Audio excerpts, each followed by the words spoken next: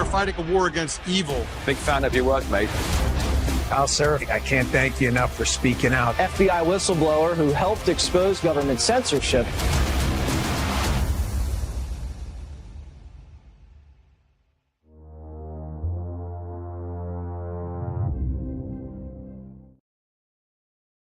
Well, hello, my friends. Welcome to the double shot we're doing from SHOT Show. Yeah, we've been having a shit show this morning. I'm sorry to start off with that, but that's what it's been. We have been going since about 5 a.m. local time, which has been pretty nuts. Landed last night, went straight in. And you can see I'm joined by Joe Altman, who's going to be co-hosting with me today. What's up? Say hi, Joe. Hi, Joe. Hi, Joe, indeed. Folks, we're going to have a lot of fun. We're bringing on an FBI whistleblower who I think you guys are going to really enjoy the story. He's also a firearms manufacturer owner, so that's pretty cool, too. And his name is Zach Schoffstall. Hopefully I got the name correctly. We've been working on it. Schoffstall. Gosh, darn it. I knew I was going to do that. Before we get started, we're basically retarded at this point. We're going to have a lot of fun, though. Let's go ahead and get started with the sponsor read, since this is what we're all about here, getting it done. And also, you guys might want to take control of your own health. So go ahead and roll that for me. We got Apollo working in the studio. And let's put it up there. So it's twc.health/Kyle. Folks, you might be worried about a globalist pandemic scare. It might be a power play. You can see that Donald Trump just got sworn in, but we've also seen that California Governor Gavin Newsom declared a state of emergency because of bird flu, the H5N1 that we've been talking about. It's been reported in Louisiana. You've got critics like Nicholas Holdner, who've been warning that pandemics may be used to weaponize against, did we see that in 2020? Challenges against Donald Trump's agenda, including nominations of RFK Jr. So is it a health crisis? Is it a power play? If you guys are worried about checking in on that, you should take control of your own health. Do so by getting the wellness company's Contagion Emergency Kit. Dr. Peter McCullough has been talking about this being a necessary tool to be able to keep yourself hedged against it. The medical board approved 5 critical life-saving medicines like ivermectin, Tamiflu, nebulizer, hydroxychloroquine, and every household can now have access to these hard-to-get medications in the event of another pandemic. You can take control. We always say, prepare, don't repair. Get yours by filling out a digital intake form today. The kit arrives in 1 to 2 weeks. Do not wait for a deep state plan to be enacted. You can get yourself ready. You can prepare instead of repair. Head to twc.health/Kyle. Again, twc.health/Kyle. The promo code KYLE will save you $32 on that one. It'll save you a percentage on all the others if you're so interested. You guys ready? Let's get into it.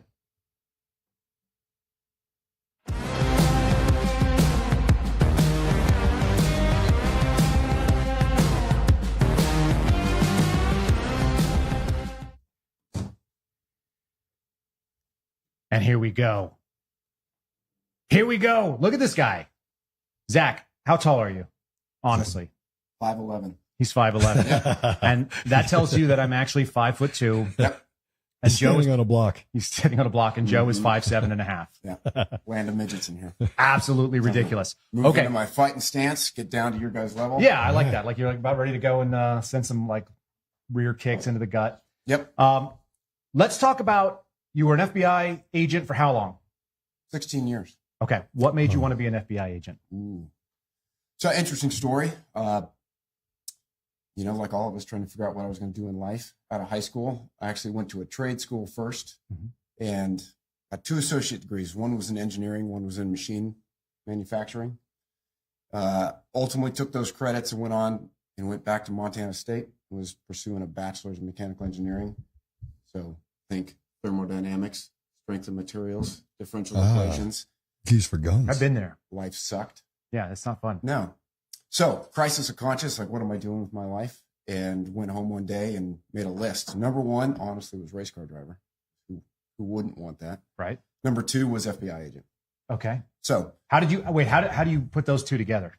No direct connection other than I wanted a job that was more than a paycheck. I wanted a job that was going to be fulfilling, rewarding, and it seemed like a life adventure. So, I think after FBI agent was CIA, and then I don't really. Honestly. So the first 2 check, they check together. I mean, race car driver, FBI agent. Yeah. I know Kyle. It works. CIA agent doesn't work. It's not well, I mean, listen, when you're a college kid and you don't know better, it's just kind of like you're just throwing stuff on paper. So, that's ultimately what set my sights on that. Yep. I called a recruiter, I think maybe in the Denver division, because I was back in Bozeman, Montana at the time. And I said, hey, I think I'd like to be a special agent. What does it take? And she's like, well, bachelor's degree, A, 3 years professional work experience, B. And I said, okay, well, I'm in college. What is professional work experience? She said, not flipping burgers. I was like, okay, great. That's not true anymore, I don't think. Well, that is true. Standards have dropped. Yeah. Standards have definitely dropped. But anyway, I was like, okay, well, how about the military? It's like, great. We hire folks from the military all the time. And I don't know, right then and there, I kind of formulated a plan. So I hung up with them, went back to the college and interviewed with Army and Air Force ROTC. This is pre 9/11.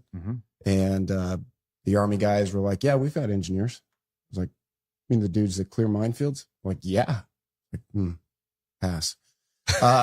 Went down to the Air Force guys and like, yeah, you want to be a pilot, or we've got Air Force OSI, or we've got military intelligence. Like, what do you want to do? And I was like, well, I like options. I don't want to be a pilot. I don't want to do a 10-year commitment.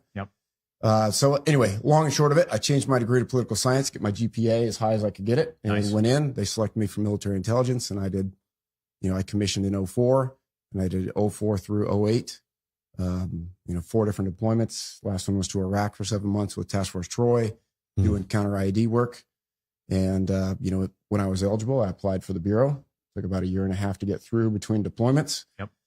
Went to Quantico and then went to Richmond Division. What was your Quantico experience like? Were you impressed based on coming out of the Air Force?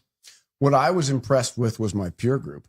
Like, you're sitting there in that room of 50 for the first time, and everybody kind of goes through what they've been doing in life. And we were the stereotypical class where I think, the average age was 31. And it was, Army Ranger,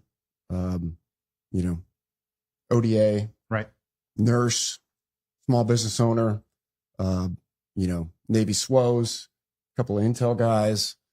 It was just an impressive group, like folks that had done something with their life. Were there attorneys and CPS? Handful. We had a girl, great. She'd been a prosecutor in Atlanta, like county prosecutor.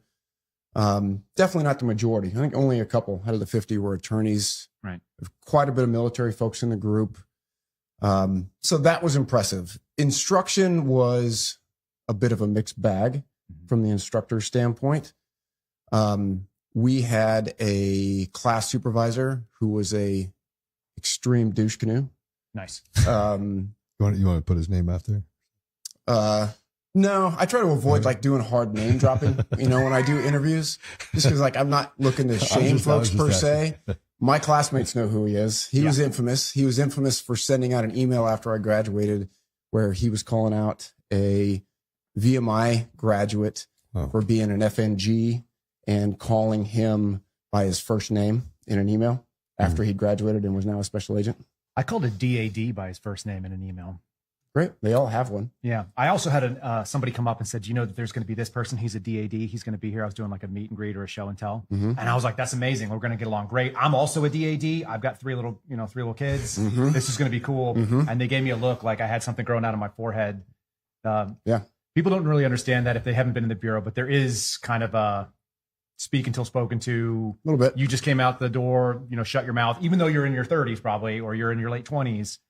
They don't think you're a real person until you've been there long enough to count or something to that effect. Yeah, there's definitely that hierarchy. I mean, having gone back and been an instructor at the academy myself, I mean, there is that sense of... Is it good? Is that a good thing? I think it's a mixed bag. It's like the people in the Bureau. There's some phenomenal people that work in the Bureau. I mean, we were attracted to the Bureau for the reason of that from the outside looking in, the agency looks exceptional. And there is some exceptional aspects of the FBI. But as a cross-section of society, it's got some turds. Right? What do you think the percentage of turds are? All right. So at the academy, I would say, let's look at the heroes and zeros, like a bell curve. So you have when I came through, it was a class of 50. When I went back as an instructor, it was classes of, sections of 250 and then broken into subclasses. It was a bit different, probably like when you went through. But anyway, let's look at a group of 50 as a bell curve. Of that 50, you're going to have maybe 5 that are heroes. They're great. They're phenomenal human beings. They're phenomenal Americans. And they need a little FBI pixie dust, and they're going to go out and they're going to do great things for America. They're going to do phenomenal criminal and national security investigations. they're going to be on SWAT teams or crisis negotiators or whatever. On the other side of the bell curve, you've got maybe 5 or 3 zeros. Or 7. Sure. I mean, it's going to vary a little bit by class, but they're there, right? Yeah. The bell curve is real. And you see that when you're in there as a classmate. You know the ones that are in your class that you don't want to be anywhere near them on the firing line. Right. And you want to run from the firearms room when everybody gets handed their gun for the first time. So that's a pretty big number, right? Having 6, 7, 8 people in a room that, I mean, how many times do they cycle through FBI agents classes? Is it once a year or twice a year, 3 times? So when I went through, it was 800 to 850 students a year, and it was a class of 50 every 2 weeks. When I went back as an instructor, it was 250 students, roughly 225 to 250, starting on the quarters. What's the washout rate?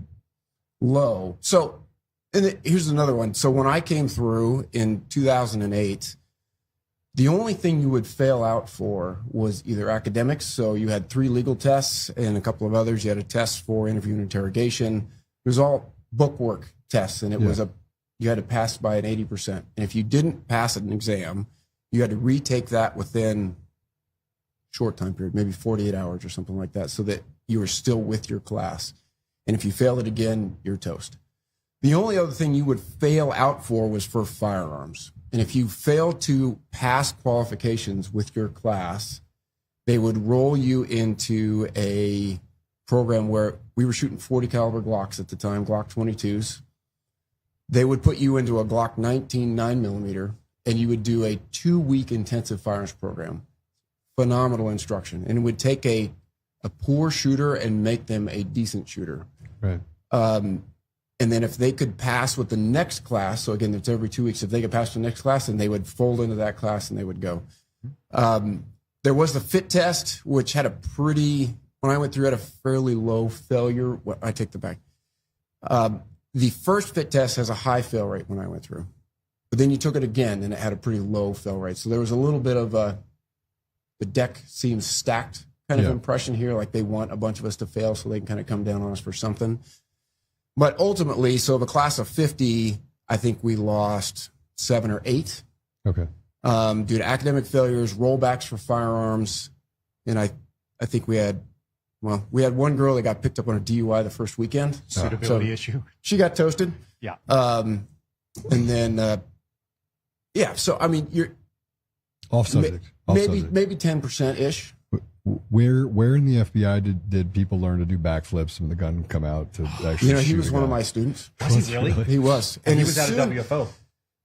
He was a great guy. He really was. He was a solid guy, but, and this is going back to your comment about like kind of the arrogance that's kind of in the Bureau and how I tried to handle that as an instructor. I wouldn't say he was like in hero version on the bell curve, but he was definitely well in like the top 80% on the bell curve. He was smart, he was athletic, he could shoot, he could process things well in Hogan's Alley, which is where I taught. But he was arrogant, very arrogant. I know that wasn't the first backflip that he's ever done in front of people at a club. And I saw it.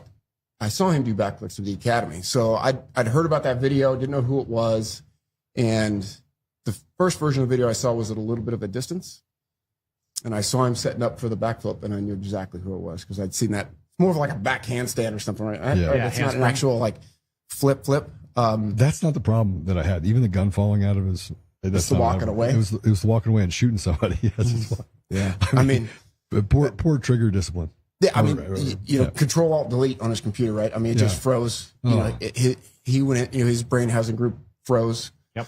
No, I mean that is a legitimate. You're done in the Bureau moment. It is. Not even instantly, though. They tried tried he wasn't removed that day. Yeah, they tried to save him. Did they? Yeah. It's unfortunate because he was a good agent. He would have gone on to do good cases. Yep. But so going back, Kyle, to your comment about like kind of the arrogance and the good and the bad of it in the Bureau.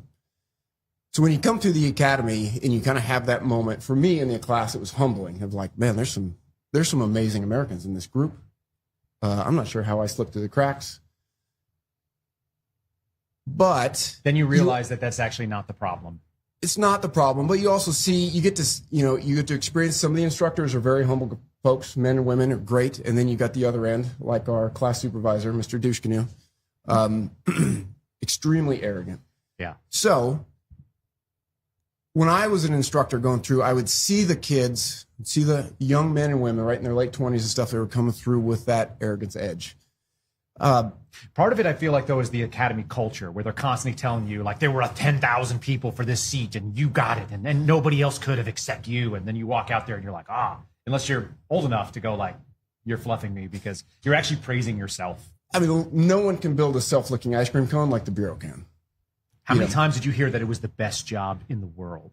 I don't know. I mean, a lot. But I mean, how many times does the FBI say we're the premier law enforcement organization? Constantly. I mean, but maybe we are, maybe we aren't. What's the litmus test for that? Well, the question I always had was this: how many premier agencies have you ever worked with, or how many really elite operators have you seen that tell themselves they're elite over and over again? Sure. Because it's not that common, it turns out. You don't need to when you have that. No, you don't. So going back to the arrogance issue, I would try to address that head on with the class and say, listen, as they're getting close to graduation, and say, all right, you guys are going to walk across the same stage that I walked across. You're going to get the same credentials that I got. Doesn't make me anything. Yeah. But like me, as soon as you leave the academy, as soon as you show up on somebody's doorstep your first week and you open those credentials up and show it to somebody, you're going to have an instant amount of recognition and some version of credibility that has nothing to do with you. They don't care what you did before the Bureau. They don't care that you survived, quote unquote, a 20-week academy. That has everything to do with 100 years of other folks showing up and like putting bad guys in prison. Yep. So check that ego at the door and for the rest of your career. Because somebody has done it better than you, has done it longer than you, has done more than you. Settle it. And especially if you end up going up in the ranks within the Bureau. Everybody came through the door the same way. Just because you become an SAC or that doesn't make you a better agent. Mm-hmm. So remember that as you go through the Bureau. When did DEI become the thing you hear about this kind of degradation of the FBI? Sure. And I have a friend that retired from the FBI probably when you were just getting into the FBI, and he said it's just not. It's a shell of its former self. So when did that become? When did the ethics of the FBI start to erode? Where you could notice it, where you noticed that that the decisions that people were asking you, or the things that people were asking you to do, you had to make a decision on whether or not this was ethical or not. Was it always that way, or did it turn into that way? Again, I think the Bureau's a crosscut of our culture. So I went through in 2008 and there were females in my group. There were males and females that I put into the 0 category of the bell curve. Did they get promoted? I guess some of them are still in the Bureau. All right, but as an example, I'll give you a quick story. So I'm in the Academy Chow Hall one morning, it's a Saturday, I'm by myself, and I have this young lady who's in my class who sits down across from me. And I do my darndest to avoid eye contact, but she locked me anyway. And she says, "Hey, Zach, you run Lake Lunga a lot, right?" I'm like, "Yes, I do. Where's this going?" And she's like, "So I ran Lake Lunga the other day. Do the surveillance deer follow you too?" Oh my gosh. I'm locked in now. I'm in it to win it. Like, hold on, we have to actually set the expectation for people to understand that every FBI trainee thinks that they're being observed at all times. That's what they're told. You're constantly on a job interview, and so some people let it go to their head where they think ninjas are falling out of the sky or the ceiling anywhere, that there are things in the trees that are following them, because at any moment you might let your guard down and they will prove that you are not worthy. I've never heard of I've heard the rumors of people talking about the surveillance deer. Someone actually had this conversation with you. It was wild. So for those that have never been to Quantico on the Marine Corps base before, there are deer everywhere. And also lieutenants just lost with the deer. Quite. You're just wandering around aimlessly, just a giant rock on their back, just kind of looking like life sucks. Yeah. All right. So anyway, so she says that, and I'm like, "Come again?" She's like, "Well, so at first I thought they were robots, because I'd run and I would see the deer there that I'd go past with the camera on its neck. But then I realized when I kept seeing the same deer, it wasn't a robot, that they have trained these deer to follow us when we go out the back gate." And I'm like, wow. How worried are you in the middle of this conversation? She's unarmed, so I'm okay. You're right. So I was like, wow, that's impressive. No, I've not had that experience. Have a great day. So I immediately found my class counselors and relayed to them this story of this girl is on a different planet. Mm-hmm. And my response from them was, well, Zach, we need scientists for the lab. And I'm like, do they have to have guns? Anyway, she checked some of those categories. So I think DEI is obviously a modern-ish term. Yeah. But it goes back, I think, decades. Now, there are some phenomenal female FBI agents and female support, professional support in the Bureau. This individual wasn't one of them.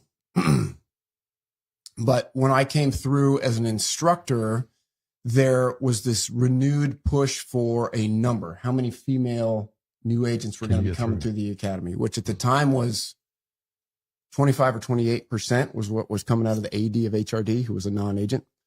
And now I understand it's up to 30. They want 30% of the agent population to be female by 2030. Right. It's just an arbitrary number. And which erodes the quality of who you're going to put in. Well, again, if that's your prioritization of the number, then you're going to have to not prioritize something else. I was there at the academy as an instructor when several of the females that came through that launched that class action lawsuit that was recently settled. Oh, I had two in mind. They were atrocious. The ones that I observed as an instructor made legitimate, hardcore judgment failures, shooting unarmed role players. Let's say teammates. this really specifically what we're talking about. So, folks, there was a lawsuit that was launched by a series. It was like 33, I want to say, but it was some number, double digits, of female trainees that were kicked out of the FBI's academy at Quantico. I saw it as a student. Zach saw it as an instructor. The one who was abbreviated, and we've talked about her on this podcast before, I don't mind saying her name, Elena Parra, had no business ever carrying a gun. She was my classmate. She's a nice gal. She was a Marine veteran, which is strange because she was like about this big. She failed things that were not pass-fail. She failed things like familiarizations with the shotgun, like couldn't hold on to it and actually complete the exercise. So I've had the same experience from my buddy Garrett O'Boyle, Steve Friend. We've had people come through the class that were so bad. You were seeing it from the instructor side. We were seeing it as their fellow students. Sure. To the point where students were going, you can't give this person a gun and put them in a major urban area because they're going to end up killing somebody. But they got paid out millions. Yes. Okay. That's the lawsuit for you guys. You can fact check it out there. You can pull the articles on it. It's a big thing. And there's a lot of backstory there. So 2008, when I went through the academy, there was no failing Hogan's Alley, right? There was no practical applications. It was training, all training. But when Director Comey came in, he said he wanted to hire on the merits, but understood that there was this push to hire more minorities and females. And he's like, we solve that with recruitment and we wash it out at the academy. But the issue was the academy was not designed per se as a washout program. It was designed as an educational training program. And if you couldn't pass the academics, then it was, it's black and white. If you don't make an 80% on the test, it's a fail. Mm-hmm. There is no subjectiveness to it. So that's when suitabilities were created. That's when every block of instruction within the academy, had to have some kind of a test to it. So that's when they started creating tests for Hogan's Alley, tests for DT that was going to be pass or fail. Right. But it also was coupled with the same time where the Bureau was still trying to be a quote unquote intelligence agency. And they were doing this CIA modeled embed program where the agents and analysts were going through the same instruction approximately for the first 10 weeks of a 20-week academy. So, all right, well, think about that. Early on when they started doing that, the new agent trainees weren't getting their guns until almost week 10. So they kept bringing that forward and forward, but they still weren't coming to Hogan's Alley for week 10. So it just put them on an accelerated learning curve. Now, I'm not trying to defend the actions of any of these folks that were dismissed because there were males, females dismissed, white people, black people, purple people, doesn't matter. They had failures were documented. And if they racked up enough failures, then they went to a suitability review board and the section chiefs and ADs would make a decision. This person stays or this person goes. No individual instructor ever made any of those decisions. They just documented what they saw. But the goalposts were moved. The goalposts, it really depended on who the leadership was at the academy. Right. The goalpost that had changed is if you were trying to prioritize someone's gender or someone's skin color as a prerequisite for coming to the academy, then you're just by the nature of it, you're going to have to push down other performance-based criteria. But generally, as an instructor, I still saw kind of the same bell curve I thought I saw as a student. You know, we had some heroes come through, we had some zeros come through, and you had a lot of good Americans in the middle that just needed good training. Mm-hmm. But where the academy was struggling was trying to be both an instructional program and a quote unquote, you know, testing washout program across the field. It's not designed to be a selection. It's not at all. And I never heard it put that way, but that makes a lot of sense that somebody decided to use a tool the way that it wasn't designed to be used. Yep. Actually, that's pretty much like the failure of a lot of things in the Bureau. Yeah. Square peg, round hole. Right? Absolutely square peg, round hole. Same thing about having a law enforcement agency be an intelligence agency. They're just not the same animal. You can't make them do the same job. Agreed. But I mean, the instructors in my unit were phenomenal folks, guys and girls. I was in tactical training unit, when I went through as a student, it was called Practical Applications Unit, PAU. Somebody rebranded as Tactical Training Unit, but it was the same core of instruction. Like you were to take the book instruction of interview, legal, etc., from the classroom side, and then integrate that in with role player scenarios. And at the same time, you're also teaching them very basic law enforcement techniques of how to clear rooms. And again, you're applying the firearms instruction and you're bringing it into a quote unquote real world setting. Yep. But getting off track here, the failures that we saw were real. I mean, I watched individuals shoot unarmed role players on the floor. I watched people shoot their classmates in the back. Now, granted, one of those failures is just, it's documented. They get coached on that. This is where you failed. But when that's repeated and repeated and repeated, then, you know, typically the magic number was 3. If they had 3 failures across the academy, then they would go to a suitability review board. You might have a real life Dexter amongst you. Someone who just keeps, we had a gal that vapor locked on a couch. And when somebody shot somebody in the other room, she shot the couch a few times and then denied she did it. And you're just like, how can you let that person go forward? One, they don't even know what the condition of the weapon is. So, you know, but they're selecting people based on their performances, which is a totally, again, based on their non-performance. Their non-performances. But I guess the worst thing is that it was really just giving a basic run through. It's like, here's how you walk through a room. Like you said, rudimentary. Here's how you're going to knock and talk. Here's how you're going to do some basic stuff in law enforcement. And then we're going to show you, we're going to brief it. We're going to show you, you're going to do one walkthrough, and then we're going to grade you on it. And that's where people started seeing deer that were, you know, surveillance deer. In my classroom, this is where we saw these people just kind of lose their minds. They couldn't hold together. So, I mean, I think realistically, and again, I'm not justifying the settlement with these individuals that, you know, had brought the class action lawsuit. The academy was trying to be something that it really wasn't. And it was trying to do multiple cases of that. It's trying to teach agents intel stuff. And it was also trying to very quickly teach practical applications, firearms, et cetera, and then turn right around and test them on it. And you saw failures, and the failures were real. The question is, well, would they have been failures if they would have gotten more instruction? Because again, when you're in the 80% of that bell curve, they're good Americans, but they need instruction. You know, maybe they weren't cops before. I wasn't a cop before. Like, I needed instruction on legal. Like, I could handle a gun, no problem. I had done basic CQB in the military, no problem. But I mean, I'd never really thought about the constitutionality of, you know, having to shoot somebody in a war zone. It was either they were killing me or I was killing them. So again, it was, you know, that is the question. And that is, you know, again, the constant refinement from the Bureau of square peg, round hole. I'm hopeful that, you know, we'll get back to a purely performance-based category for hiring, but I think only time will tell. And I think the real disservice of some of that class action lawsuit are, you know, the females that graduated, went on to become agents. So some of them were phenomenal. And, you know, for others to claim that there was bias within the instruction and that's why they failed when their female classmate right next to them did not. I feel like that bucket just doesn't hold water.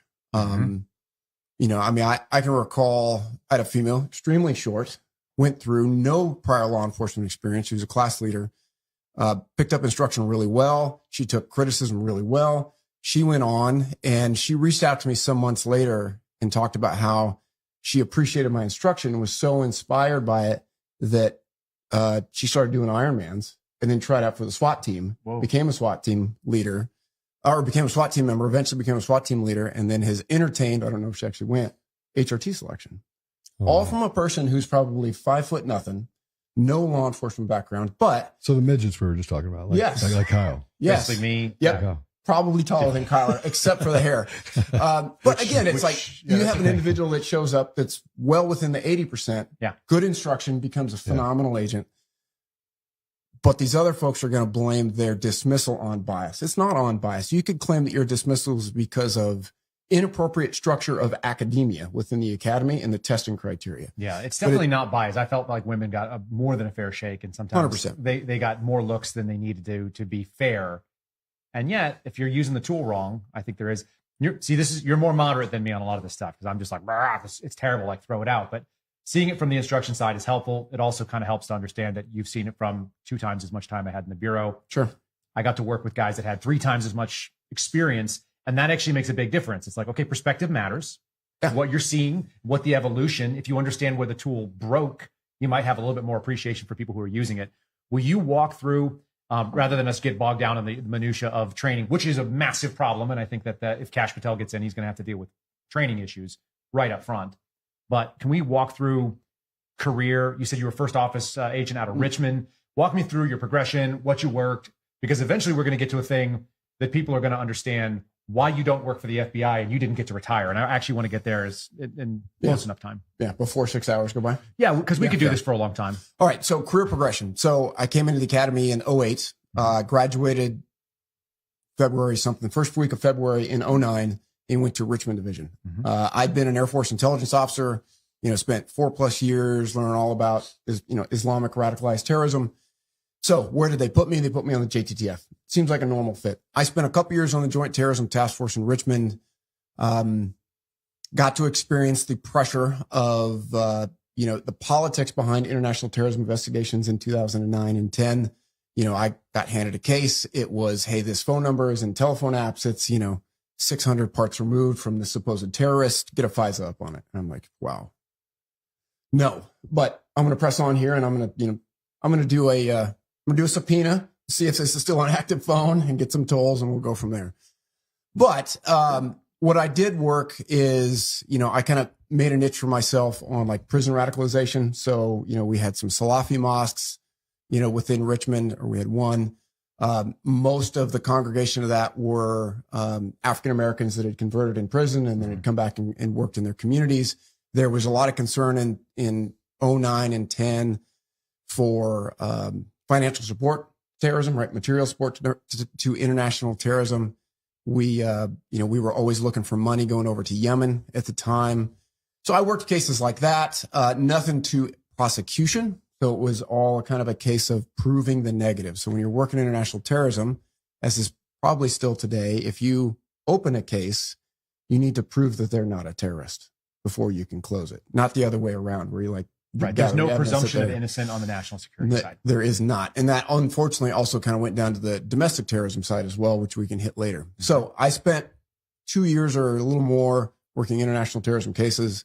And then I was fortunate enough to move down to the criminal squad and spent the rest of my time in Richmond working gangs, drugs, and violent crime. I want to hone in on something my buddy George Hill has observed from both the intel side and then also working at the Bureau. One of the sort of working hypotheses we have is that after 9/11, everybody in the FBI focused on IT, international terrorism. And they did that from 01 to, let's say, 08, 09, something like 2010. You would have been right in that mix. About that time, they were looking for the next generation of IT, which was homegrown violent extremists, which is to say domestic, green card, U.S., radicalized by overseas ideology, whether it be Prislam or something else, which I guess that's probably not the nicest way to say it, but that's what we used to call it when it used to work. Was that the observation you saw before it moved to the new version, which is now domestic violent extremism, domestic terrorism? Did you see that HVE shift, let's say 08 to 11, something like that? Yes. So in 10, it was material support to terrorism, right? So you had Yemen was really kind of popping off at the time. It was looking for that financial support coming from within the United States. Mm-hmm. This is pre-ISIS, but it was, Al-Qaeda, aka the base, still had an inspirational construct to it. ISIS took it to a new level as far as trying to radicalize people remotely, but it was looking for individuals that were being brought into the radicalized Islamist fold in the United States But the threat concept was that they were going to travel to places like Yemen, or they're going to send money or arms to places like Yemen.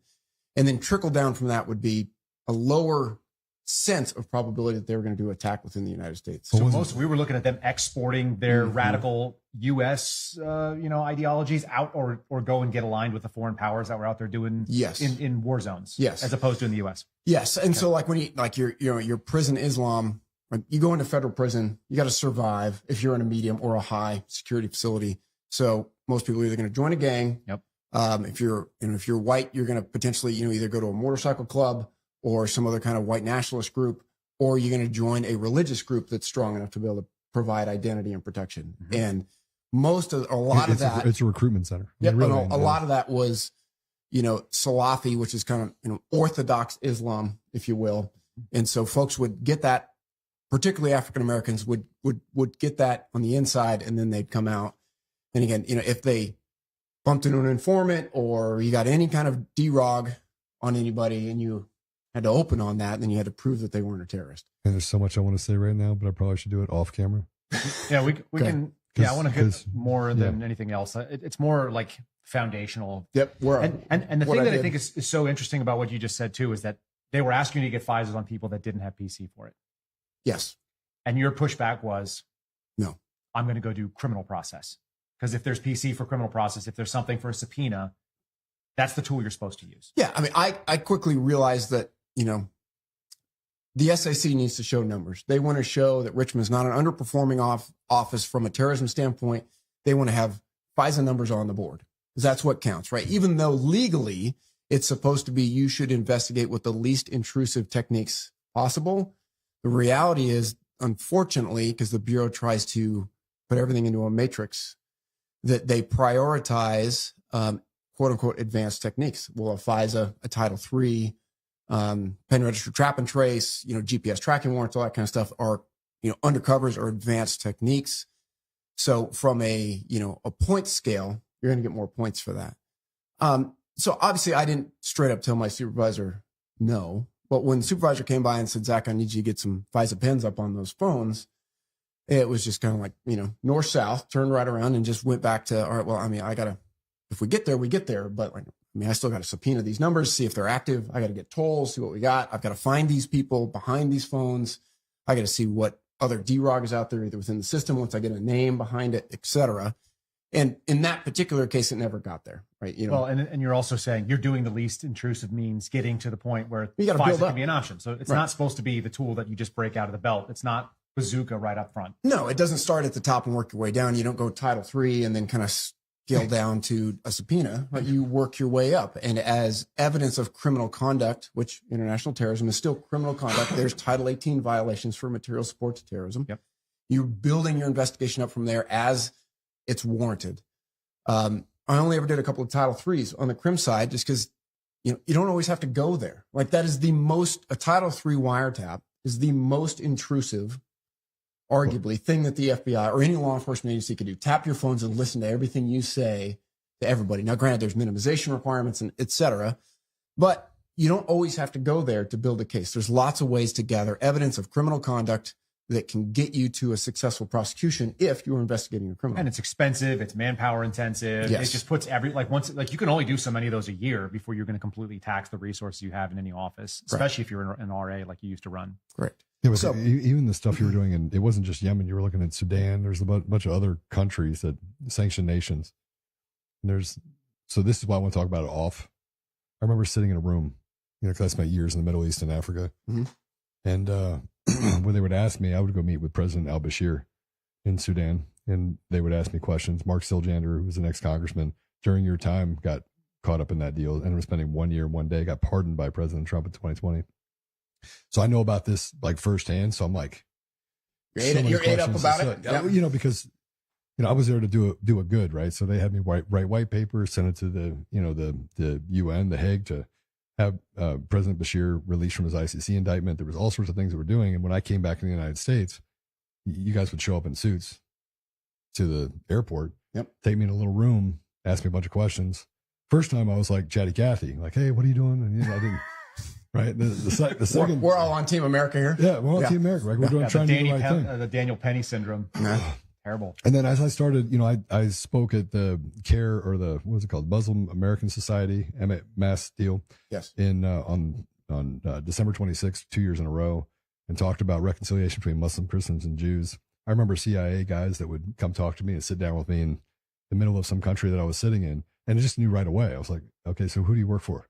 Because you don't just walk up to somebody and say, okay, you're an American. So, when you start talking about what happened there and material terrorists, I feel like the FBI, from my experience, missed the mark, was looking for political targets, not targets of people that were actually doing harm in those areas. And I was there. Like, I was literally, I had a seat at the table at many of these deals. I talked to people in Syria and Libya and also Lebanon, Saudi Arabia, Bahrain.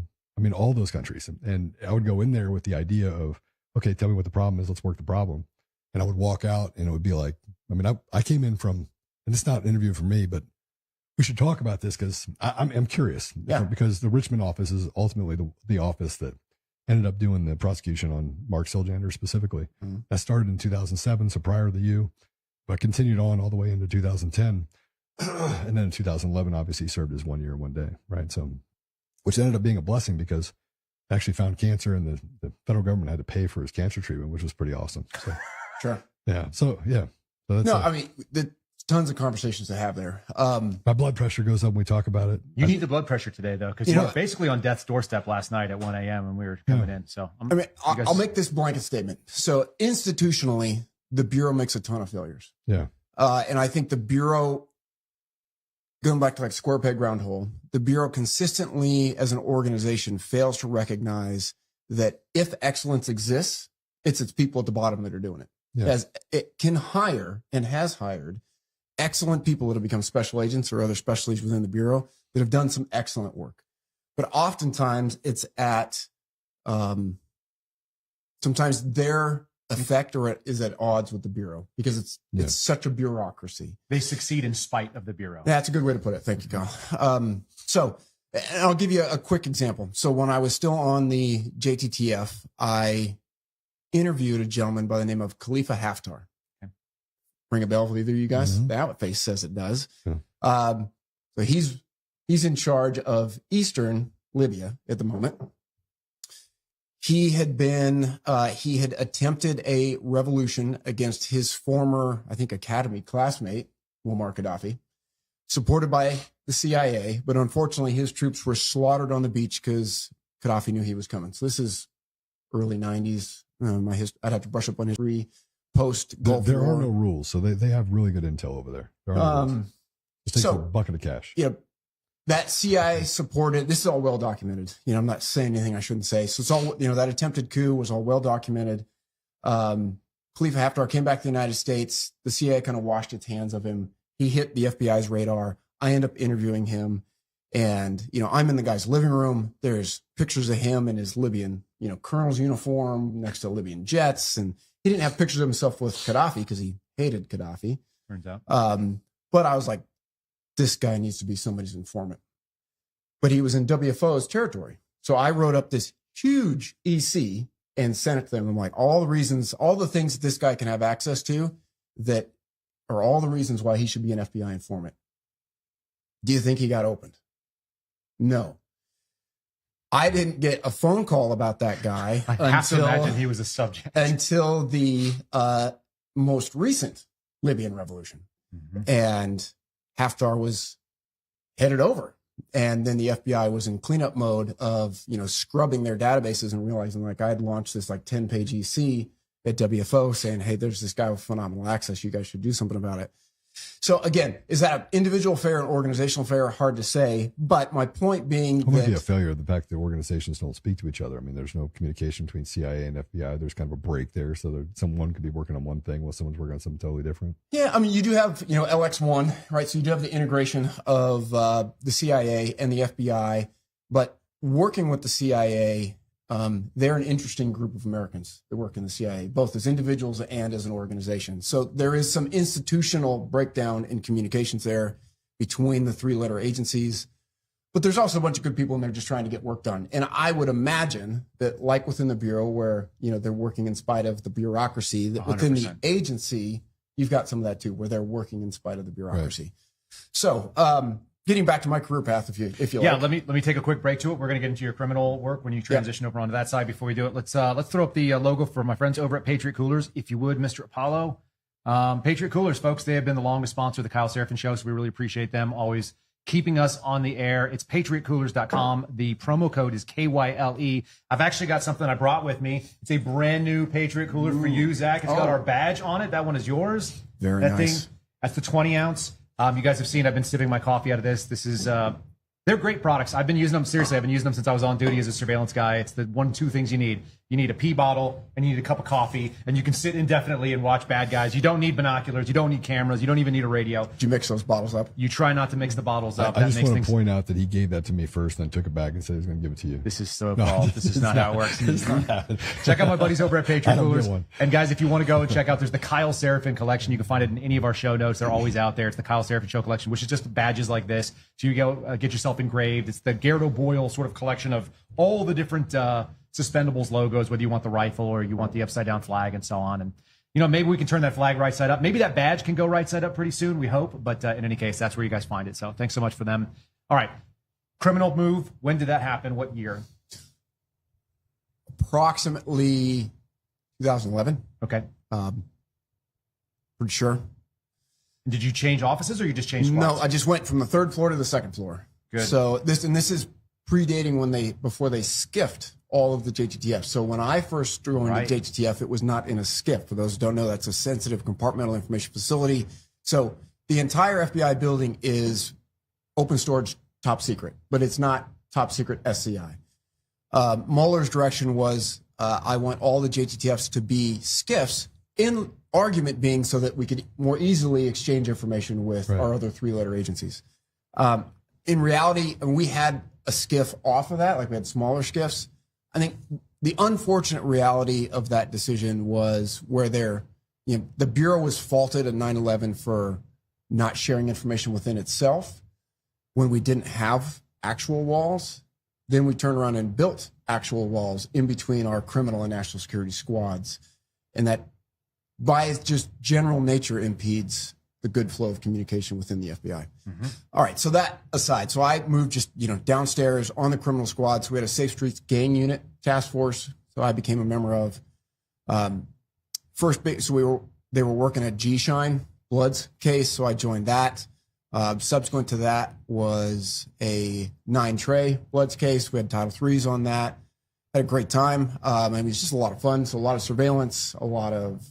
Go ahead, Kyle. Was that the kind of work you thought you were going to do when you entered the FBI? I'll be honest. I think going into the FBI, I had a ton of ignorance as to what I was getting into. It just looked awesome. It looked exciting. It looked like a challenge. And it looked like I could make impactful decisions there. And I was right. I had a phenomenal time in Richmond Division as a street agent. I had never met an FBI agent when I applied. Mm-hmm. So when I went through the process, you were very much, you don't get to see behind the curtain when you're going through the application process to become a new agent.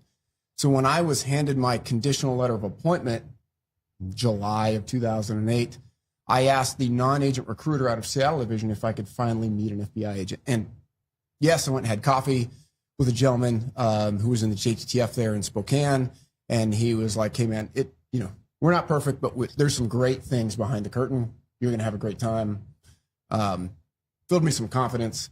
The only other folks I'd ever worked with in Iraq on my last deployment, they were retired FBI agents over there on contract that were, in theory, they were supposed to be training the brigade combat teams on how to take kind of a criminal investigative perspective towards some of the threats. So like obviously IEDs at the time in 2007, 2008 were literally popping, which is why I was over there for Task Force Troy, was counter IED. So these guys were over to say, like, all right, well, if you have an explosion, let's work it backwards like a crime scene. That was the concept. So I met a couple of those guys, and they had told me some war stories about it inside the Bureau. But other than that, I didn't know what I was getting into. Sure.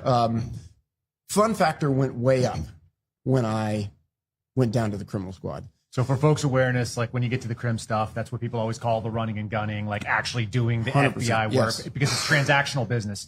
National security stuff, would you agree that it's kind of like long-term investigations, But when you start getting into criminal stuff, it's fast paced, it's transactional business, it's like low level guys grabbing them up, working your way up, that kind of thing. Yeah, and I mean, on Safe Streets Gang Unit Task Force, and then subsequently work in TAC West, which would be Transnational Organized Crime Western Hemisphere. So think drugs. The Bureau's got to put an acronym to everything.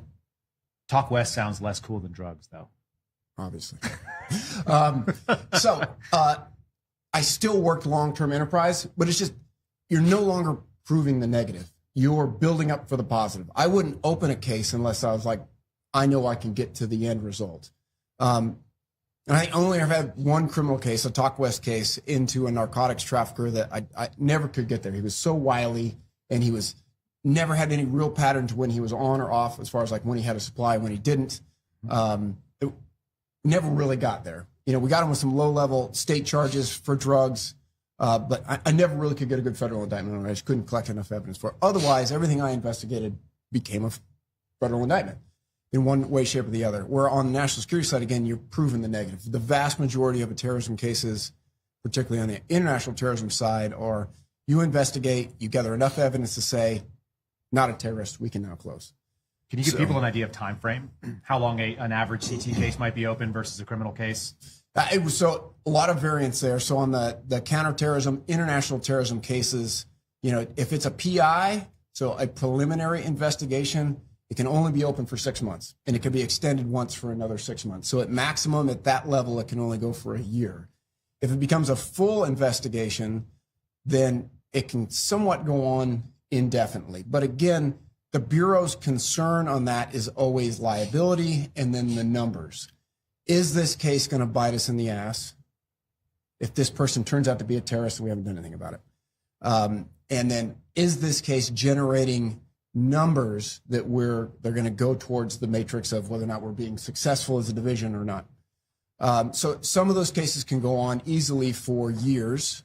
On the criminal side, it really depends on what you work. If you're working a violent crime squad and you're doing bank robberies, Hobbs Act robberies, etc., then those can be short-lived, couple months, 6 months, federal indictment, and moving on with it. If you're working gangs, then it's usually a slower buildup. You're taking some guys off along the way. You might be getting state charges on them to flip them as informants. Leverage, and then you're going to build up to either just a big conspiracy charge, maybe a racketeering charge, etc., to get into something. Public corruption cases can take a while. White-collar cases, so think like bank fraud, wire fraud, typically can take a while. Probably the quickest turn ones would be child pornography investigations, so CSAM cases. So child sexual abuse material cases, I think, is the most publicly correct or politically correct term at the moment for child porn. I personally think you guys should just carry chains in the car. So when you pick them up, you drop them off. You just put them in the back, tie a little thing around them, and drag them to the. Sorry, take them to the marshals. It's all right. And change literally. I'm from Montana, and then obviously my last duty station was Idaho. So there's still that old West mentality out there of like, we've got posts in front of the courthouse, like we can get this done real fast. I just think you waste money on someone that's just a deviant. Sure. Yeah, and I'm no longer a proponent of the death penalty because of the money we spend on that, and that's a whole different sidebar we don't need to get into right now.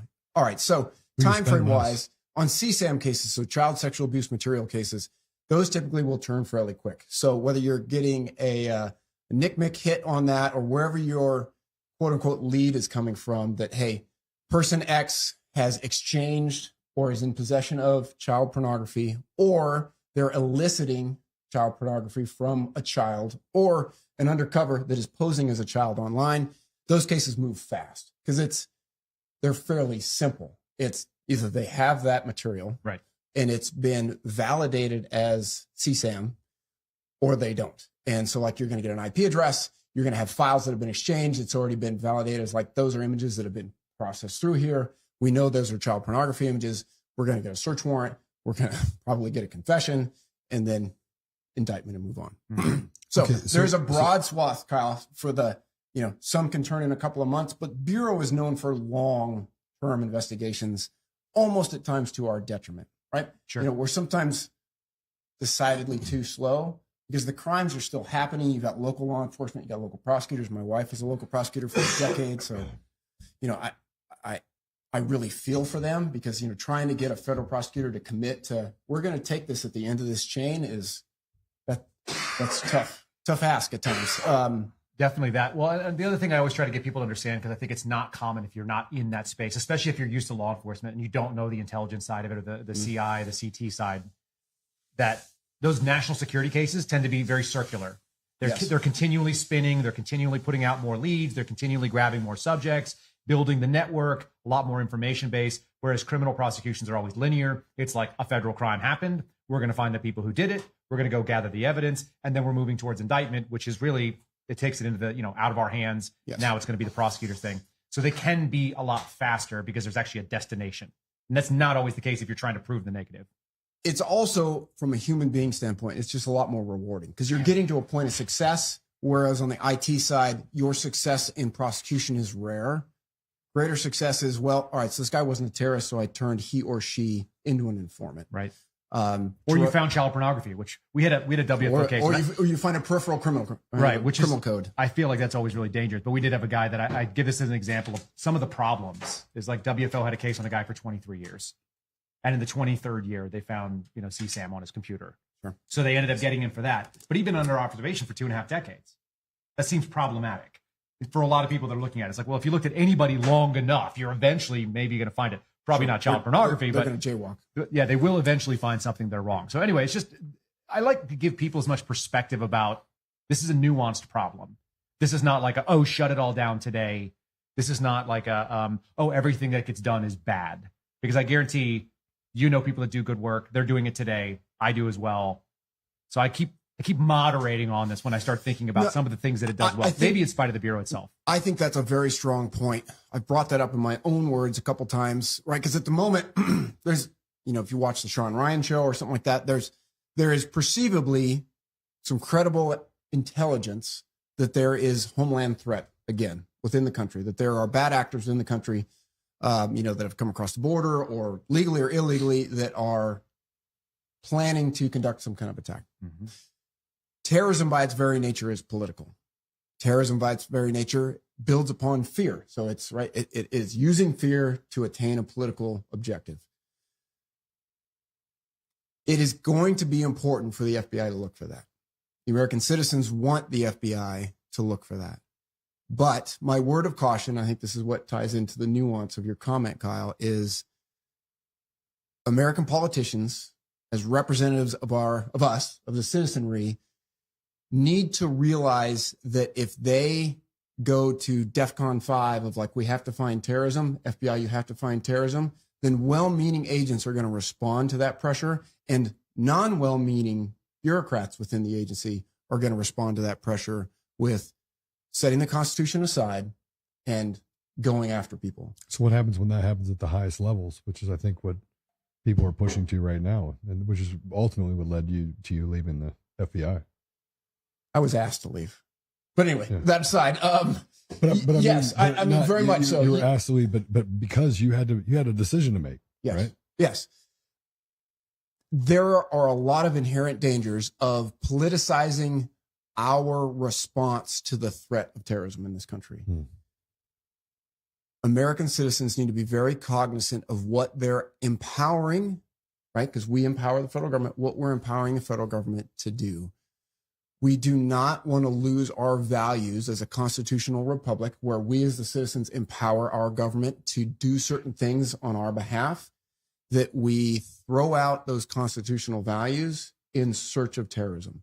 Yes, the FBI and sister agencies need to reasonably investigate threats of terrorism, need to reasonably try to prevent acts of terrorism, but trying to be left of the boom based on intelligence is extremely difficult. Don't throw the baby out with the bathwater. And by that, I mean, don't throw the Constitution out in our attempts to find terrorism. So that is for your audience, that is my words of caution when we're legitimately fearful of another act of terrorism within the United States.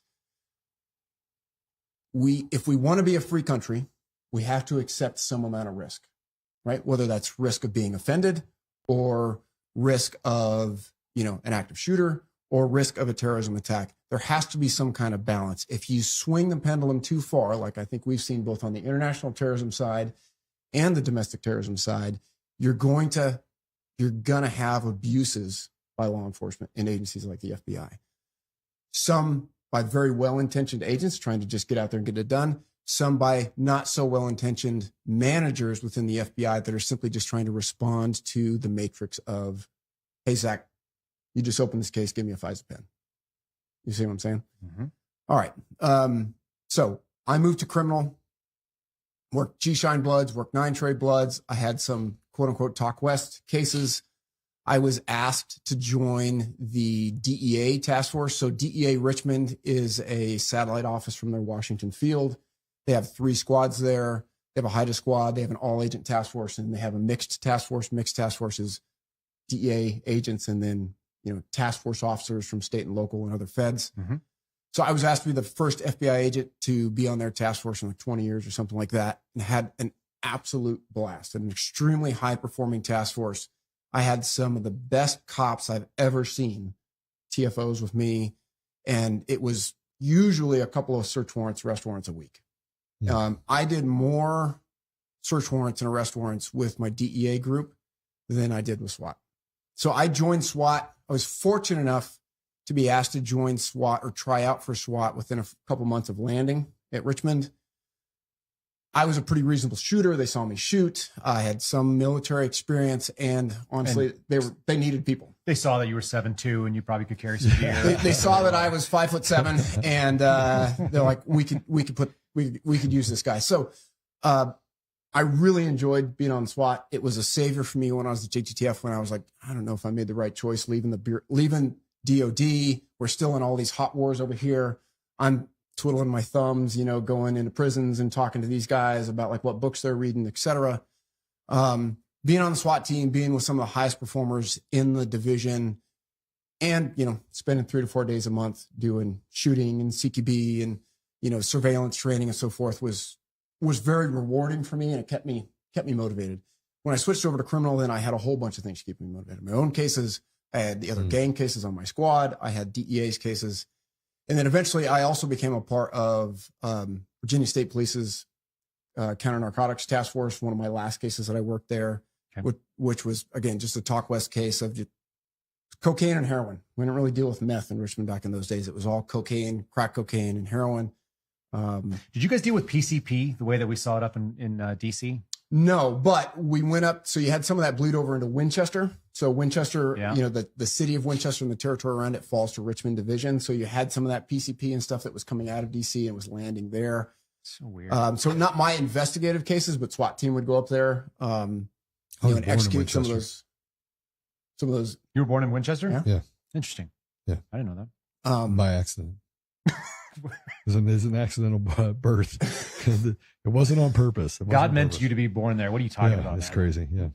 It's a cool town, right? It is a cool town now. It wasn't. I would rather live in Winchester than DC. I would live there. 100 times out of 100. Yes. Way better. And I grew up in and DC. even with PCP there, I would still rather be around Yeah, PCP. I'd rather have PCP trucked in from DC and live in Winchester than be in DC and deal with whatever's there, which is awful. Sure. Yeah. But again, I can't highlight that as ugly as my divorce was from the Bureau. I had a phenomenal time as a street agent in Richmond. I worked with call it a phenomenal divorce. It's funny. I refer to it as being an ex-girlfriend. There is a relationship. Or you could call there. it a firing. Yeah, well, technically they Exactly. consider me a resignation. Actually, the lawsuit that we have is about whether or not they actually constructively terminated me, which is the ongoing funny thing about it. I always told people, it was like, the Bureau's ugly when it breaks up with people, and it doesn't do it in a nice way. It like throws all your stuff out on the lawn. It lights it all on fire. And then as you look at your stuff burning and you're like, you change the locks. I don't live here anymore. And they're like, why did you leave us? They're yelling this crazy. Well, it's your fault.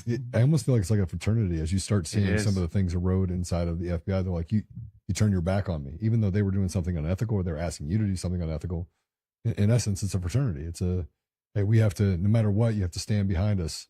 It's that same old police mentality that I think is dangerous for communities as well, is that, right is right and wrong is wrong. And we just need to kind of have a different barometer for how, when people come through, whether it's the FBI or, the State Patrol or any of these, that the barometer is, always do good. And I think that's been lost in some form with leadership. And maybe that's, and again, I'm on the outside looking in. So I don't have the same sort of, I can talk to people like Steve Friend who says, yeah, they wanted us to color. And I'm like, are you kidding me? He's like, yeah, they wanted us to let us sit in a room and finger color. painting, and chair yeah. yoga. Zach, did you read the Durham report by chance? Parts of it. Yep. There were certain things I was looking for in there that weren't included. What kind of things did you not see? And then I'll hone in on the thing that I thought was most poignant there.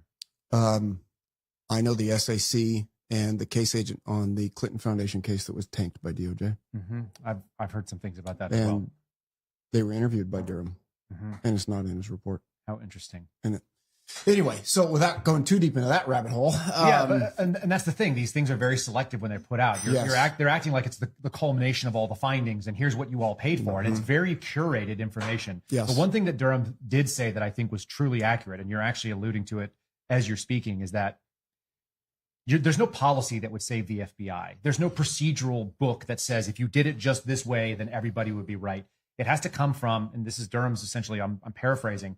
He said it takes like the mindset of the people that are hired to basically know the Constitution is the number one goal, and you have to do it right because it's right.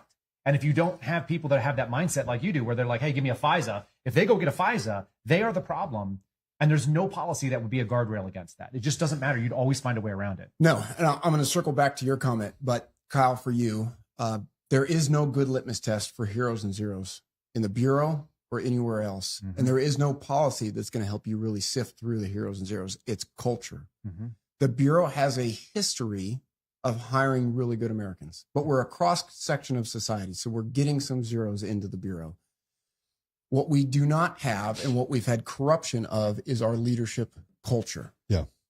You could argue that we don't have a leadership culture.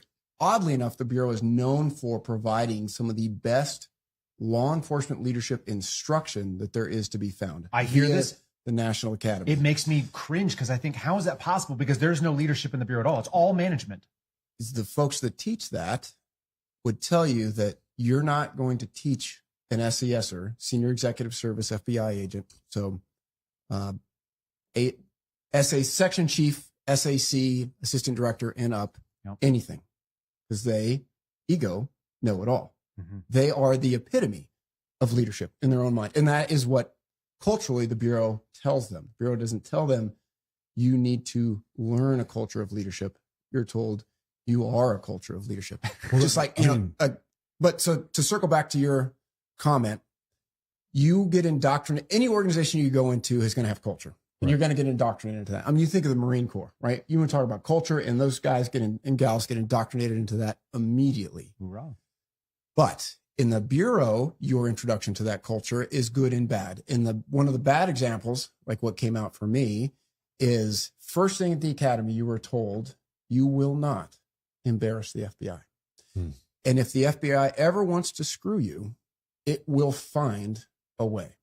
So that gets ingrained and gets placed on repeat throughout your career. Mm-hmm. But when you're having fun and you're not the guy or gal that's in the crosshairs, you've not embarrassed the Bureau, you're running and gunning, you're rocking and rolling, you're getting federal prosecutions, you're running informants, and you're just having the grandest of times. This is the thing that people don't understand. Yeah. You don't even know that people are getting crushed. Or it's just always, not your problem. The Bureau suppresses that information. Yeah. It's always hearsay. It's always, well, I heard about a guy or I heard about a gal. And it's never really real. But the presumption of guilt is that they did something wrong. 100%. They must have, because right. Look, here's Zach. He's doing fine. And he's like, I'm running my cases. Sure. I hear about this dude who did this thing. Well, there must be more to this story. The Bureau is probably right in this case, is the default assumption, until you actually witness it do something that is so objectively wrong. You're like, whoa, how did this happen? Yes. And you never think it's going to be you in the crosshair, because it's just not you until it is. I pushed hard and I had a great time as a case agent. And the Bureau has so many rules and regulations. I always just assumed that on any given Tuesday, I violated something, whatever it was. Forgot to turn the Bluetooth off on my phone before I came in the building, something. Oh, yeah. But I believed that as long as what I was doing was in good faith, that I might get slapped on the wrist for an inadvertent infraction, but I'd get dusted off, sent back out into the world, and told to go forth and conquer. All right. So let me tell you what people feel. Yes. Because I think what you're getting to is, and And this is the problem. This if we go to work the problem and not the symptoms. So the symptoms are what you just said, that there's a presumption of innocence. That same presumption is actually applied across the board. There's lack of consequences.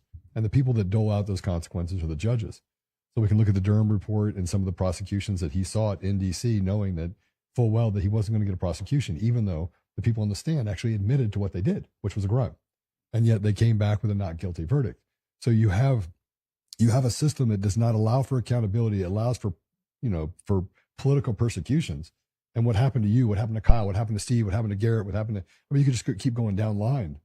All of those things that happened, you wanted to presume that everyone out there is writing stories. They wrote stories about you. Yes. Saying that you did something wrong when you whistleblew. So no matter what happened, the system was designed to tell people that they're right and you're wrong and we can crush you. Now imagine that on a broader scale for the American people who don't have a voice. They don't have a lot of people on X. They don't have the ability to tell people what's going on. But yet the story was that they did something wrong. And so you can start to see the erosion of trust, not just for the FBI, but to see, and I got to see it up front and personal, both on the foreign side of not respecting the sovereignty of other nations, and on the domestic side of saying, why are we not sensibly looking at what's happening in this case to the election systems or things like that? And so there's this whole presumption, this whole kind of cloud that is built over the American people. And the American people, until it bites you, you're not caught in the net. And as soon as you get caught in the net, everyone assumes you did something wrong. That's right. Which is why you have a 97% or 98%, settlement ratio with the FBI or anyone, because you can't fight City Hall. And when you do, they're going to punish you. And what you saw with J6, the J6ers, they're going to punish them, and then they're going to increase the crime or the punishment exponentially because you did not bow down to us. And so this is the ethos. This is the problem that I have, is that the FBI is just following that downward degradation of our society. It's been there for a long time, but now the emperor has no clothes. And the frustrating part is I see what it's done to Kyle. I see what it's done to you. I see what it's done to Garrett. Garrett's more pissed off than anyone else, by the way. He's not. like, He's the same amount of pissed off that I am. He's just opening up a little bit right now. So I feel for you because I've felt it. And the Americans that have felt it, they might serve 3, 4, 5 years in prison. You did good work. But I really want to get to why you left the FBI. Let me add one little piece of color, because there's always a little bit of gray in this stuff. The problem is, and I think Zach will validate this, that 97% that whatever it is, 95%, 97, we hear different numbers of why people settle, why they end up pleading out. A huge chunk of that is because those people did the crime. That's why the myth is able to confuse. There are a small number of people that get absolutely targeted in ways that are inappropriate. And I've interviewed some of them, and it's shocking. You're like, holy crap, how is that possible? Because I saw guys like Zach out there doing criminal cases. They were doing it in good faith. They were doing the right work. And so when you dominate people that have done bad things, you're like, we're the good guys. Everybody starts feeling that. They're like, okay, we're getting it. I know I'm doing the right thing. Everybody else must be doing the right thing too.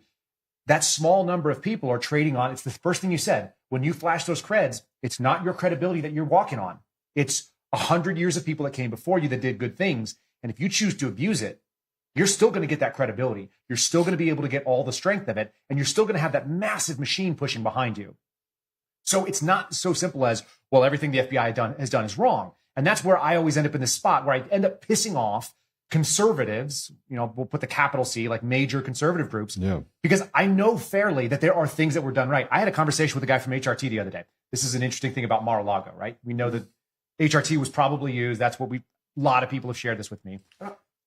I don't think so on that, but carry on. Okay, so assume that it was. Okay, let's just assume it was. And you go, well, that's an abuse because, Mar-a-Lago was a presidential, it was a protectee area by the Secret Service, and there's no reason for it.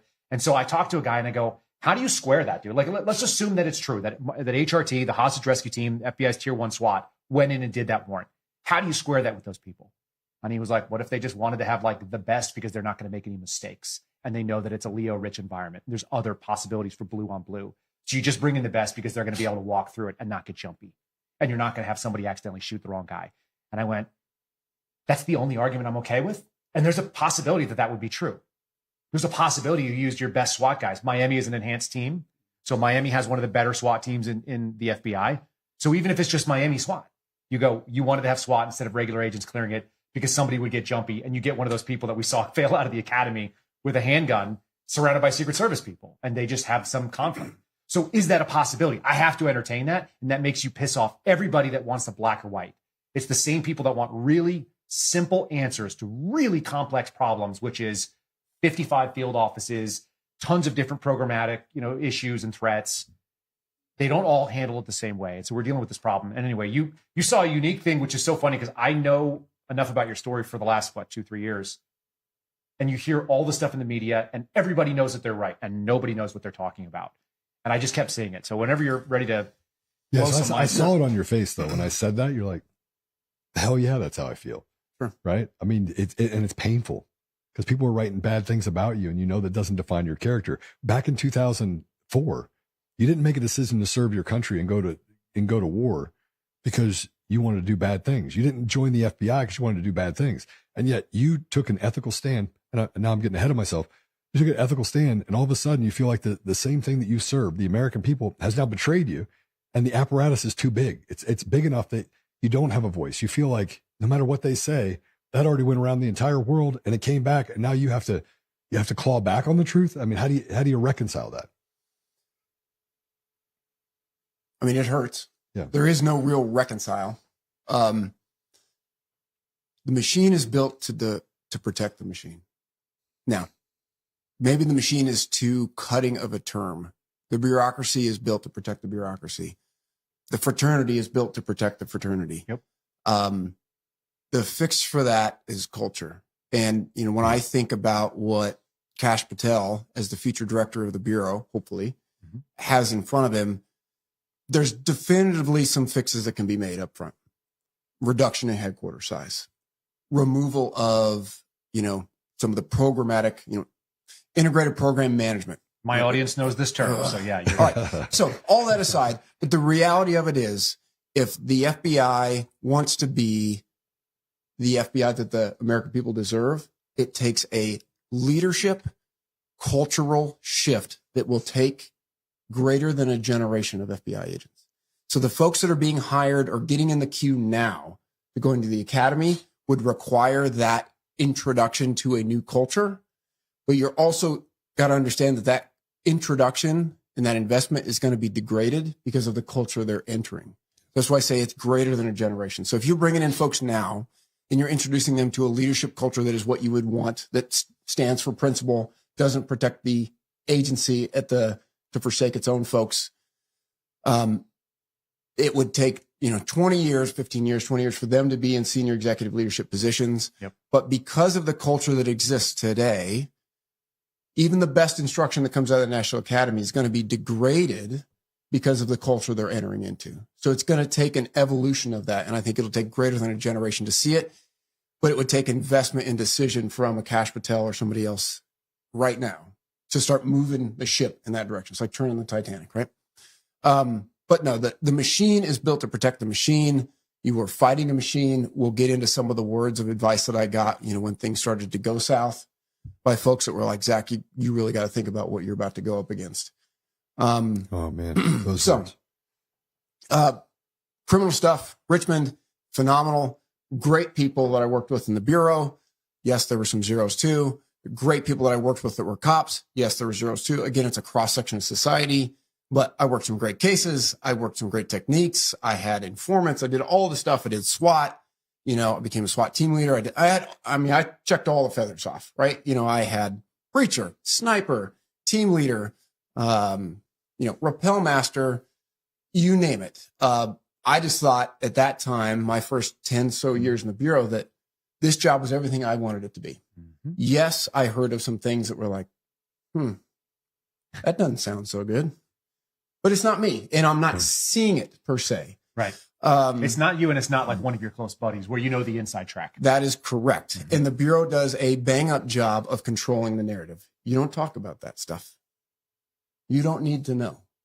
All right, so I do that, for 8+ years. And then one of my very first supervisors goes back, he ends up becoming an SAC, and then he becomes the assistant director of training division. And at the time, culturally, and potentially still today, training division is not a career progression step. Right? Going to become an instructor at the academy is not thought upon in high regards by the executive management within the Bureau. You were supposed to stovepipe. If you really want to go up in the Bureau, which was not necessarily my trajectory, you got to go up and be a program manager at headquarters in violent crime, gangs, Talk West, or international terrorism, or CR, whatever it is that you work.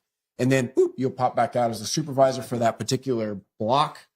And then you'll progress up. Going to training division is off of that. And prior to Comey instituting a policy of you will not be an instructor for more than 5 years, agents could leave the field, become instructors at the academy, and then just hang out there for their whole career and just suck down GS-14 or GS-15 pay, not get calls on nights and weekends, and, some degree, phone it in. Push job. So Comey came in into retirement. Yep. So Comey came in and made a good policy decision from my personal standpoint of 5 years and you're out. And you got to have applicable field experience when you're going to come to the academy and teach. I think that was a good decision. Some growing pains with it because also it was at the same time of square peg round hole with the integration of intel analysts and with we want the FBI Academy to be a little bit of a washout program. So as that was progressing, I got a new AD. I had a lot of faith in him. He was one of the good leaders that went up, but he was also a guy that was capable of sidestepping some hand grenades. And he asked me if I would put in for the academy. My current SAC at the time in Richmond Division thought I was an absolute moron for going to the academy because, again, it was outside the progression career track. And he's like, Zach, you're throwing your career out the window. And my response was, sir, respectfully, I get that, but my goal isn't to become the next assistant director. Like, I just want to enjoy my time in the bureau. I like to teach. This is an opportunity for me to go and influence the culture at the academy. I believe in the person that's asking me to come. So anyway, I didn't get handed a job. I put my 954 in my packet and I got selected for TTU. But I knew going in that you become stale there real fast. So I kind of set an arbitrary goal of 2 years max and I got to bounce. Whether I got to step down, come back to Richmond, take a hardship transfer, or compete for a desk. I grew up in Montana and I was married at the time. And at the time of going to the academy, right about then, my wife got pregnant with our first child. So my goals in life at that point is like, I grew up in the wilds in the mountains of Montana. I want to raise my children out there. The most obvious path is to try to compete for a desk somewhere out in a region that I would like to live. A desk is a supervisory position. So that's the path I'm on. I get to the academy. I have a phenomenal unit. It's similar in mentality to a SWAT team that the Bureau doesn't always have great camaraderie. Like squads oftentimes don't have great camaraderie. Because a lot of times people are all working their own individual cases. What year was this when you were there? I got there in 17. So I crossed your path at some point there. I came in and used to teach the Care Under Fire. Okay. So I'd come in for a day and work with them. But I know that because I knew you looked familiar from before that too. And every once in a while I find I run into people. There's only so many guys out there. This good looking. Yeah, for sure. Exactly. I got there in April of 17 and left in April of 19. And, I like that you just snuck that in there. I did. Like, you're welcome. Self-compliment. You're welcome. All right. And I'm definitely not known for self-compliment. So it's deprecating in its own, way. I liked it. I thought it was perfect. It was well, all right. So I get there at 17. I have a great group of folks that I'm working with. We're very close knit. It's lots of good instruction, but also lots of lighthearted joking amongst the instructors of just, kind of getting through the rinse and repeat of it all. But I also got the first real look at how thin the benches were for senior executive service within the Bureau. Mm-hmm. I landed with a good assistant director and a pretty good section chief, both of which I knew from Richmond. This was after Kelly left, whatever her name was. Was it Kelly Fowler or something like that? Did she leave and then your guy came in as the AD? He would have come in 16 and then he left in 18 and became an EAD for a hot minute, and then he punched out into corporate world. I'm thinking of a section chief. There was a female section chief. She was married to another age. What was her? Kelly something or other? Yes. She was atrocious as a human being. There were some not great folks at the academy. See, unlike you, he will drop names all day, twice on Sunday. I feel like her name was Kelly Fowler, but I can't. Yes. I can't swear. It was one of the dumbest things I ever heard. I just remember being at the academy. I saw guys like you. Sure. I saw guys like Paul Heron, who was like a stud, like just awesome. You saw like really cool dudes who were just like mellow, just like what I wanted people to be. Humble. Mm-hmm. This is a way. It's not the way. If you were, kicking down doors in Afghanistan, like different things than me, not presenting expertise that it wasn't. And then you had this lady, and she was like, one time, me and my husband were like casing a convenience store because we saw two Utes that were wearing hoodies and they were black. And I can say that because my husband's black. And you're like, no, you can't say that. That's the dumbest thing I've ever heard. And then she was like, yeah. And then we thought they were Even going if to you were steal. black, you can't say that. I mean, it's It was just, so, it was like the classic. I also sat in a CI training one time where the guy was like, I had a case for 8 years and I went and did the interrogation. At the end of it, I still didn't know if he did it. And I was like, that's your big story? You're retired. You had 25 years. You don't have a single confession. This kind of stuff. So I saw some really atrocious, as you said, SESers, the seniors that were running it, where you had stud instructors and some crappy ones, but like a lot of good people that had good hearts. Yes. And some horrific management that looked like they had no business being in the same organization as those people. SWB. What is it? They were SWB. Shopping while black. The guys with the hoodies. Yeah. And by I'm the way, more familiar with DWD, driving while black. Oh, yeah. So, trust me. the SWB story, by the way, it resulted in them basically her husband going in and like de-hooding the guys, and then they were like buying chips. And he was an agent. I think he was a DEA agent or something horrible. I mean, it was just. Anyway, there's a lot of bad people there. So it happened to be So that terrible. that assistant director and that section chief left about the same time, promoted out.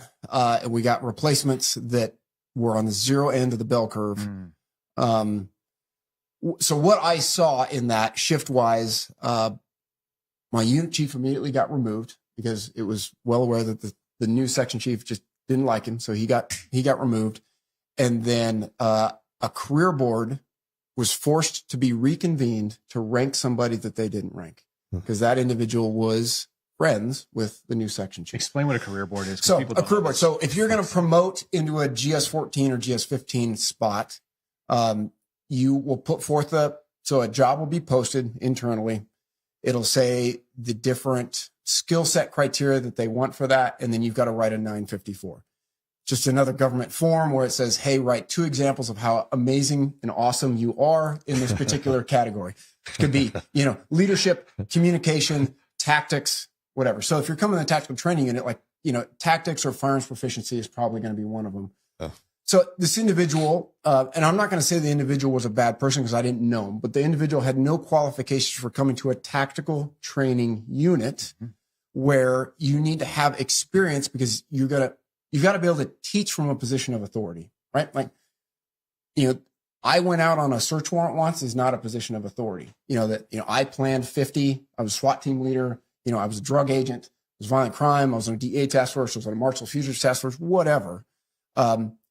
Puts you in a position of authority to teach as a subject matter expert on the topic. So this individual was not ranked. So when I say ranked, so when those packets come through, they'll pull a group of peers. So like if He's you're at the bottom. Yeah. So if you're competing for a GS-14 spot, like 3 other GS-14s within that unit are going to be put on the career board. They're going to read all those applicants. Yeah. And they're going to rank the ones that they want considered for the position. They don't have to rank them all. They don't have to rank any. They don't have to take any. So anyway, let's say for argument's sake, 3 people put in. 2 of them were ranked for an unknown number of funded open positions. This individual was not ranked because they didn't have the base level qualifications. They'd worked counterintelligence or intel their entire career, had never planned an arrest or et cetera. But they like to eat microphones. Sorry, just wanted to point it out. Did it just climb into your mouth? No, I just said that they weren't ranked, but they knew how to eat a microphone. They knew how to talk. They knew how, Yeah. That's not where I was going with that. Okay. But, I'll let you. Am I getting too close to this? No, you're doing great. My microphone is continually like rising on me because this arm doesn't want to be tamed. Okay. So like I might Joe's have been watching it talking just about- sort of like slowly Maybe. creeping on me. Yeah, it just sort of eats on me. All right. Do you want to take this up a little bit so you can do less squatting? Because Well, I'm I'm watching. also trying to be at your guys' I level. know, it's amazing. that But I'm here's the like thing, not I want- half out of the frame here where like nobody can see me. Zach is standing at like a low squat lunge for the entire time that he's been talking to us, like an absolute stud. He's doing like a mixture of like a catcher where he's kind of like got the low squat on both legs out, and then he's doing the stagger step. So you're going to have like serious quad isometric. ABR. Yeah. Always be ready. Always be All ready. right. So I'm going to raise this up just a little bit for Pete's sake. All right. So getting back to like my first real glimpse at the False advertising. false advertising in the Bureau from the standpoint of, thank you for that comment, for the comment of, excellence. So I'm getting my first real look at some of the issues within executive management of the Bureau. So I am not on, again, it's, not me, but my peers are being forced to reconvene a career board with, you will rank that person. Was that person Asian? No, but it was a minority. Okay. It's not who I thought. That's all. So then it's okay, you guys are going to rank it, but we're not going to, we understand that they're not qualified for TTU, Tactical Training Unit.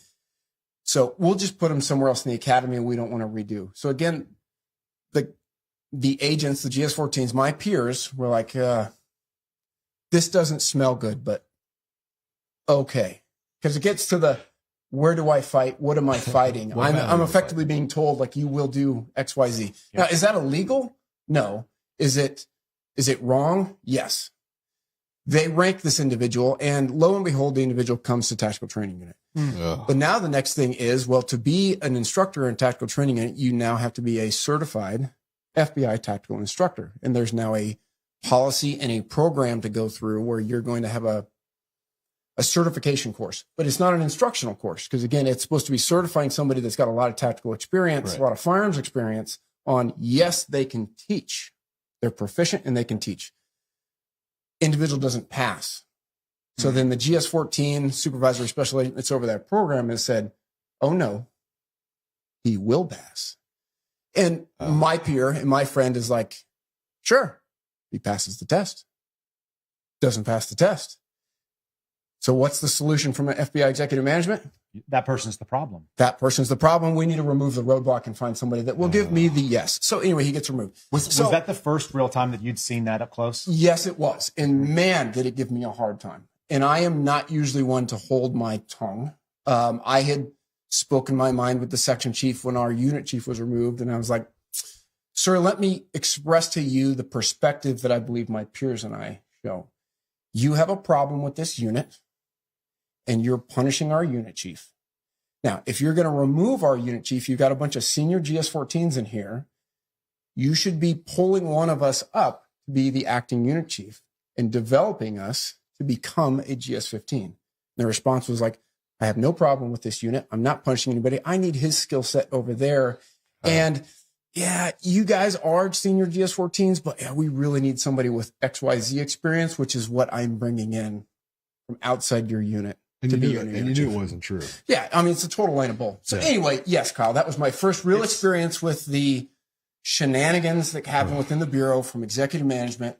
So I have this, it's not happening to me directly, but it's wrong. Yeah, it's wrong. You know it happened. It's your first look at it. Yes. And when that happens, and I'll just share mine, you have a little bit of doubt where you're like, did I miss something? Am I not reading the situation completely? I'm pretty sure that I'm right, but you're not like, I'm going to go in guns blazing on it. Did you kind of watch this one or have a moderated response compared to maybe? I used the phone a friend option. Okay. So this is a good option. Don't spit it's better than 50-50. So I called the former AD that had hired me for training division, who had just recently retired. And I said, hey, sir, I'm seeing this. It's not me. I'm not on the career board. I'm not the program manager for the tactical instructor certification, but I trust these guys that this is real information and this is wrong. His response to me was, Zach, you have already been selected for your RA, Coeur d'Alene. You're going to be leaving soon. There is no such thing as anonymous in the FBI. Keep your mouth shut. Go out. Do good work as your leader in the SSRA position in Coeur d'Alene and press on with life. How did that sit with you? It still sits poorly with me because I did what he suggested. I kept my mouth shut because it's like, how do I report this? This isn't like, it's all hearsay for me. That's not uncommon though. And that's the thing that people have to understand too, because I want most people think that they're going to do the right thing exactly right when it happens. They're going to go, oh, sure, I saw something wrong and I'm going to stand against it. And it usually takes a couple of things to create a pattern. What you see is an isolated incident and you go like, that's weird. Yeah. Yeah. Maybe it's not somewhere else. Maybe this is not pervasive. Again, that first exposure to it, it is a shock, but it doesn't necessarily spur you into action. And I think most people don't have a lot of empathy for that position. I have a lot of empathy for what you just said. So fast forward into a comment that my very insightful wife gave me when I was first walked out of the Coeur d'Alene office, before I was ultimately fired. She said, Zach, when you fall on your sword in real life, it cuts you. Mm-hmm. So thinking that, I would stand up for wrongdoing, Like a lot of things, it's easier said than done. All right. So anyway, I see that. I heed the advice of my friend and one of my mentors, and I keep my mouth shut. I know other guys report it. Nothing ever happens. That section chief ends up going on to become an SAC and then an assistant director, and is a 100% categorical zero. He's retired now. So A zero that retired. a zero that retired. Look at that. So so in the midst of all this, I had developed. So my father had a heart attack late 2016. That's when I was in Billings, RA, on a hardship when I put in for the TTU position, and I got to know the SSRA there at the time. Phenomenal guy. He's now retired. He and I are still friends, and he's like, "Bud, I need you to come out and replace me out here as the SSRA in Billings." And I was like, "Oh man, Billings is not my favorite place in Montana, but it's closer to the mountains than Virginia. Like a lot closer. Like a lot." I almost went to Billings. You know that? I went Did to. I had two options. You dodged a bullet. I almost went to. I ended up losing. I got the same bullet, but the bullet still hit me. It Yeah, just well, hit me in a different place. So anyway, long and short of it was, I'm like, okay, what? But the timing of his position posting, we thought I was in the window, and I wasn't. So it posted too early. I couldn't put in for it. I happened to be down in Richmond Division, and I had a very good rapport with a good management team that was down there. And I walked in the SAC's office, special agent in charge of Richmond office, and I said, "Hey boss, what's going on?" Like, "Hey Zach, what are you doing?" And I was like, "Well, I'm working on my exit. Was gonna go for the Billings SSRA, but they posted it too soon." And he's like, "Why didn't you tell me? You're a moron. Like, I know all the SACs. Like, why didn't you tell me you were trying to get a position?" So he tells me to shut up. He picks up the phone, calls the SAC out in Salt Lake, and he's like, "Hey, I got this agent. He's phenomenal." Obviously, this SAC was a liar, but yeah, I've got this phenomenal guy. He wanted to get a desk out there. This Billings thing posted too early. Can we, can we do anything? And he's like, "No, it's already been to career board. I'm sorry." But I'll kind of, I will pass that out there that there's a guy that, is looking for a 14 spot, and to kind of keep the word out. So long and short of that story is I subsequently get notification that the Coeur d'Alene, Idaho SSRA supervisory senior resident agent desk is going to post. It'll be in my eligibility window. I compete with 10 or 11 other people, and they hire me for the position. We go through that big government shutdown in January of 2019. Oh, that was fun. Delays my orders, but still, anyway, I get out there. I move. I am, how old am I when I get there? I think I'm 41-ish, when I'm 40 or 41 when I get there. Yep. And so you can sit a stationary supervisory desk for 7 years maximum. So obviously I can't ride that off to 50 when I could retire.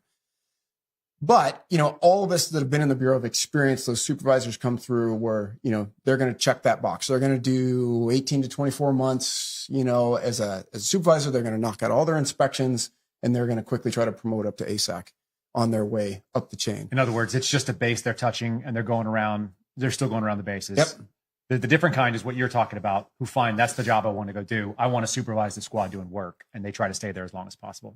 Yep. So difference. I made it clear that, maybe I'd do an inspection, maybe I wouldn't. I ultimately never did, but it's where I wanted to be. I wanted to raise my family there. My wife very quickly got hired on as a prosecutor there because she'd been a prosecutor in Virginia. Mm-hmm. I moved. So my father continued to have health issues. I bought a place where I could build an apartment for him at home, and he could live with me. So we did that, and it was, all part of the grand life plan, right? Yeah. I can do 5, maybe 7 years. I'll step down. I'll go back to doing real fun work. But my mentality was that I wanted to approach that position from leadership. Like, in theory, you go out to an SSRA position, like you're a long ways from the flagpole, and it should be all about getting the work done. And you can lead and not just manage. I had a very mixed bag of folks. So I had the Coeur d'Alene and Lewiston RAs, resident agencies. I had some really hard charters. I had some not real hard charters. I learned a lot of leadership lessons there that we could save for a different conversation as far as concepts of leadership and leadership development, because the Bureau doesn't teach you that stuff. It's all OJT. All right. So to fast forward, so I had been there for several years. There were 2 issues that I'd been warned about before I got there that should be addressed. We had a violent crime task force that did very little federal work, but the Bureau still spent $250,000 a year on it. And then we had a U.S. Attorney's Office that took very few prosecutions. So again, show up, get to know everybody. You start putting a plan together on how to address those two issues. And that's what I did. I had folks that thought I was a phenomenal supervisor, and I had folks that thought that I was not a good supervisor, and I had folks in between. Like I was on the bell curve. And I think I say that just for the reality of not everybody was a fan of SSRA Zach Schoffstall within the RA. I had folks that thought I was great. I would argue that they were the best agents I had. And my mantra to them was, here's your left and right limits. Go forth. I expect you to go forth and conquer and do good things. I will have your back. Stay within these lines. If you screw up, I will be standing there with you and I'll take the flak. Fortunately, nobody ever really got any big trouble there, but like they were running and gunning and having a great time. The folks that were not running and gunning or that I was struggling with, I am a person that will have those very difficult conversations of, you said you were going to do this on your performance plan. You didn't do any of them. Mm-hmm. How do I rate you as meeting the standards when you don't perform any of the things that you say you're going to perform? Those are difficult conversations, and it's hard for anybody to leave that conversation and feel like that supervisor is awesome, right? It's more of a, they either come to the dance or they don't. That dude's a dick. Yeah, and as a supervisor, it's got to be tough too. It is. Because you're like, look, I don't want to rate people poorly. No, but how do I do it otherwise? It's doubly tough when you're the SRA because I have no peers out there. It's just me. Like there are no other GS-14s for me to go and hang out with. Were there more than one squad, but only one? You were the only 14, or was it? There was one squad. So both RAs were all just under the Coeur d'Alene et al. Squad. And that's kind of, well, that's probably more common for some RAs, but some of the RAs will actually have two squads. They'll have more than 114. So you got like a peer. You're like, you're first among equals. Sure. At least you can talk and you have like, hey, I'm seeing this. It's just you. It's just me. Yeah. So my closest peer was down in Boise, which is one of those RAs where there was a criminal SSRA, and then you had a national security SSA. I heard they were great out of Boise. Criminal, yes. NSB supervisor had some issues that'll come to light here in a minute. All right, so I had been there for several years. There was some interesting personalities within the law enforcement community. We had, when I first got there, the sheriff of the county that sits around Coeur d'Alene could not be in the same Kootenai County could not be in the same room as the Coeur d'Alene police chief, and vice versa. Oh wow. They were on non-speaking terms. The U.S. Attorney's Office had 3 AUSAs in their Coeur d'Alene branch office. One's considered a supervisory position or a branch manager. She was known for bringing state and local officials into that office and screaming at them. So there were some, non-communicative relationships going on there too. And you have liaisons in these agencies, right? So the state agencies or the sheriff's office, you'd have a liaison that worked in there that were trained by the FBI that would be in those. No, part of being the SSRA is you're the liaison. So you got to have those partnerships. In a perfect world, it would be with the chief or the sheriff. But the reality of it is, particularly in a place like North Idaho, where the Bureau is not always looked upon in a favorable light. Yeah. And Ruby Ridge is still like a talking point in most sheriff elections up there. Yeah. I didn't always develop a relationship with the sheriff because maybe the sheriff wants to keep the FBI at arm's length. I can understand that. I can understand why, because they're a politician. They have to get elected. Mm-hmm. So I would work and build relationships wherever I could build relationships. Regardless, it was just, I'd never quite seen a law enforcement environment like that. And I say that having worked in Richmond, Virginia, which was the capital of the Confederacy. The city of Richmond is 85% African-American. There's just very interesting dynamics in that area, paled in comparison to some of the dynamics I dealt with in North Idaho. Regardless, pushing forward and kind of getting to the meat and potatoes of our conversation for today. In 2022, so coming off the heels of COVID, coming off the heels of the Black Lives Matter protests, Coeur d'Alene had during the Black Lives Matter protest what they referred to as Gun-d'Alene, which is take your guns for a walk in downtown Coeur d'Alene so that Antifa doesn't come and burn the town down. And I think for perspective for your audience, I can't necessarily rationalize this, but for North Idahoans, There is nothing scarier than the idea that Antifa is going to come to your town and going to turn it to dust. And there was just that constant rumor mill of there's going to be a truckload of Antifa coming to Sandpoint, Idaho, Bonners Ferry, Idaho. Yeah. Places that folks that are in Antifa probably have never heard of. And they're going to bring Seattle and Portland with them. And they're going to burn it to the ground. Yeah. So in Coeur d'Alene, the natural response was armed citizenry. And in Idaho, open carry is very, very much legal, if not encouraged. And, Google it. You'll see images of folks walking their guns down Sherman Avenue. All right. So 2022, there is a planned LGBTQ pride event in the city park in June. There had been like some public spats back and forth between groups that were opposing the LGBTQ movement. We were making some fairly outrageous, comments to the media and on their social media feeds. The FBI and law enforcement was becoming aware of other chatter, but none of it was specific. And probably only folks that are in law enforcement in the Bureau can understand the difference between like a specific threat and a generalized threat. Mm-hmm. We didn't have a specific threat against an individual or against a group. Either way, we had comments about armed drag queens that were going to show up. And we had comments from, if they want, if the LGBTQ movement wants a war, let it be here, kind of a deal. Mm-hmm. So we were bluster. Yeah. So my office was doing what the FBI should do, which is share that information within policy with the people that need to know that. The sheriff's office, the police department. So the Coeur d'Alene Police Department stands up a command post and is effectively all hands on deck for that event. There is the counter event, initially called Gun Delane 2. They changed that to North Idaho Day of Prayer. Then you had the LGBTQ event. I was asked to be in the command post. I was. And given that we didn't have any specific threats, I didn't have any of my folks working that day. But I had asked several of them not to drink in case something happened. I could recall them in, but that I would be in the command post with my peers and I'd be sharing information out. Yep. And if they got information from an informant or something like that, get it to me and I'll share it appropriately. This is what we did. So over the course of the day, you've got all these individuals downtown carrying guns. Everything is peaceful. There's a couple of misdemeanor disturbing the peace arrests, individuals. Two individuals in particular, pro-LGBTQ were arrested for disturbing the peace and misdemeanor charge. The dispatch. I'm going to fix that. Fix that?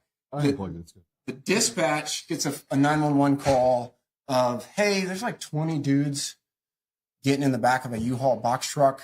They got a bunch of poles and they look like a little army. Well, the command post had also been in receipt of intelligence from another police department, leave them unnamed, but let's say out on the West Coast, of, hey, Coeur d'Alene, FYI, you've got 20, 25 legit Antifa folks are in your town and they're ready to be gangsters. So again, to the context of there's nothing scarier for people in North Idaho than Antifa coming to town. Here's this intelligence saying that there's Antifa coming to town. The police department Coeur d'Alene Police Department shares this with me. And I'm like, well, that's news to me, but I'm not going to say that it's either right or wrong. This 911 call comes in and we all kind of look at each other in the command post like, maybe Antifa is here. How about that? Kind of goes unsaid. Police department finds a U-Haul, pulls it over, and they get 31 individuals come out of the back. Now, makes news. Just to be clear. Yes. No specific environment or no specific threat. You get a report from a West Coast agency saying, hey, these people are here. You have a 911 call that aligns with the information from and all of that is left-wing Antifa. That's what the expectation was at that time in the command post. Yes. I've never heard that before. Yes. Joe, have you ever heard that? No. Because this event got a lot of play, as you are about to explain. Well, remember what I said before on this deal is that there's a lot of false flags that get created on Antifa, and that it's easy to, you look at January 6th, you look at what happened on January 6th, so there's a lot of chaos, and chaos favors the out, not the people. So nobody knows you're going to get to who they are. But Patriot Front. Nobody knows really who they are, which leads you down the... I don't think that's true, actually. I mean, people in the public don't know, but people that pay attention and study this stuff and do it for a living, they know who they are because, one, they've been named, they've been unmasked, and their manifesto and all that, it's publicly there. They're at every March for Life. I've seen them. They look like idiots. I mean, I've seen them out at the March for Life when I was in DC, and you're like, they're not part of us. They're wearing face masks. They're doing things that are not what people here are doing to protest abortion. That's not what's going on. They're not that unknown, but they are kind of a boogeyman, and they get this like rap because I actually think they encourage that. I think they get a kick out of people saying that the Fed, because it's probably good for recruiting. They're in for propaganda. Like that is their mantra. All right, so carry on. This is your story. Truck gets pulled over, individuals get pulled out, and in the command post, because Coeur d'Alene does not have a lot of CCT cameras, we're actually watching a Twitter live feed from somebody that was believed to be an Antifa member out of Portland. Yep. So she is over in the park live streaming, and she sees the commotion half a block away and walks over with her phone and is live streaming it. And we're in the command post watching it, and it's like, that doesn't look like Antifa. Like, who are these idiots? Right. And they're in khaki pants. They're in khaki pants, mostly blue shirts, tan hats. They've got these homemade little shields. They've got all these flags. They got the face gaiters on. They've got, little gaiters on their face. And anyway, it gets back to the command post. So the chief of police, the sheriff, the head shed shows up over there. It get back to the command post. So the chief of police said, everybody's going to jail. Like, it's a police decision. Like, I don't know who these guys are. They're going to jail. So they all get arrested for a misdemeanor, quote unquote, conspiracy to riot, which importantly is under the disturbing the peace statute. So it's a misdemeanor charge, and it could be conspiracy to disturb the peace. All right. In the command post, we quickly kind of figure out that not Antifa, it's this group called Patriot Front. Obviously, how much had you known about them at that time? Very little, actually. We had seen some of their propaganda around, I had passed that around, but it's stickers. So when I say propaganda, you would see these little stickers would show up around town, or they had put some bigger stickers on some power boxes and post halls, and Coeur d'Alene. But that's not a federal crime. Vandalism of property, putting stickers up on stuff. So it was. This is the part that I want you to hone in on specifically so people understand what and what is not. It's not a federal crime to put up stickers. Correct. Vandalism is not a federal crime. Now, could it be a city misdemeanor that they put a sticker on a public light pole? Yeah, maybe. And I had seen some individuals one evening, and I'd reported it to the police department. They disappeared before an officer could respond. But again, it's how many resources? These guys are weird. I'm not. I go back and talk to my terrorism guy, and it's it's the Patriot Front. They're this group that shows up and they protest this and they protest that, and they've got all these videos online. So this is a Saturday event. This happens. I do my due diligence. I pass this information up the chain, and everybody is like, Zach, success. You were there. We're in front of the threat. We reported it quickly. There was no big there, right? There's no violence. But again, from internal FBI politics perspective of, looking like we're on the ball, you got an FBI supervisor's in the command post, sharing intelligence, is real-time sharing that up the chain. That's perfect. It briefs well. The visibility is good. No action taken. Again, no constitutional rights violated. Everybody wins. And funny, my email to the ASACs on that was, dodge that bullet, right? Because there was no there. Right. It was like, that was interesting. Right. Right. Because for a minute it was like, who are these? What? What?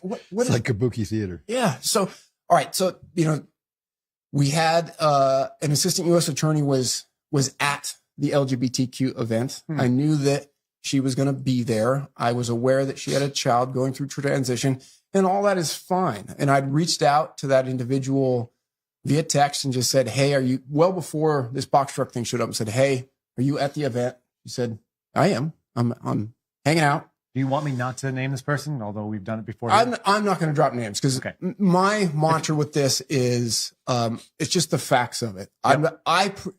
You can do whatever you want. Mostly people, because they're going to go. They're going to want to read about this, and so there are stories that are written. Tracy she did show up online quite a bit, so we can talk about it later. It doesn't have to be on this, folks. You can just stay tuned. We'll give it to you out there. You can also look through my Twitter feed because we've named her before. Sure, but it's not relevant to your particular story because you're just looking at it as. Here's a person I work with. Facts are facts. Facts are facts. Doesn't really matter. Facts don't care about anybody's feelings. Would you say that when somebody has let's say, a child involved in some kind of a protected group, and that protected group is doing a demonstration or a march, that person has at least some conflict of interest when it comes to representing the federal government. Would that make sense or no? Yes. And listen, I will say that individual has perjured themselves well. In the same way that if somebody was doing like a guns rights situation and you happen to be a person who is associated with the owner or the operator of a firearms manufacturer, you might be a little bit conflicted in that, because that's just not, you have skin in the game at that point. Like, you have a position that is not agnostic when it comes to the federal government's, sort of job. My understanding was, and shared by others, was that this attorney was there for personal business because of personal skin in the game, to your point, in the LGBTQ movement, which is fine. You're totally allowed to have 100% allowed to do that. Mm-hmm. And my communication with this individual was simply words of caution. Well before the box truck, you've got dozens of people walking around with guns, don't know whose side they're on. Mm-hmm. And it's just tense. And my comment was just exercise caution, because it appears tense. I'm in a command post. You're there. It appears very tense. And her response was to send me the picture of a guy with a long gun in the park. And I'm like, okay, yeah, Roger. That's an acknowledgement. Seen some of that. Anyway, pressing on, again, so my right, wrong, or indifferent, the way I have handled this in my previous interviews is it's all about the facts. I don't name drop, public servants, quote unquote, because whether I think they did their job right or they did me wrong, you stay consistent. I stay consistent, and they are public employees. If they were politicians, like I've dropped the name Josh Hurwitz, because he is the political appointee as the U.S. attorney for the District of Idaho. He is not just a public servant. He is a politician. He's a political appointee. I will drop that name, not maliciously, but when it comes to aligning facts with an individual, I will drop that name. Everybody else, even though these people have, as you said, perjured themselves, which has not worked out really well for you. No. And I just want to point that out as a moment of character, because I think this is consistent. I have a different sort of burn everybody down, but I'm yes, you do, Kyle. It took me a little while. Yes, you do. It took me a little while to get spun up. And when you have your wife, go get made homeless and she's pregnant and crying herself. I know this thing that there is family that drags on you, and it actually does. It's physically painful. How you translate that, I think that you do an admirable job, especially if you're consistent on it. And that is that you're like, look, I'm saying things that I know are true. You're also accountable for every round you send down range. 100%. And you've acted in that way, because I've watched, I've listened. You are remarkably moderated, despite having a real serious personal interest in this. And that's a big deal. This is what we thought we had in FBI agents. That's why. Well, Kyle, I appreciate that. And the second thing is that when we started talking, you were real cautious of saying anything to me, probably because you saw what I had to say, which is fair. Well, but I didn't know you. Exactly. And you were exactly the person that I would expect somebody who I didn't know that worked in the FBI to be like. It's like, thanks for calling. I'll let you know. And it was arm's length. It was very fair. And I was like, you got to respect somebody that doesn't just jump out there and say, oh, you can help me? You want to hurt some feelings? Let's do that. Because there was a process you were going through, and you've been going through it for a long time. So anyway. Ultimately, I never spoke with you substantively. I never spoke with you or any other member of the media until I was 100% fired. Yeah. The only conversation I had is there anything I can do to help you? Do you need anything? Right. Which was just one guy who'd been kicked out to another guy who was going through trouble. Who was about to get kicked out. Yeah. Who was having that come. So, where were we? All right. She's walking around. She's walking around. Anyway, the arrests take place. I push up. This just happened. The event's continuing, monitoring the situation, missed that bullet, whatever that was. And, by the end of the day, things are starting to spin up because you're getting all the media reports of it. This particular AUSA is hitting me with, hey, is your phone blowing up? Because my phone's blowing up. And I'm like, yeah, I've sent some stuff up to headquarters. Well, by the next day, I spent the entire day working from home, creating update to headquarters. Because again, it's reaction mode. That's a Sunday. Yeah. Mm-hmm. It's reaction mode. We did at that point open what's considered a guardian assessment, which is like the very base level. All you need is an official purpose reason to open it so that the Bureau is authorized then to run database checks, our own database checks. And I think this is something maybe important for American citizens to understand. Yes, the Bureau does have databases of its own reports. We don't have files on everybody.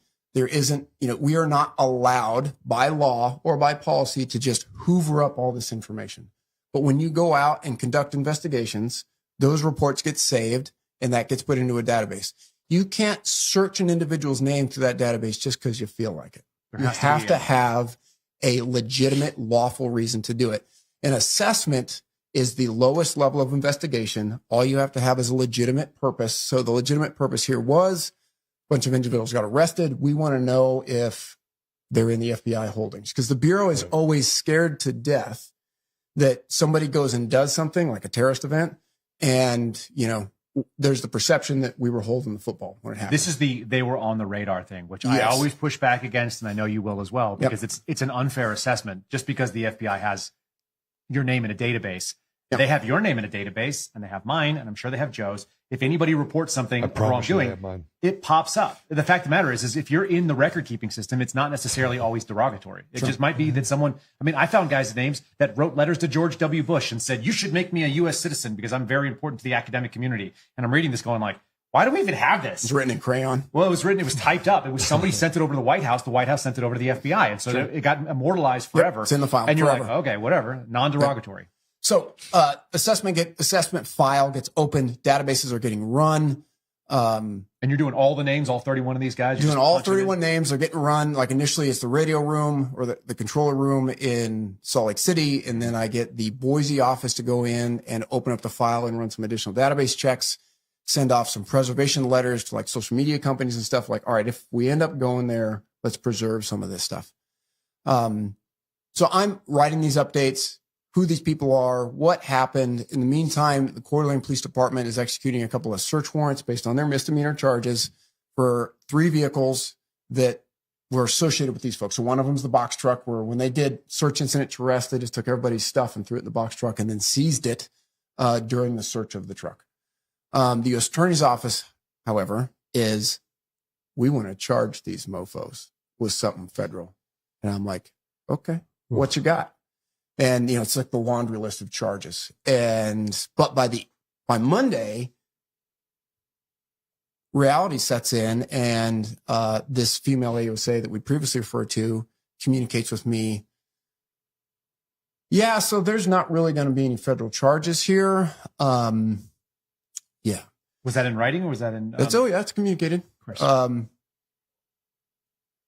In both text messages and, like over the phone. Can you meet with my peer out of Boise, who's another female AUSA that specializes in national security investigations and prosecutions?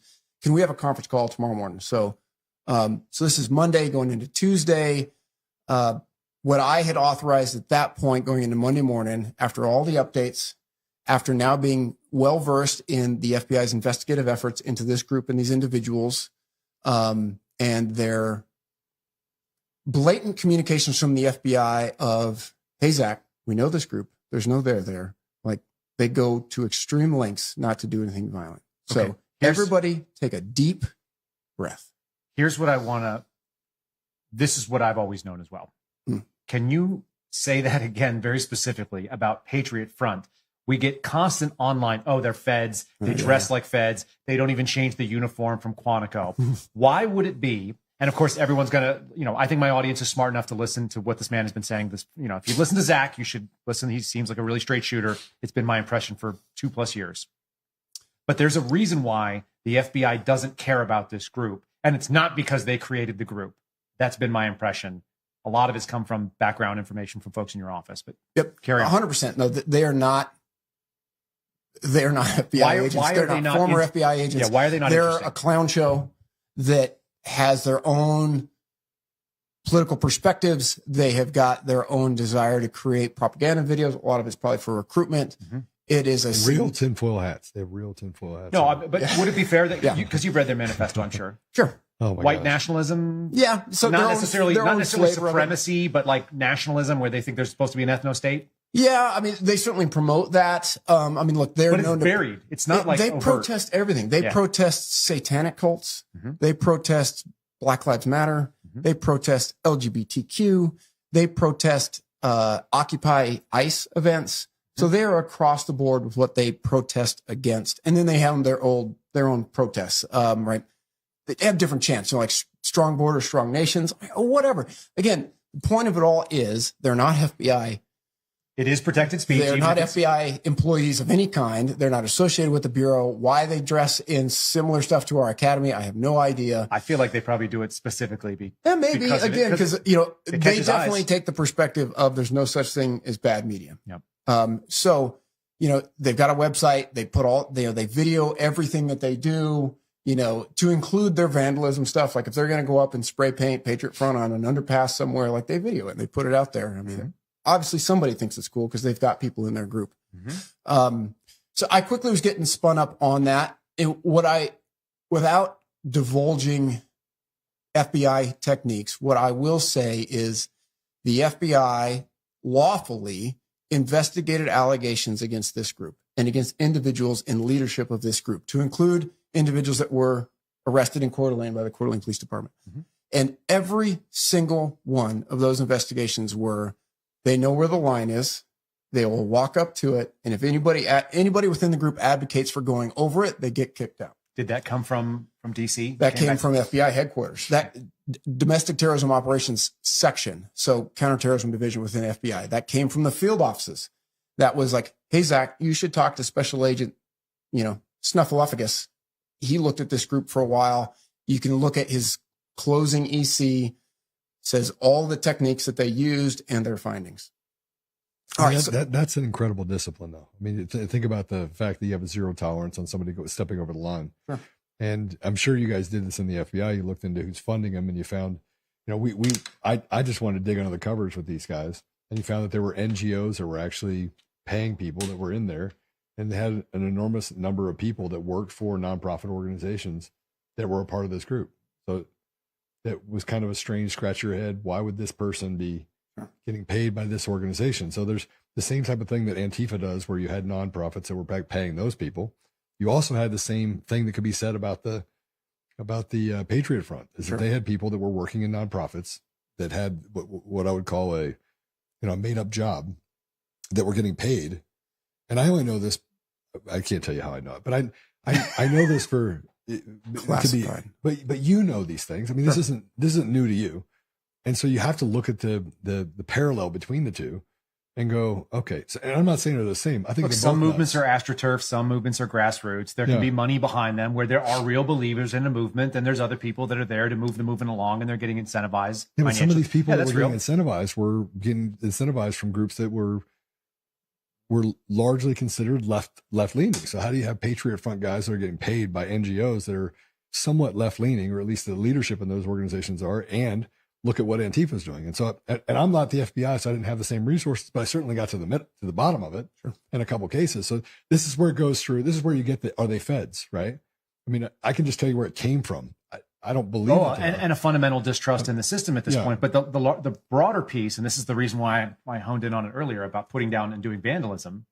It's not a federal crime. No. And if you want an FBI that does the job of the FBI, that means that they investigate federal crimes. Yes. Right? That's what I want. I don't want anything beyond that either. It's like, oh, you don't like them or their ideology? Neither do I. That's not part of this job, though. And that's why you being fair, and I said it very specifically, that is the job of the supervisor. Here's your left and your right boundaries. This is what the Constitution allows you to go do. Stay within that, and I'll step into your space. I was just adding a narrative to the people themselves. I know it. And that's, how that there's so many people that are going to be basically, they're like everything is an op. And if you think that you're seeing this op, like there are things going on, and some of them are not going to be immediately obvious. The question is are there bad actors that are happening in your office? Right. Do you think guys in your office were part of a cover-up? Were people, incentivizing this movement? Or are they out there trying to stir the pot? And like, I never saw it. And I don't think you did either from everything you've said so far. No, again, is there evidence of a federal crime? Right. What quickly came to light is the answer to that was no. So, I was having lots of conversations with my executive management, again, because of all the media coverage. This was getting briefed up to the 7th floor of the FBI, which is, the deputy director, executive assistant director level. Why do you think this blew up so big? By just because of the stupid media coverage. And again, it's, the Bureau is, again, always cognizant of being caught with its pants down. So there's that reflect, reactive nature to the Bureau. But again, everybody was happy. I was there. We were sharing information. There was no there. Yeah. And everything coming out of FBI headquarters was, everybody take a deep breath. We know this group. It was not going to be a riot. They were not arrested with sharp pencils. There's no knives. There's no guns. There are no bananas. There are purchased metal pieces of conduit that they've attached flags to and these little homemade shields. They have cameras. They have cell phones. They have a bullhorn. They've got a little plan of what they're going to do with a speech stapled to it. Mm-hmm. And they've got a commercially purchased smoke device, which is also present in almost all their videos. Red, blue, yellow, whatever. Again, they think they're pretty cool in their own YouTube videos. So RPG.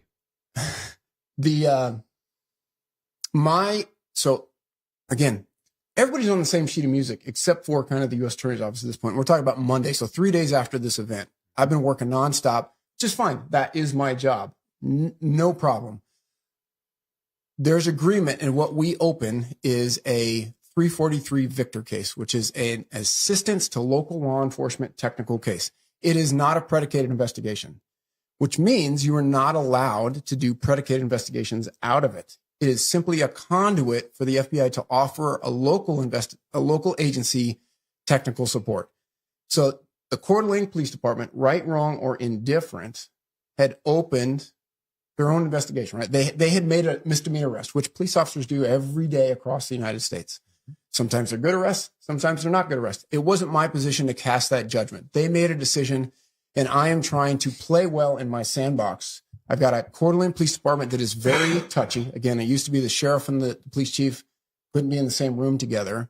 And for some context, like right now today, the city of Coeur d'Alene is being sued by one of its former police captains. In Coeur d'Alene, there are 2 captains. The one captain that is no longer employed there is suing the city of Coeur d'Alene because the chief and the other captain wanted him to lie in an internal investigation about them having secret recordings of meetings with the city board members. Yeah. He said, no, thanks, I won't lie. So he was honest and said he was aware of these secret recordings. He went back, they said, well, did you tell him what we wanted you to tell him? He's like, no, I told them the truth. That should be what you want me to tell them. And then they just harassed him endlessly until he quit. He brought all that information to the city. The city did internal investigations, validated that there were secret recordings, validated that this captain told the truth, validated that he was harassed to the point of him quitting. And yet those individuals are still in charge of the police department. Jeez. And he's having to sue the FBI, man. So at some point, the city of Coeur d'Alene is going to have to probably shell out millions to this other captain for that type of treatment. So I say that not to throw a bunch of dirt on Coeur d'Alene, but from the standpoint of what's my motivation at this point? My motivation is I've got a police department, made a decision. They did misdemeanor arrests. They've got all these electronic devices that they're going to want to search. The FBI can assist with that. I've told them that, hey, doesn't appear that there's a there on the FBI side. Mm-hmm. I am not a Coeur d'Alene police officer. You guys can make your own decisions about your misdemeanor charges, but I can support you in searching all these electronics. And they're like, great, thank you. We don't really need help with this investigation. We've got it. It's a misdemeanor, moving on with life. They had asked if I wanted to be... The purpose of that investigation, just to be totally clear, is if they said, hey, we need to get into this phone, we need Cellbrite, we need something, we need some kind of physical capability that you guys have and we have the PC, you guys would be able to loan people to do it. So, yeah, so they were going to write a state search warrant on that misdemeanor charge. Yep. I had provided them the language to go into that warrant so that those phones could be taken out of state and could be searched by an FBI employee. It's just simple language, needs to be boilerplate into their search warrant because the Bureau does this all the time across the country. And this would be like a cart or a cast or something like that, where somebody would come in and do like a sophisticated capabilities. Yeah, I mean, you just do a phone dump. Yeah. So again, the Bureau's got numerous machines to do phone dumps. The Coeur d'Alene Police Department has one for 30 plus devices. Mm-hmm. So I mean, it's simply logistics is all the offer is. Good. They're not asking for anything else. Everybody is happy. And we're moving on. However, this is where things go sideways. The U.S. Attorney's Office have that meeting with me Tuesday morning. It's virtual. And they're like, we would like to do a federal search warrant for those devices. And I'm like, well, stand by one. I'm going to bring you guys up to speed again on what the Bureau has done looking into this group in the past. And I read to them closing ECs of like, investigative technique result, nonviolent, protest, lawful, constitutionally protected. And they're like, yeah, we still want to do a federal search warrant. And I'm like, I don't see what violation. And they're like, well, we're going to do the conspiracy to riot, federal riot statute. I'm like, I don't see that. And they're like, okay, well, can we have a greater meeting between the U.S. Attorney's Office, DOJ is wanting us to do this too, and your management team? And I'm like, okay. They're like, we'll put it together for you. Who do you want to be there? So it was like my executive management, and it was FBI Counterterrorism Division. So FBI Counterterrorism Division joins that the next day, and their perspective is, we know this group. There's no evidence to support a federal riot statute from a probable cause standpoint to search their devices. So they're backing your play. Yes. Okay. But the U.S. Attorney's Office standpoint is, no.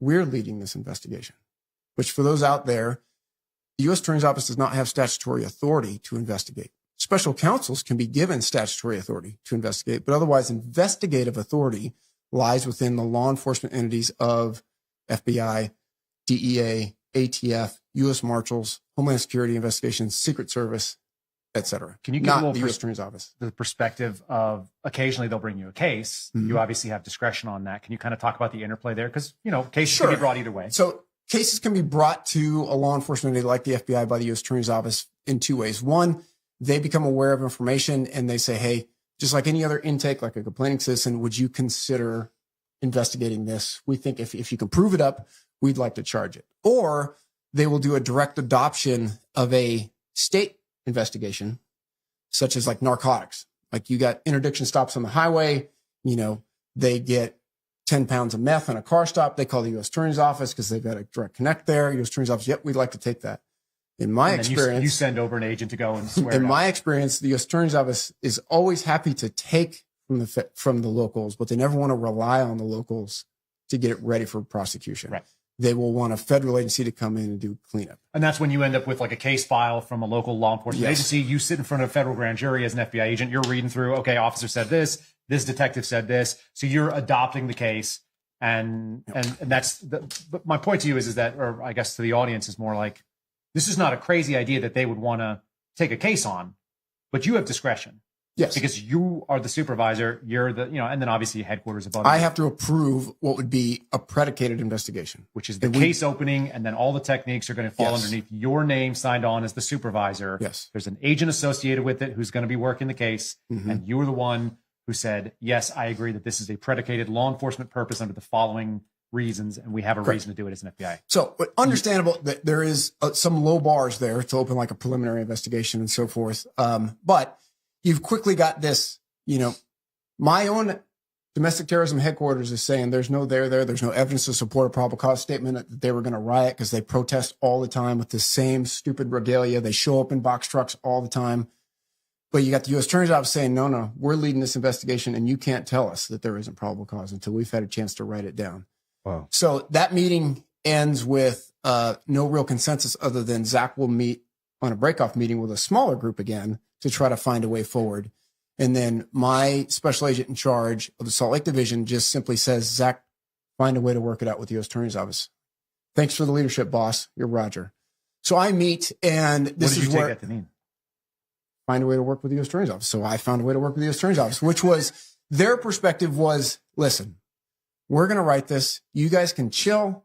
We have questions. We'll ask you. You guys can then just review it and decide if you are comfortable attesting to the warrant. So again, it's like, we'll do the U.S. Attorney's Office, DOJ. We'll do all the heavy lifting for you. You guys put your name on it. Yep. And roll forward. So again, it's like, I say, okay. Jeremy Brown. I mean, the whole idea, he got wrapped up in a deal where they searched and then charged him with something completely different based on what they found. You've got, at that point, maybe 14, 15 years of experience in the Bureau? Yes. How many times have you seen DOJ say, we're going to write the affidavit, you're going to just sign it when you get it? Never before. There was some of that with the J6 investigations. Obviously, we saw, from my experience in the Eastern District of Virginia, the Western District of Virginia, and then the District of Idaho, agents ask for warrants. Agents write warrant affidavits, probable cause affidavits. They get proofread by the AUSAs, Assistant U.S. Attorneys, and then they get jointly presented to a judge, and the agent swears to the contents, the factual nature of that probable cause statement. I've written dozens and dozens and dozens of them, for everything from search warrants to criminal complaint. I used to always arrest on a criminal complaint and then go to grand jury for indictment after the fact. Interesting. So That's not that common in the FBI, or at least in a lot of field offices. That's not that common. for criminal complaints. It gets the Eastern District of Virginia is known as the rocket docket. They go really fast. They actually adhere to the timelines of, 60 days after arraignment, you're going to trial. So doing something on a criminal complaint kind of buys you another 2 weeks for the arraignment time frame. Interesting. Anyway, and it doesn't make you a slave to the grand jury schedule, because grand juries usually only meet once or twice a month, depending on your district. Yep. And I can get a criminal complaint, or I can get a probable cause affidavit for a criminal complaint before a judge any day, night of the week, particularly in Eastern Virginia, where they ran an actual, the magistrate had a duty magistrate. I could always get one. Didn't matter when, as long as the U.S. Attorney's Office was on board, that was the direction we were ready to charge. We knew we were preparing for trial. Yep. But it was like, boom, criminal complaint, we'll get it done. We'll grand jury next week and we'll be off to the races. Yeah. All right. So I say that from the standpoint of I am very comfortable with what a probable cause affidavit is. Yeah, right. Very comfortable. And the two agents, which was 50% of my Coeur d'Alene office that I had assigned to assist the U.S. Attorney's Office with whatever questions that they had, were both experienced criminal, and one was also criminal and domestic terrorism agents. When I say experienced, they both had spent 5 years in Indian country. So legitimate crimes, search warrants for crime scenes on repeat. So transactional. So for folks that have, if you don't know this, we've talked about it a little bit, but Steve Friend did that as well for, I think, 6 or 7 years. It's major crimes of physical violence. It is being like a detective in a city, except the city is an Indian reservation and there's nonstop crime. Yes. So sexual assaults, rape, homicide, all kinds of ugly stuff happening, regular, repeated. And I know at least one of those two agents pretty well, went through the academy with. So, sure. So yeah, so these are people that know what they're doing. Yes. And that's the takeaway. Like a ton of experience. They also knew what a probable cause statement was. So anyway, this is towards the end of that week.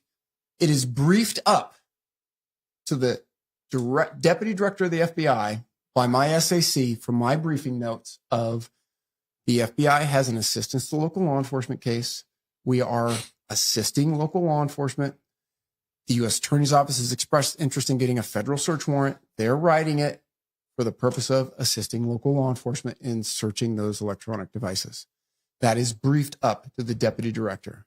I say that because everybody likes to ignore that later on in the story. And this is a misdemeanor case. So, Saturday morning, so it's now a week after the arrest, DOJ and the U.S. Attorney's Office deliver this draft affidavit. My agents get it. They work on it over the weekend. They review it. They don't talk to me that much, but I see some emails like they're reaching out to some of the other case agents that had previously investigated these individuals or the group, getting spun up, getting hard looks at it. And then I get a look at it the next week, and I have some conversations with the agents and how uncomfortable they are with what's in there. Pictures of January 6th were in the affidavit. What? This group was not known to be at the Capitol or anywhere near Washington, D.C. on January 6th. None of the 31 individuals arrested were suspected of being at the Capitol on January 6th. Yet there's photographs in the affidavit comparing them to individuals breaking windows and so forth at the Capitol. Highly emotional. It's an emotional affidavit. It is the facts are the facts, which is simply these guys were arrested out of a box truck with item A, B, C, and D. Period. But then it's attorney written conjecture that says, well, affiant, aka my special agents, believe from my training and experience that this smoke grenade is there to cause panic and fear within a crowd. I believe, as the trained law enforcement officer here, that these riot shields are used to assault people, just like they were used in January 6th to assault law enforcement officers and break windows. So my agents review it. They edit it. They include additional information to include exculpatory information that they believe needs to be in there, such as the number of protest events that these guys have been known to go to, like 45 or something like that in the last 3 years, peaceful. They did find one event that was somewhat not peaceful, where they counter protested an Occupy ICE event. They walked through the encampment, kicked over a tent, knocked over a water cooler, beat their chests, and then walked off. No one was hurt. No one was assaulted. No, they didn't throw javelins or firebombs or any of that kind of stuff. It was a walk through, kicked a table over, said whatever they said. And then it was like, all right, guys, we're leaving. And they all left. But agents found that and put it in there. By that next week, they also had a conversation with the AUSA in Boise, and that AUSA asked them point blank, well, do you believe there's probable cause? Are you going to square out this warrant? And they both said, no, ma'am, we don't believe there's probable cause. And no, I'm not comfortable saying that there is before a judge. And I've seen the written testimony of folks that listened to that conversation in the bullpen, because I wasn't present. And another attorney in the room said her hair was standing up on the back of her neck as she listened to an AUSA disparage and scream at FBI special agents for putting in exculpatory evidence into an affidavit and saying that she was going to have to go back and wordsmith this thing. So this is now getting into the end of week 2. I have communications forwarded to me from FBI headquarters saying they're aware that there might be some disagreement over this affidavit, and that headquarters, FBI, at this point wants to make it clear that they are not supportive of any agent being pressured to attest to an affidavit that is factually inaccurate. They're still on your team. They're still on Team America. And they compare that to the Bureau has a long documented history of agents after the fact saying that they were pressured to attest to warrants that they were not comfortable attesting to, AKA Crossfire Hurricane, is placed in the email. That's in the thread that you're dealing with then? That is in the email. Hey, guys, let's not repeat Crossfire Hurricane like that. We're still got black eyes from that. So this is where the tide turns for me, though. So by the end of that week, I have a conversation with this AUSA. And it's, I'm well aware your agents are not comfortable attesting to this, but I really think we're there, and I think we should find somebody else to swear this thing out. And I think if we moved it down to the supervisor in Boise, we'd get this thing done. And I'm like, all right, well, I don't know. I don't think there's support for that in the Bureau. I'm glad you recognize that my agents are not comfortable attesting to this. I'm going to go back and talk to my team, and we'll come back and figure out where we're going here. So I message my assistant special agent in charge and say, hey, I just had this conversation with the AUSA. Can we have a chat about this? What do you think the response is? I'm not. No, thanks. You can summarize that conversation in an email and send it to us so we can think about it before we talk to you. Why do they do that? Well, that's a great question, because I'm like, do you want me to summarize a conversation with an AUSA? Like, that isn't against the law. It's not against the rules, but it's like not good practice. And also, it's a real specific thing when someone starts telling you to put it in writing. 100%. But they're telling me that, no, we're not comfortable talking to you right now because I'm no longer on team, whatever their team is. I'm no longer on their team FBI. So they're wanting to be able to think about it, digest it, and then they'll call me. So I'm like, okay. So I separate them. 100%. Yes. It's fall guy time. Yeah. Ooh. So I do as instructed. It's a lawful order. I write up a summary and I send it with okay, you've got it. Can we talk about this now? Like, we need to figure out where we're going here. No, Zach, we're not. Before we get on the phone and have another conversation about where this is going to go, you need to write up a plan with where we should go and email it to us so that we can think about it. What are you thinking when this happens? Honestly, I'm in disbelief, because it's like, this is pretty clear cut. Agents are not comfortable with this warrant. It's been 2 weeks. The PD could have had a warrant the day after. We're slowing this down. And you're smart enough to know you're walking into fire. Yeah, but what do I do about it? Yeah. Right? I still have to abide by a lawful instruction. I am covering my guys. And we're still, quote unquote, helping the police department by delaying this thing by 2 weeks.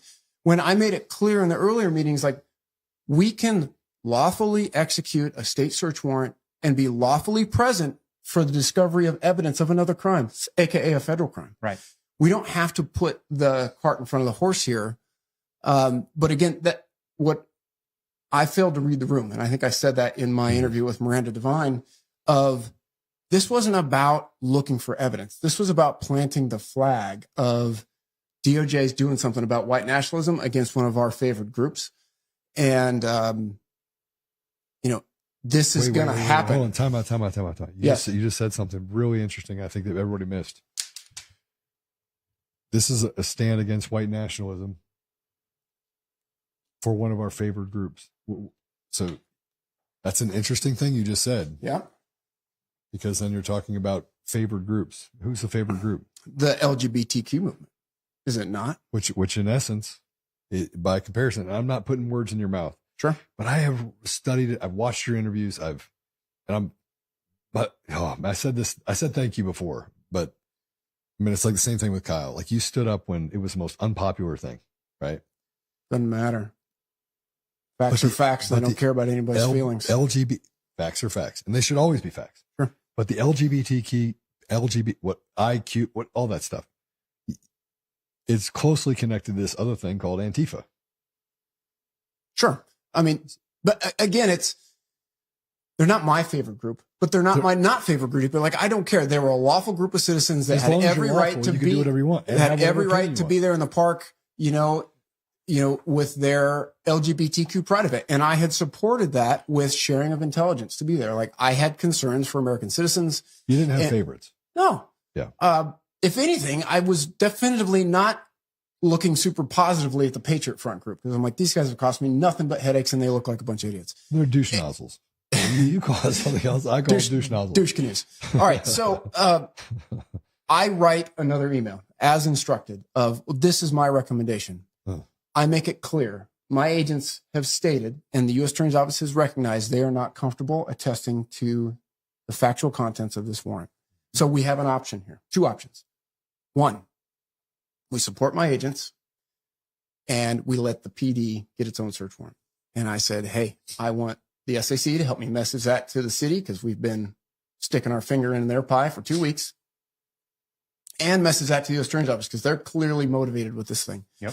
Or if that is unacceptable, then we as the FBI need to regain some control here. We, management, need to look at the facts of this and either, again, come to our conclusion that we independently agree with our agents that there is no PC here. And, or if we do think that there is PC here as management, then we, FBI, should write our own search warrant and either find myself or another agent that can write it. However, the court needs to know that I've had agents reviewed previous efforts to write a search warrant, and they didn't feel like there was probable cause. We need to be transparent with the courts. That is our job. We don't play hiding things from the court. Now, I end that with, can we please talk about this? Where are we going to go here?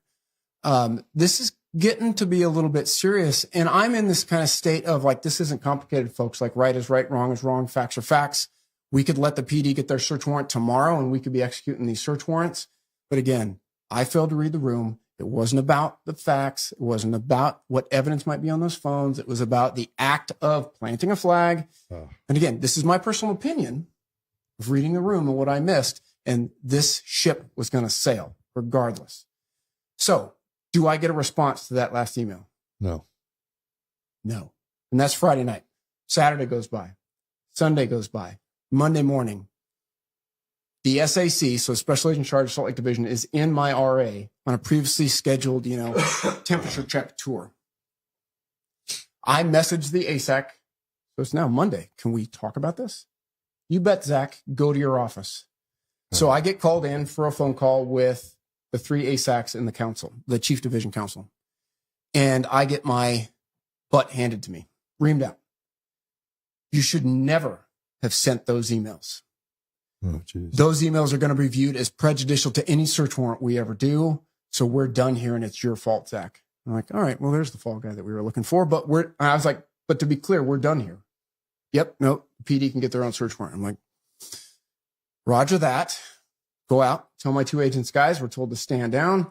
The city's going to get their own search warrant. We'll get it figured out. And they're all like, thank God, right? Because they're under pressure. Doesn't matter that I'm just trying to stand in the way. Like, the pressure seeps past. They know what's going on. They're not dumb. Nope. So the special agent charge is in the office. This is a bit of a big thing. It's in the news. under all this pressure from DOJ. Do you think he brings it up with me? No. Nope. Do you think I invite him to like our Monday morning roundtable kind of deal? Do you think he brings it up? No. So when he asks, all right, guys, so kind of talk to me about like, what are some difficult relationships you deal with around here? And it's crickets at my squad table. Explain why that is, though. Like why he's asking? No, why nobody ever answers the SEC. Nobody wants to answer this because, again, it's the elephant in the room. But again, I'm the type of guy that will have that uncomfortable conversation. So I just like, sir, well, the obvious elephant in the room is some of the difficult conversations or difficult relationships with this U.S. Attorney's Office. And he just kind of goes, mm-hmm. So, all right, well, you guys have a great day. And he goes on. And then he goes outside my building and spends like the next hour plus on the phone. Oh. And then I get a call back. All the same assistant special agents in charge and chief division counsel on the phone with me. Zach, you'll disregard that previous instruction. You will continue to support the U.S. Attorney's Office while they redraft the affidavit, and your agents will review it for probable cause. Okay, that's a lawful instruction. So I was like, Roger. Go back out. The guys were back on. The SAC always wanted to meet partners. So there was a Ninth Circuit judge that has his chambers in Coeur d'Alene, phenomenal human being. I reach out to him. Sir, can we come over? SAC's in town. Meet him. Yep, Zach, absolutely. Come on over. Here's the time. So it's mid-afternoon. I take the SAC over. We spend an hour and a half chewing the fat with this judge. Judge is a great supporter of mine. And he's like, hey, SAC, Snuffleupagus, you got a great agent here. Rah, rah, rah. We're leaving, and the SAC is making it very clear he wants to scoot from Coeur d'Alene. Like, coat's coming off, tie's coming off. He's getting ready to get in his Tahoe, and I stop him. I'm like, sir, can we please talk about this Patriot Front search warrant matter? He looks right at me, and he says, Zach, sorry, but I don't really know anything about that, so I'm leaving it to you and the ASAC. I know it's awkward. Sorry about that. Bye. Oh. So then I call up. I get in my car to drive back to the office. That's leadership in quotes. Why are they all gutless? That's like, I don't know any other way to say it, but none of them have any courage of conviction where they're like, yeah, maybe people might not like what I'm going to do, but I'm the guy who I'm theoretically the special agent in charge of the field office, and they never want to be in charge. It goes back to the culture thing that I talked about earlier of our failure of leadership culture. It's just so, but like from the outside, people have no idea. Sure. You see these people, they want to take the press conference. They want to get out in front of the news cameras. They always want to get out there and brief up on what my guys are doing. But you notice the minute like guys like a Steve D'Antuono gets asked by a member of Congress, hey, tell me about the pipe bomb case. They're like, look, I'm just the guy in charge. I don't actually know what's happening in the investigation. Sure. The minute that it involves any responsibility, they run from it. Mm-hmm. And what you're saying, it's ubiquitous. Sure. It's just so crazy that it doesn't matter who it is. I don't even need to know who that person is because it's the same one that was my SAC. Sure. They're all the same. They're the same person. But here's the problem. With everything that you said, I always like to look at what isn't said, not what is said. It's like you walk up a line, you do the same thing in investigation. They miss this spot. That's the spot you're looking at for the crime committed or anything else, right? That's the elephant in the room. Who is the person that is pushing the buttons downstream to get to you that is saying this is why? There's a fear factor. There's something that's not being said in this, that there's one person pulling strings to make sure that there's an outcome that they wanted to have happen. And it's not the assistant U.S. attorney. It's someone totally different above them that's pushing it down. This tends to be a DOJ main thing, so culturally speaking. My understanding, my belief from everything I know post fact is at this juncture, that Monday, it's the U.S. attorney, Josh Hurwitz for the District of Idaho, pushing on my SAC. Who is a politician. Who is a politician. By the end of the week, it's Lisa Monaco, the Deputy Attorney General. Which is exactly where I would assume it would go, because that's exactly the face that I was seeing when I'm hearing this stuff. And that's so troubling because it's so predictable that DOJ may, and for people who don't understand, Merrick Garland may be the face as the Attorney General, but the person who runs the FBI is the Deputy Director, and the person who runs the DOJ has been Lisa Monaco. So, you have to look at this from the other perspective. This is organized crime. I mean, in essence, that's what it is. I mean, when you weaponize the DOJ, I think this is one of the things that President Trump addressed in one of his executive orders. When you weaponize the DOJ and you do so in such a way to punish people downstream, it's organized crime. There's no difference between that and Al Capone. Sure. I mean, in my opinion, and look, I'm not putting words in your mouth, but at some point, you talk about that it has to be the culture of it. I mean, this is dangerous. I mean, what you went through is actually dangerous because that means that you're one of the cases that we get to see. You're one of the cases we get to see. But the pervasiveness of this inside of our apparatus is more. I mean, how do you get to the bottom of that? It's not all the time. That's the crazy part, right? Like you saw it one time in 16 years. It just turned out to be like career fatal. Yep. But it's not every day, and it's not in every field office, and it's not all the time. And when it does happen, it's this. Yes. And they just go after you. You're the problem. Yeah. So all right, carry on. You've got Lisa Monaco now involved in your case. So this is, and you're in freaking Coeur d'Alene, Idaho, which people need to understand. You have 4 agents. Man. I have 4 agents in Coeur d'Alene. I've got 3 in Lewiston, and then I've got a handful of support and task force officers. Rate yourself on a scale of 1 to 10. The Coeur d'Alene RA. Where is that in the importance for the national mission of the FBI for visibility? Just so, what do you think? 1 to 10. 10.5. 10. Clearly, yeah. No, I mean, it's just down there. Like we were primarily a Indian country, violent crime, maybe a little bit of drugs, a little bit of white collar stuff, kind of a RA. How many times were your cases making the director's daily brief, you think, in a year? I mean, it probably 0. Some of the stovepipes in the bureau, some of the Indian country cases, we had a murder, we had an agent, a SWAT agent that was shot just before I got there, executing a search warrant. So again, but violent crime stuff.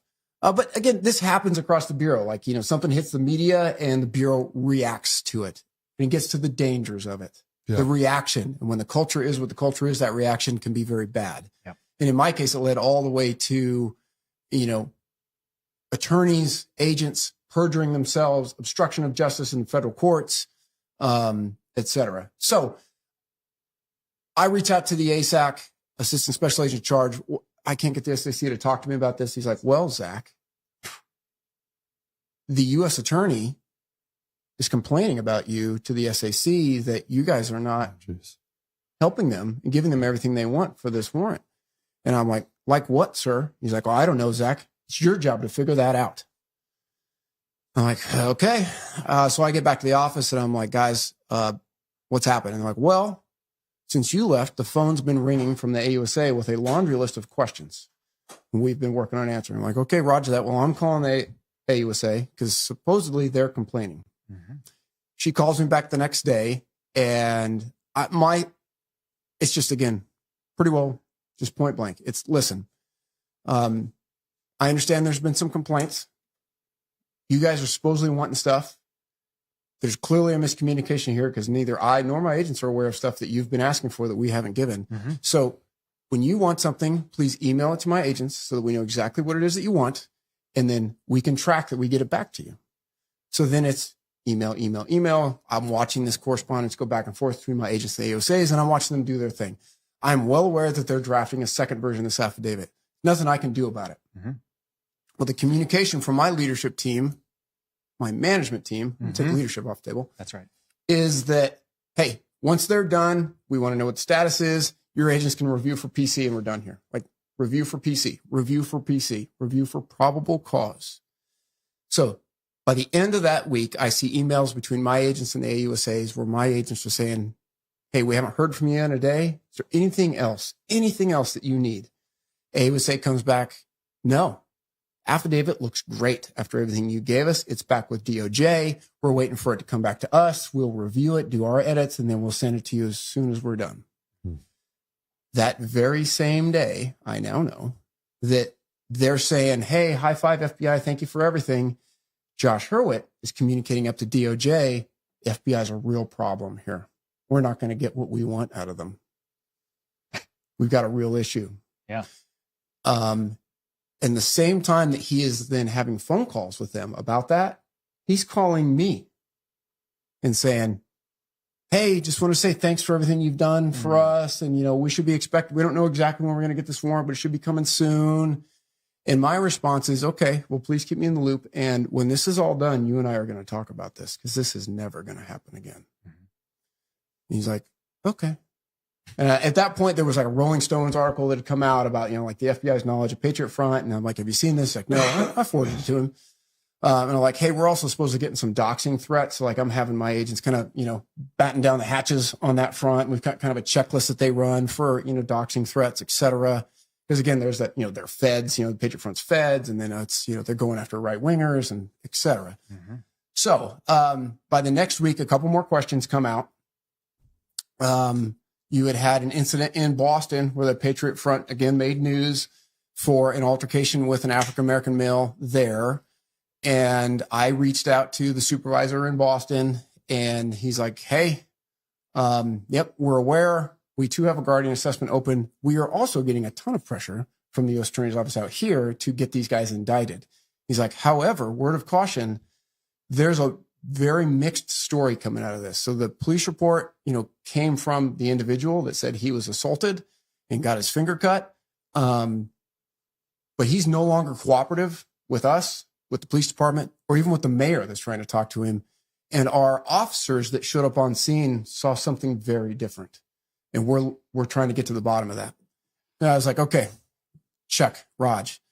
All right, well, by Wednesday of that week, so it's literally almost a month after the arrest, second draft comes down. And I'm like, guys, review it independently. If you're comfortable with this warrant, no problem. You can swear it out. I'll open a predicated case and we'll all move on with our lives. But if you're not comfortable with this warrant, no problem. You just got to tell me why, and we'll all move on with our lives. They both come back. The main guy says, can I sleep on this? I'm like, sure. You want to go out and do some PT? He's like, yes, please. So we just go out into the yard of the RA. We do some PT, blow off some stress. And I was like, hey, man, go home, sleep on it. Come talk to me in the morning. So I'm obviously, my phone's blowing up. Hey, have they made a decision? Hey, have they made a decision? I'm like, they're sleeping on it. They'll come back to me when they're ready. And they do independently. Both the agents that I'd had working on this for a month come back to me and they both say, we can't swear this out. This thing is missing clear stuff. They've taken some exculpatory stuff out of it. They are way overstating some other stuff. This is just not an accurate recitation of the facts, and I'm not going to put my name to this. I'm like, okay, fellas, go back to work. You got other work to do. I will message that up to my management team. Management team in Salt Lake will not accept that. The chief division counsels had independent conversations with my two agents, expressing the same concerns and that they were not comfortable with this affidavit. Didn't matter. My point was, this is now twice. My agents have reviewed an affidavit that they didn't write, and they've said that it is inaccurate and they're not willing to support it. Well, why not? And I'm like, it reads perfectly fine because you've had a whole team of attorneys writing it for a month, but it is not accurate according to my agents, who are the subject matter experts here. We don't have to be a subject matter expert to swear out an affidavit. You do if it needs to be accurate. And I was like, you can read this whole thing, but it is not, the premise of it is not accurate. In other words, like the theme here, that these are a violent right-wing group and that they were conspiring to riot and skull crash here on Coeur d'Alene, is not reflected in facts. It has to be brought together with conjecture in this affidavit. Can you explain the danger of swearing out an affidavit that is, let's say, factually inaccurate? Reads well, but it's factually inaccurate. Yeah. Can you explain what that would do to these guys? Yeah. So if you're effectively lying to the court, if you swear out an affidavit that it turns out you knew was false or was inaccurate or was misleading, and if you do that, your career is toast because you're going to be put on a Brady list and you are not going to be able to testify in any future court proceedings for the rest of your career. And you're probably going to get OPR'd in the process. So Office of Professional Responsibility is going to hammer you with something. The FBI's internal investigation. FBI internal investigation adjudication process. So it's a career ender. But again, that aside, my agents were not. It's still just wrong. But it's wrong. It's against the law. It is, the judicial system is a scale. It is facts on one side and it's outcome on the other. Mm-hmm. Facts are facts. They don't care about your feelings. Yeah. They don't care if you're LGBTQ. They don't care if you're white nationalists. A fact is a fact. And my agents were saying the facts are not represented here. And I said, okay. And my front office is saying, not okay. And my response was, all right, listen, this is twice. This is real pressure. I've warned you guys about this last week. I warned my ASAC about the pressure that I was feeling to get this warrant done. And I've already said that I didn't believe you guys were going to have my back if my agent said no. I am not going to continue to instruct my agents to draft this thing because they're going to figure out that they're going to draft this thing until the answer is yes. That's the point. Mm-hmm. They're like, okay, fine. Find another agent that'll review it and consider swearing it out. And I'm like, no. I have half my office has spent a month on this. No one else in the office has. You just want me to find an agent that'll review it, say that reads well. Doesn't matter whether or not it's all inclusive or not. It just reads good. That's what taking an agent that doesn't know, is asked from a manhole cover as far as the facts go. And I said no. What I didn't realize is they were calling my agents around me. Oh my God. And they were calling the agent specifically that disliked me the most. Perfect. And was closest to the AUSA that had been at the LGBTQ event. And had been instrumental in trying to get me removed from my position before. So they knew who they were calling. But he too, he too said, what about the exculpatory stuff these other agents are saying was taken out? And the front office is like, we don't think so. We're not aware of that. They're also calling the AUSA that went to the LGBTQ event. And that's where it's, Zach's a real problem up here. So by the next day, I get a phone call. Zach, take it privately, close your door in the office. The 3 assistant special agents in charge and the CDC. And it's, Zach, I don't think you realize how much visibility is on this. This search warrant is now on Lisa Monaco's desk, the Deputy Attorney General. And we've lost confidence in your ability to lead the squad through this case. You will not talk about this case with the U.S. Attorney's Office anymore. You will not send another email about this case. You won't talk about it amongst your squad. Your squad won't talk about it amongst themselves. They won't talk to the U.S. Attorney's Office about it anymore. You will transfer this to the FBI supervisor. The FBI supervisor in Boise. Is that a lawful order? You will transfer this to the FBI supervisor in Boise. It is. My response. Roger that. Yes, sir. Zach, you okay with this? No. But that's your instruction. Yes, sir. So I transfer it and I bring my whole squad in the conference room. And I said, this is what just happened. This is our instruction. I can't tell you guys what to do. But something bad just happened. I will have a binder of everything that's taken place for that future inquiry. You guys do what you feel like you need to do to prepare yourself for a future inquiry. Because again, that's trying to push people to swear out a warrant that they know to be false is called suborning perjury. It's a crime. The act of swearing it out is perjury. So, that's a Friday. I do as instructed. So now there's this little flurry of activity. There's this fresh list of, U.S. Attorney's Office would also like to know A, B, C, and D. I'm like, I don't know where that came from. They asked me to send agents out to go review some of these campsites, whatever, that Patriot Front supposedly was at. They do that. And then the next week is generally questions coming from Boise about how many devices. There's some discrepancies there. Back and forth, back and forth. I've got the Port Coeur d'Alene Police Department guys going back in, reviewing stuff. So again, I am acting upon lawful instructions, but this is a very weird place to be. Very. Front office is not talking to me anymore. I've told my agents to go back to work on their other cases. And I messaged to my supervisor, I'm taking next week off. And I go back to Montana. What days were they? I mean, this is still 2022. What months, just so people kind of catch up in it? This is July. So This was, we're talking the week of July 10th. So I think the case was removed from me on or about July 8th. This next week's July 10th. And then I'm going to take the following week off on leave. So question for you. Yes. When you said I'm going to take a week off, mm-hmm. You think that their tentacles went up and they thought you were going to do something like Whistleblower or do something else? Do you think that maybe was not a kiss of death, but maybe What I know now, so if I was removed from the case on Friday, Monday was a very busy day for my ASACs because my name was being launched at Security Division. We need to pull this guy's security clearance. I was launched at Insider Threat. I was being talked about with Human Resource Division of, hey, we've got this LGBTQ biased supervisor up there that we need to get out of Coeur d'Alene ASAP. And I'm being referred to inspection division. So all the things that you're not, I mean, you don't, I mean, a fact is a fact. Like, I don't think I think I could throw conjecture at you and you'd be like, yeah, that's true. You'd probably say, it's not a fact. Sure. I didn't know any of that at the time, right? I knew they weren't talking to me. I knew that this was a very uncomfortable place to be. I knew that what I'd witnessed was wrong, potentially illegal. And I was going to take leave and go back to my hometown. So I leave on a Monday. I get a phone call on a Monday from one of my state and local counterparts. And it's like, hey, Zach, I just spent 90 minutes being interviewed by 2 of your ASACs, and it was not good. And I don't know what they're up to, but they're clearly coming for you.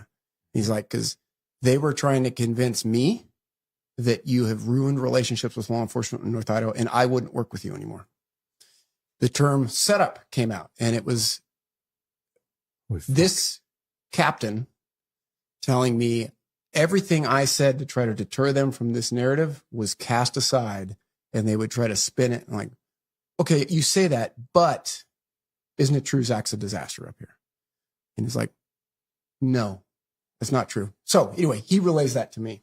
Now, the things you're saying are really troubling to me. I'm going to stand in front of my mic for a second, because ruining relationships with local law enforcement was used on mine. Inspection division was thrown on mine. Insider threat, office of professional responsibility, every single one of these things, security division. Sure. Every one of these damn things has been said. It's almost like there's a playbook. It's almost like there's a freaking playbook. And you know what's even crazier than that?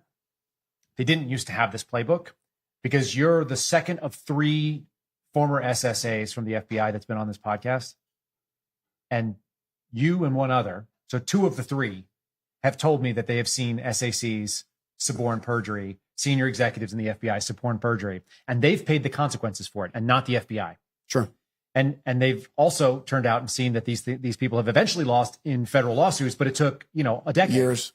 Yeah. It takes forever to make this thing right. Sure. And so that's why this story, like, I get that it's long-winded. I'm enthralled here. I'm learning things that, even though I knew the broad strokes of this, you're saying this, and I'm like, I know 10 guys this happened to, and now you do too, because you're in part of this fraternity, which is a real different fraternity than the original FBI fraternity. It's the people that have seen that ugly thing, like your buddy did back in Richmond one time. So, it's so bizarre. At this point, I file my first official whistleblower complaint. And I say official from the standpoint, like, I filed something to DOJ OIG that said whistleblower. Tell them what it means, because that has a specific I name. am reporting misconduct by the Bureau to an entity that is legally defined to receive it. So DOJ OIG is one of them for an FBI employee. Right. And I defined that this was, at the time, I said this was an abuse of power and authority by FBI Salt Lake City Division, U.S. Attorney's Office District of Idaho, and DOJ to force through this warrant when my agents are saying it's not a good warrant, and efforts to try to force them to change their mind. I reach out to the same retired FBI executive that I had talked to about the previous issue at Training Division, and I said, hey, man, this is happening. And he's like, Zach, I'm sorry, they're coming for you. He's like, have you filed your whistleblower complaint? I'm like, yeah. I had also made previous quote unquote protected disclosures when I warned my direct chain of command that this was wrong. Like, because they are also appropriate channels. They are also appropriate channels. Now, to be honest, at the time, I am still trying to play on Team America, and it's like trying to like wave them off from a path of disaster. It's like, hey, don't go down this path. Like, this is not good. This is wrong. Like, how am I the only one thinking like this? How indeed? After it's over, then it's all right, DOJ OIG is getting a report from me that this just happened and it was wrong. So I launched that. I then subsequently have conversations with other local law enforcement that have the same treatment within so I left on a Monday, Tuesday of that week. These guys are getting visited by my ASACs. Do you think they told me they were coming to Coeur d'Alene, Idaho from Salt Lake City? No. Do you think anybody in my office knew they were in Coeur d'Alene? Not until one of my agents saw them at the U.S. Attorney's Office and said, hey guys, what are you doing here? Nothing. So, so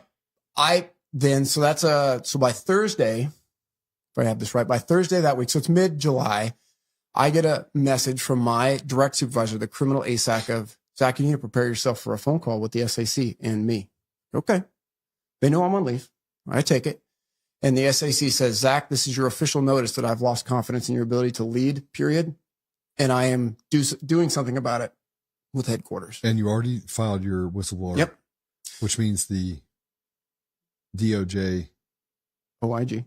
The OIG told the FBI. I don't know, but I told him right then and there. Oh, you did? Oh, yeah. Okay. I'll have a difficult conversation. Ooh. So I said, sir, and it's a pretty tense conversation. Yeah. And I said, he's like, Zach, you might not know this, but we were up, ASACs were up in Coeur d'Alene, and it turns out you've ruined relationships up there. And I'm gonna have to do something about that. And I said, well, sir, who did you talk to? Because I'm getting contacted by some of those partners in there, describing those conversations a bit differently. Zach, I don't have to tell you who we talked to. Mm-hmm. Okay. Did you talk to anybody on my squad? Zach, I already told you. I don't need to tell you. But no, we didn't talk to your squad. And no, not everybody said the same thing about you. Like, okay, dumbass. All right. Unnamed. So he's getting like audibly pissed. I bet. So because you've done the one thing you're not allowed to do. You've challenged the weakness there. And he informs me that I've committed the ultimate sin. I've embarrassed him and I've embarrassed the FBI. There it is. And I'm like, all right, sir, are you about to take administrative action against me? Zach, I'm not going to tell you what I'm about to do. I'm just telling you I've lost confidence in you and I'm going to do something. And I'm communicating to headquarters. And I'm like, all right. And he's audibly angry. Mm-hmm. And I asked for another question. He cuts me off, says no. And I was like, all right, sir, listen, I'm not trying to be unprofessional here. This is clearly uncomfortable. But I'm going to tell you right now that I don't think what you're doing is being done in good faith. And I'm going to tell you right now that I've already filed a whistleblower complaint with DOJ OIG that the actions of you and your executive management team, the U.S. Attorney's Office for Idaho and DOJ abused their power and authority by trying to force through this warrant. Well, thanks, Zach. That's your right. And then I had like, can I ask my supervisor a question? And he gets on and he's like, yeah, Zach, what do you got? Where do we go from here, boss? Mm-hmm. Well, Zach, you still got a squad to run. And we've got a branch meeting next week. I'll see you there. Okay. Call ends. I do a conference call with my squad. And I was like, my big thing is transparency. Novel concept. I have. So I have him on the phone. I was like, I just have this conversation. My point to them was, and I made this abundantly clear, I don't know what's going to happen, but I have a job to do and so do you. I expect you guys to do your job and I expect myself to do mine.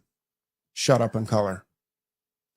I didn't say the shut up and color, but they got the point. That's a real thing. Call ends with my group and I had to go the next week down to, not all the way to Salt Lake. I think we had it in Pocatello or something like that. We had a branch meeting. Okay. So I had to go there to my direct supervisor and like all my other branch peers and the chief division counsel. I didn't know what I was walking into. What did that feel like walking in there? Man, I mean, it was one of the scariest moments of my life. And oddly enough, this is a funny sidebar for podcasts. I had just stumbled into the Sean Ryan podcast. Interesting. And he had just had on, I think the guy's name was Nick Lavery. Okay. He was he was on an ODA, had his leg blown off by like a PKM. Mm-hmm. And he subsequently became the first above the knee amputee to rejoin an active ODA. Mm-hmm. He went on to become a team sergeant, and a warrant. Mm-hmm. So anyway, that was one of those reflective moments of I'm listening to that on the way down there of like, this really sucks. You're driving to this like firing squad without any. Yeah. And I'm listening to this podcast and I'm like, my life really sucks. This sucks. I don't know what I'm walking into. Am I getting fired? Like this is no bueno. But then I listened to like the story of like a warrior getting his leg blown off and saying like, I don't care that I got a leg blown off. Like I'm rejoining an ODA team. And I'm like, all right, Zach, perspective. Right. Yes, life sucks. Yes, this sucks, but you're going to survive this. Nobody blew your leg off. Like, suck it up. So, all right. So anyway, I go in, they don't say boo to me about anything. It's, hey, Zach, it's like it never happened. So what are your thoughts on threats up in North Idaho? And, what about this branch priority and this branch priority? Well, I start to tell some of my peers, like, what's going on. And fortunately, I had a good reputation with my peers, and they're like, dude, that's crazy. You're telling them that after the meeting? Yeah, like outside the meeting, okay, a couple of my, supervisory peers. So I've got the support of my peers at that point. So anyway, at this juncture, I go back to Coeur d'Alene. I'm working. My office is working. Nobody from the front office is talking to me. I don't know what's going on. Did you think you dodged it? I didn't know what was going on. No, I didn't think I dodged nothing. Okay. Like there's a freight train coming. You just don't know where it's at on the tracks. No, everything is unknown. Okay. This is when I've used this analogy a lot of this fight of I'm playing chess with a board I can't see and pieces I don't know. Yeah. That's right. That analogy was really true right in that moment. So I realize that there are folks out there in and outside the Bureau that don't like the FBI Agents Association. I am not one of them. That's fair. The FBI Agents Association has been there for me personally and, peripherally every time I've ever asked them. I was at the Malheur Refuge standoff. I took the Richmond SWAT team to secure the Lavoie Finicum crime scene from HRT. We were ones getting interviewed by DOJ OIG when the allegation came out that HRT shot and didn't admit to it. I had to go and testify on that. That was weird to be interviewed by DOJ OIG. We were at the crime scene. I didn't know if we were going to be subjects or what. Yeah. Agent Association had attorneys there for us. When my dad had his heart attack and I, dropped my surveillance and got a plane ticket and flew to Montana from Richmond, Virginia, Agent Association sent me a check for that plane ticket. Mm-hmm. When I had this happen to me, I reached out to the Agent Association and they're like, you did the right thing, Zach. We got your back. And they did. I 100% believe that the executive board of the Agent Association exercised what power of influence they had, and they messaged that up to the EAD level. And they were told, yeah, we know. Mm-hmm. So the president of the Agent Association at the time warned me. He's like, Zach, I think something's amiss, but we've voiced it up, and I think they recognize that a wrong is a wrong, and I think we're okay. It's like, roger that. August 3rd, 2 months and 1 day after I'd received a performance check-in that said that my performance was generally glowing, I had exceptional relationships, I received 2 failure to meet every single performance objective and competency check-ins hit my file with no phone call. Like I just get an email notification that it's in my file. So that's a Wednesday. I also get a phone call or I get a text message on Wednesday to prepare for a meeting with the SAC for the whole squad on Friday. Okay. So I message the squad. We have a sit down and it's, hey, these are tough times. We may have all collectively lost some faith in the Bureau in this, and I don't know what's coming our way with this visit, but this is our Bureau, good, bad, or indifferent. You will be in a suit, you will look sharp, and you will own your decisions, and I will own my own. So everybody's looking sharp on Friday morning. SAC and ASAC show up. I've got everybody. They specifically did not want TFOs, only FBI employees. I expect that we're all going to sit down and we're going to hear whatever's going to happen. SAC and the ASAC come in my office, shut the door, sit across from my desk and look at their shoelaces while they tell me, Zach, did you see those 2 performance check-ins on Wednesday? Yes, sir, I did. Well, because of those, we're removing you as the ASAC. You will go home immediately. Removing you as SSRA? I'm sorry. Yes, removing you as the SSRA. Mm-hmm. You will go home immediately. Take your laptops with you. You're going to work from home until we find you a TDY. You will not be allowed back in the RA without prior coordination. You are not allowed to have any official communication with the squad. And you will leave now. Do you have any questions? And I'm like, what's the job I'm going to do? I don't know, Zach. We're still working on that. Like, okay. Did they shake your hands?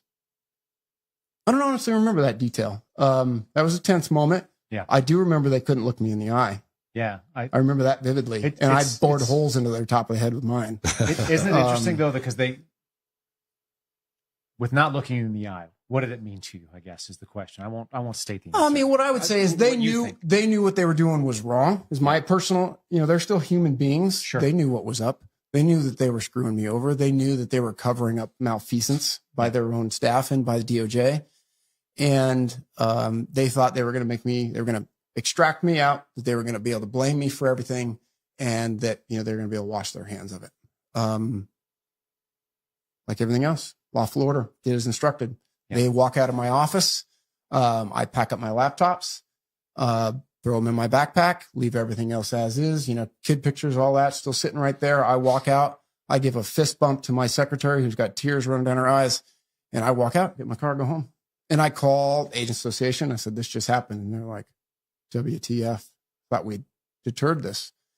And they're like, yeah, negative. They're like, do you want us to kind of try to feel around, see if we can figure out what's coming next? I'm like, yep. Anyway, so then I get Kurt Schuzdak as my attorney. We launch more protected disclosures. Yeah. By Wednesday the next week, I get an email that I'm to report to West Virginia. So not only am I walked out of my office, not only am I cut off from my team, not only am I told that I'm a giant POS, I'm now cut off from my family. So I've got a wife, I've got 2 kids under 4, and I've got a terminally ill father at this point.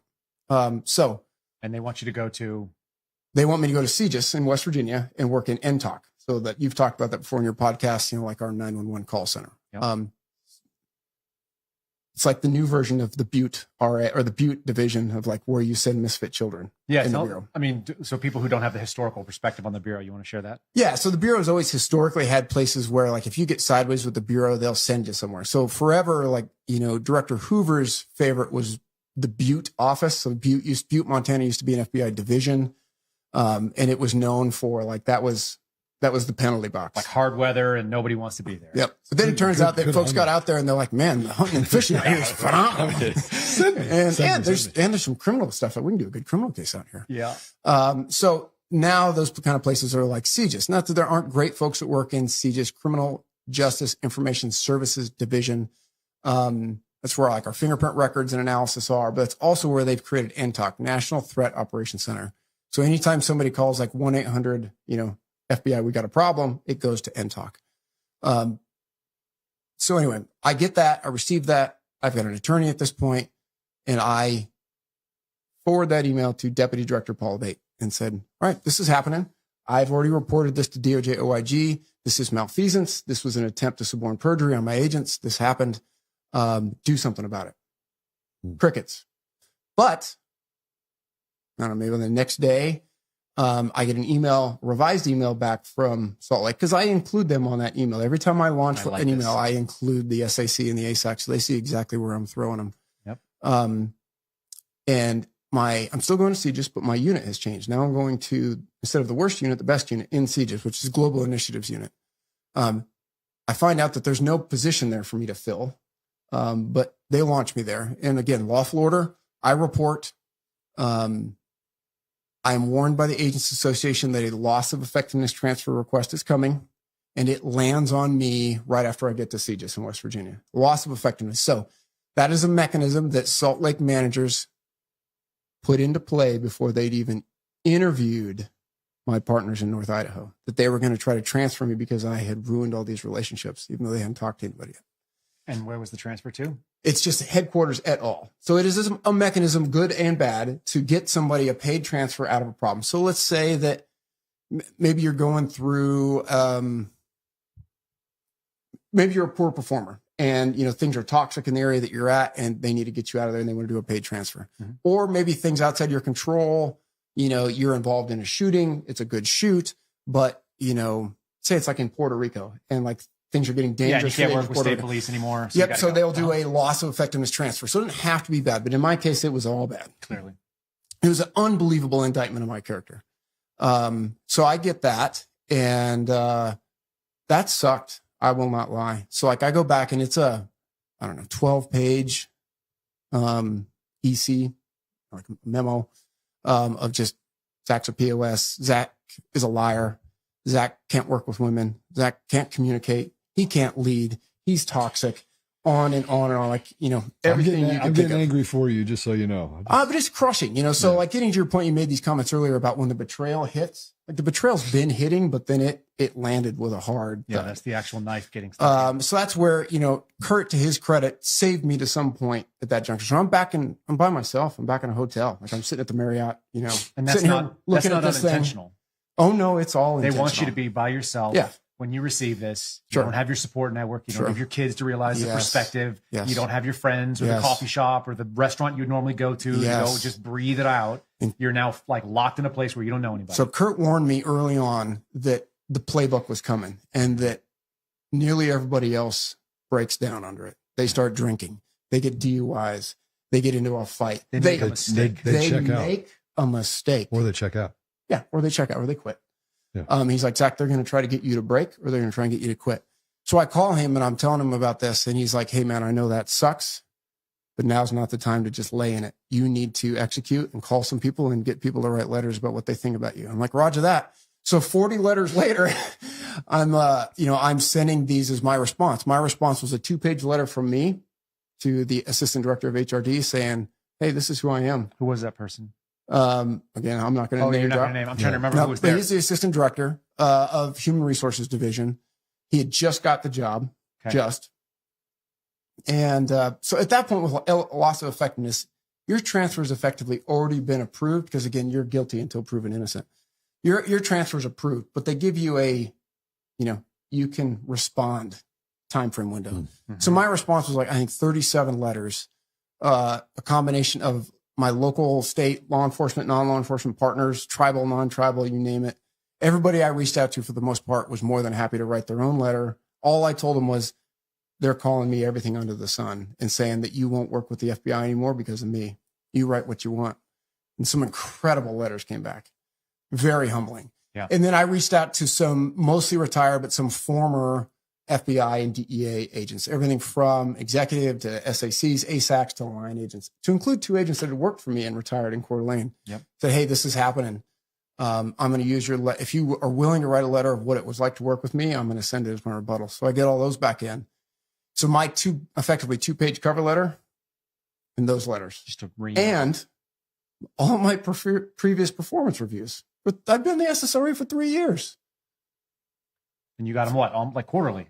Well, you get them annually, but then you get your check-ins too. Check-ins. So, I'm like, see exhibits A, 1, 2, and 3 of my previous performance. And look at the one I just got 60 days before this, I get removed. Yep. Says something very different about me. Anywho, so that gets launched. I also then communicate to Director Ray. I'm taking this to Congress, sir, and this is wrong. You should send me back home where my family is. He responds to me. Yeah, Zach, thank you. I've let Inspection Division know and DOJ, OIG know. Like, how about the send me back home part, sir? He doesn't respond to that. You followed back up to him? Yeah. Yeah, I love it. Yeah. And incled the SAC in that email. Yeah. Oh, So you yeah. wanted them to know what was going on. Absolutely. Yeah. I don't do things in the shadows. No. So I get crickets from that. In the meantime, I'm trying to figure out what I can do useful for CGIS. They're quickly realizing that I'm not a zero. And they're also realizing that he's getting screwed here. So CGIS on their own comes up with a plan for me to continue to work for CGIS, but do it from my home in Idaho. Oh, boy. So CGIS agrees to send me home and work for them remotely. And then as part of that plan, so this guy that's so toxic, can't lead, can't communicate, you know what the job is that they give me, CGIS? Travel the country for us and sell these programs for us. Roger that. Where do you want me to go first? Hit all the West Coast divisions. Can you come up with a plan and a budget? I'm like, yep, no problem. Done. Here you go. It's how much it's going to cost me to travel. I can travel 1 to 2 weeks out of the month. I'll fly out on like Mondays. I'll fly home on Fridays. I'll hit almost every RA I can get in contact with. And I just, press execute on that. But it's, at that point, it's November. I'm coming up on the end of my initial 90-day TDY. And the ASACs in Salt Lake call me and they say, hey, Zach, so we got word back from the AD of HRD. They didn't approve your transfer. I'm like, great. So am I going back into the RA? No. We're going to bring you down to Salt Lake City for another 90 days, and we're going to put you on a PIP. For those that don't know what a PIP is, that's a performance improvement plan. Because again, Zach, you're horrible. And I'm like, all right. Well, after that, am I going back into the RA? They're like, no. What's the job in Salt Lake I'm going to do? We're still working on that. But you're going to report to me, the administrative ASAC now. Okay. Snake. Do we get his name? No. Or name? Nope. Oh, No, but obviously he's promoted and he's now a section chief because that's how the Bureau rolls. So I reached out to some of my retired guys. I'm like, and the Agent Association, how do I get in front of this? Like, this is unbelievable. Like, I'm used to being able to walk into SAC's office with my reputation and just be like, sir, what do you need from me? This is what I need from you. And I get you should call this EAD. So I text her. I emailed her on a Saturday, and I was on the phone with her by Monday and with the AD of HRD. So this was the EAD over Human Resources branch, who is not viewed favorably with some of the security division things that she has done and some of the testimony that she has given. Look, Drunk Jenny's my favorite. I don't know what you're talking about over here. So anyway, I have a conversation with her, and it's 3 human beings on the phone. So much for not like dropping names. I have to drop this name. She needs to be. So it's going to be explored. She communicates with me, and she's like, Zach, for everything you've been through, you look like you're pretty well put together. And I'm like, well, ma'am, I don't trust anybody at this point. And I'm also well aware that, like, if you appear to be a basket case, that's a reason for suspending your security clearance. Correct. I'm like, well, ma'am, make no mistake, this has sucked a lot. But I'm fine. It's like, okay. I'm like, but this is wrong. All of it. Up and down from the very beginning. So we talk for an hour and a half or so. Agents Association takes this directly to the deputy director, and the PIP is denied. Oh, wow. Zach, can you maybe do just another 90 days with this work from home with CJIS while we kind of clean this up? Sure. Now you're a subject of an internal investigation. Yeah. They told you that?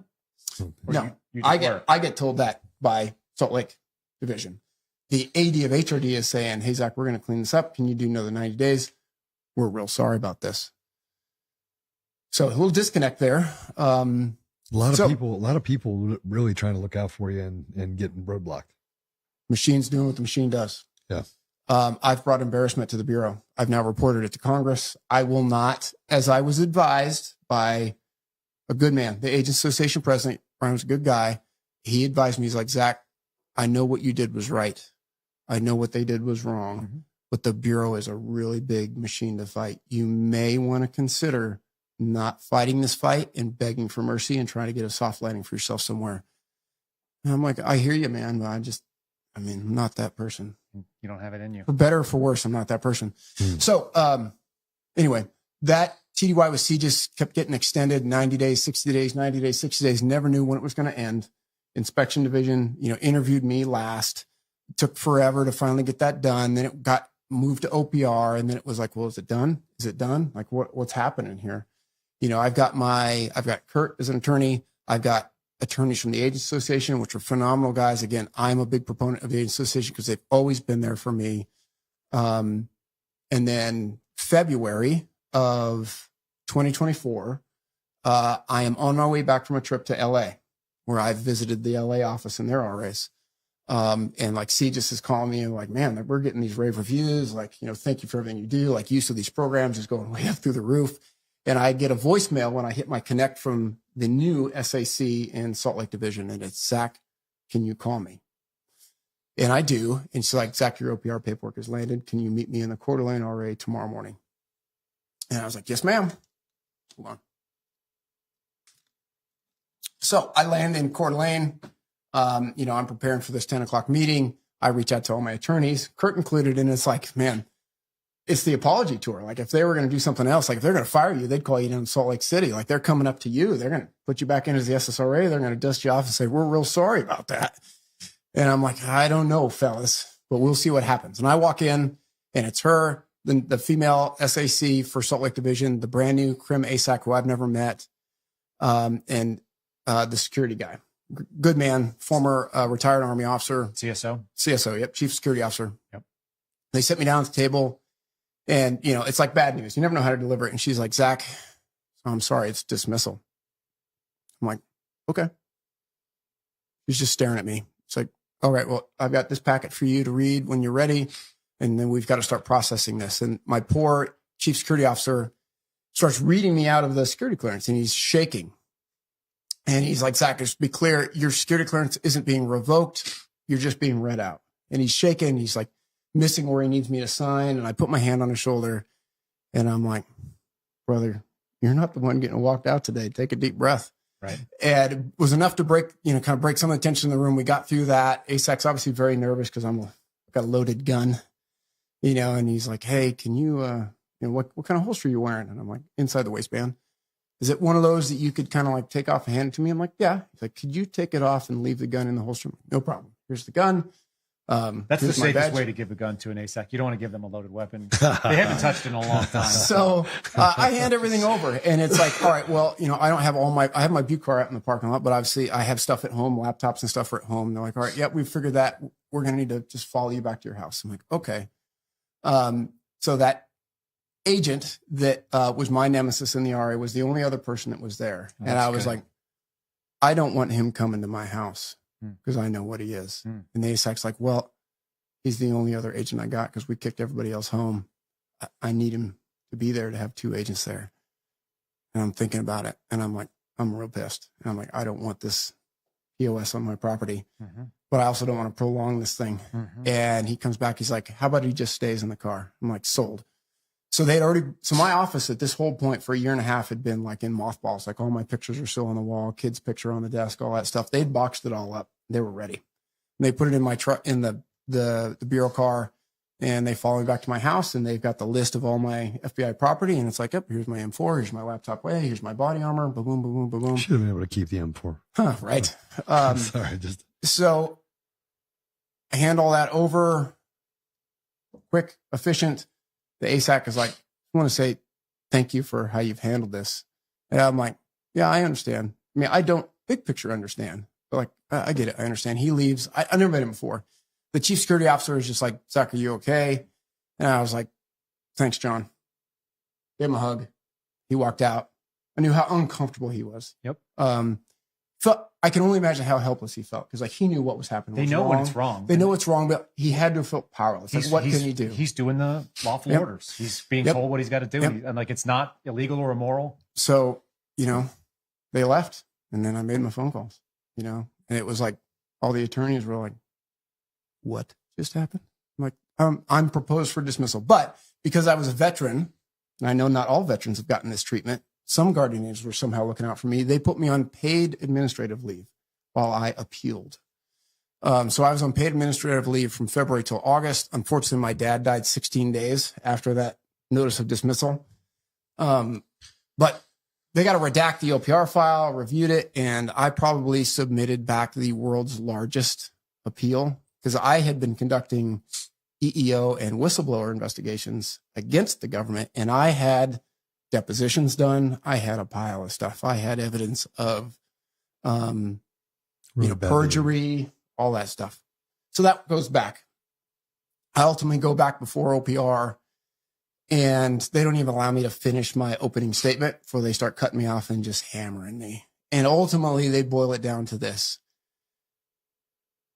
Zach, your failure in judgment to not instruct your agents to do a more aggressive investigation of the Patriot Front was wrong, and wrong to the degree, because this was at the deputies level, deputy director and deputy attorney general, that that poor judgment has risen to severe misconduct. So again, how subjective can you make this? And then by August, I got a FedEx letter that said that the AD of OPR was upholding the dismissal, and I was henceforth dismissed. So as you know, lose your health insurance, lose your pay. I could have lost my pay in February, but I kept it, somebody's decision, probably at HRD.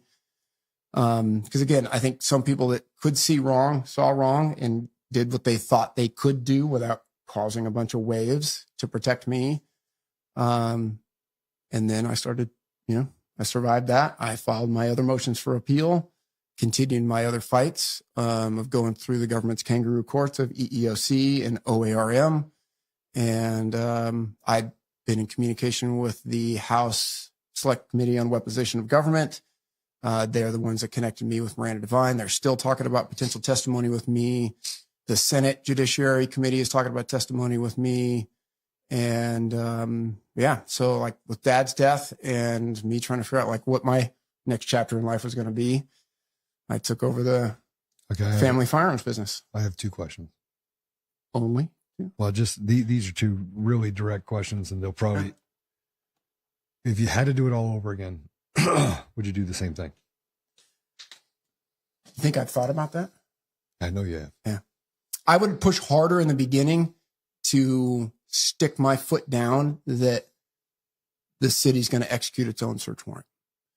Because we could have had that executed. We could have had those phones starting to get dumped that first week after. I'm going to say maybe the second week after the event. And it would have been quickly coming to light that there is no evidence on these phones of a conspiracy to riot or conduct other acts of violence. If I could have been persuasive enough to get through that, even say like, hey, you guys go ahead and start drafting this federal warrant, but we're going to execute the city one. And if we come across evidence of a federal crime, then we'll have some good fruits to put into that warrant, and we'll execute the federal warrant on top of it. We do that all the time. I don't know that I'd have been successful because, again, reading the room, it wasn't about what the evidence you might find. It was about that flag that they were going to plant. That's what I would have done different. Beyond that, I followed every lawful order I was given. I reported misconduct. I supported my agents. I wish I could have done more to protect them because they also got OPR'd. And I also know that they spent this entire time I'm being trash talked in the RA. Because again, right, my reputation has to be soiled very hard everywhere to justify what's happened because it's Zach's fault. I say that because like I've read these statements from folks in the RA and they all have the same DROG statements. Well, I've heard since Zach removed that, apparently he couldn't get along with everybody. I didn't see that, but I've heard that. And, I heard he was like late on a 302 once. It was like, I signed a report late. Again, stuff that they wouldn't be in a position to know unless somebody told them.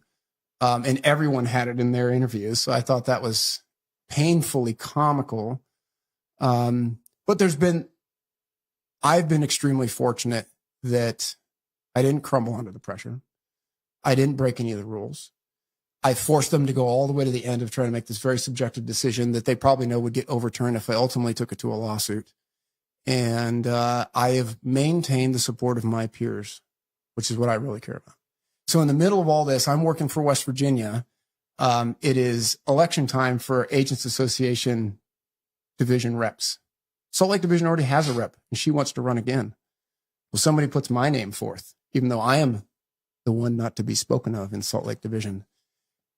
And I get elected as the new Agents Association rep for Salt Lake Division in the middle of all this. And you know what? Every ASAC and SAC is also a voting member of the Agents Association. So I'm sure they didn't vote for me. I'm sure. But let me ask you there this. were plenty of others that did. And I went to work representing the division. And I had times where the CDC had to call me as the Agents Association rep and say, hey, Zach, I got to call you because you're the rep and we just had a shooting and those guys are members. But yeah, roger that. Give me their names. Contact them. Hey, thanks for calling me. Have a good day. Dick. So I want to, that was my first question. And I want to say this. I don't think the story's over. No. We have a new president now. So sure. No, I'm still fighting. I'm keeping all my irons in the fire until the winds change. But my next question is this. Yeah. Will you go back? Would you go back? Difficult. I would ask for an alibi at this moment because I really need to use the restroom and we've been chatting for hours. Yeah. So okay. You two fine gentlemen can talk amongst yourselves for a minute. Yeah, and I will come back and answer that question because I do think it's important. Right. I do. Deal. Man. What'd you think? You didn't know all that. Yeah, he's incredible. That's what you thought FBI agents were supposed to be. Right?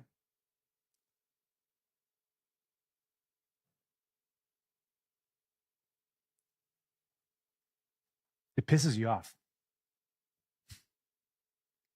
It's so, like, the crazy thing is too for me, because he's explaining those meetings. I was in that meeting. I had that meeting, I watched the hand shake because they knew that they were doing the wrong thing. All of that, man, all of it. It's like reliving all of it again. So it's really intense. Garrett's been going through that right now too. So I know Garrett was in our chat earlier, but it's like, I shook those hands. You know what? They were cold.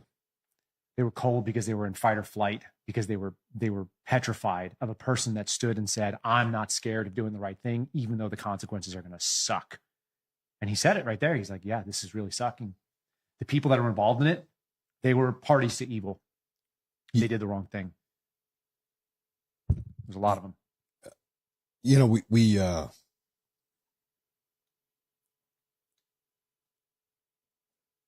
it's hard to know you and what you went through. And not be emotional for you. And then to hear Zach and hear Steve, and then to meet your family, like meet your wife, meet your kids, and not just be angry for you, like to feel, you know, if you trace it back, and this has nothing to do with me, but you trace it back to the decisions that I made. I didn't make those decisions because I wanted to. I made them because I had to. And you made there's no decisions choice because here. You just heard him say to. it. There's no choice. It's not a decision. It's like, could I have done things a little bit more aggressively earlier? None of those were, could I have done a different path? Could I have walked away from this? Could I have asked for this cup not to be handed to me? Nobody feels that way when they've done it. So I'm sorry. I mean, I want the FBI to be exactly who Zach is. I want the FBI to be exactly who you are. I want the FBI, and I said this before. I was like, Garrett, he's on a rip. I was like, he's angry. You're like, yeah, we're all angry. But you know, there's this place that you go to, and you've been there. Like, I've been like, Kyle, can you like just bring it down just a little bit? You're like, no. And I'm like, I'll buy you a teddy bear. I'll buy a candy bar. I have a teddy bear. I've got 4 kids. I hug them. That's what keeps me going on that. That's what keeps my sanity. But I'm pissed for your story. I'm pissed for what you went through because I saw it. I've seen it happen to people that I think are better people than me. And I know exactly how unjust it is. And the worst is reading it, that somebody else that has looked you in the eye before, but didn't have the balls to say it to your face, will pen out something that is blatantly false. And they know it's false. And they're doing it because it just gets them, because you're the problem, because you stood up and said, hey, I just don't think we're doing the right thing here. Like, wasn't this supposed to mean something? You know, wasn't there supposed to be a principle? Wasn't it about doing the right thing? Didn't we hear Chris Wray get up in front of every person in the FBI over and over and over again and say, we do the right thing for the right reason in the right way? And I said, no, you didn't. And then they're like, well, you can't say that. Those are just platitudes you're supposed to listen to. So for all of that, Zach, I got this one for you. We wear it eagle down. Maybe we'll turn it right side up at some point. I got a second one for you too, for when you want to leave it on something for permanent. But these are our black pins. We have the white ones. People buy them on the website. That's what Garrett and I created. But the black ones are the ones of the people that have actually, like, they've walked it.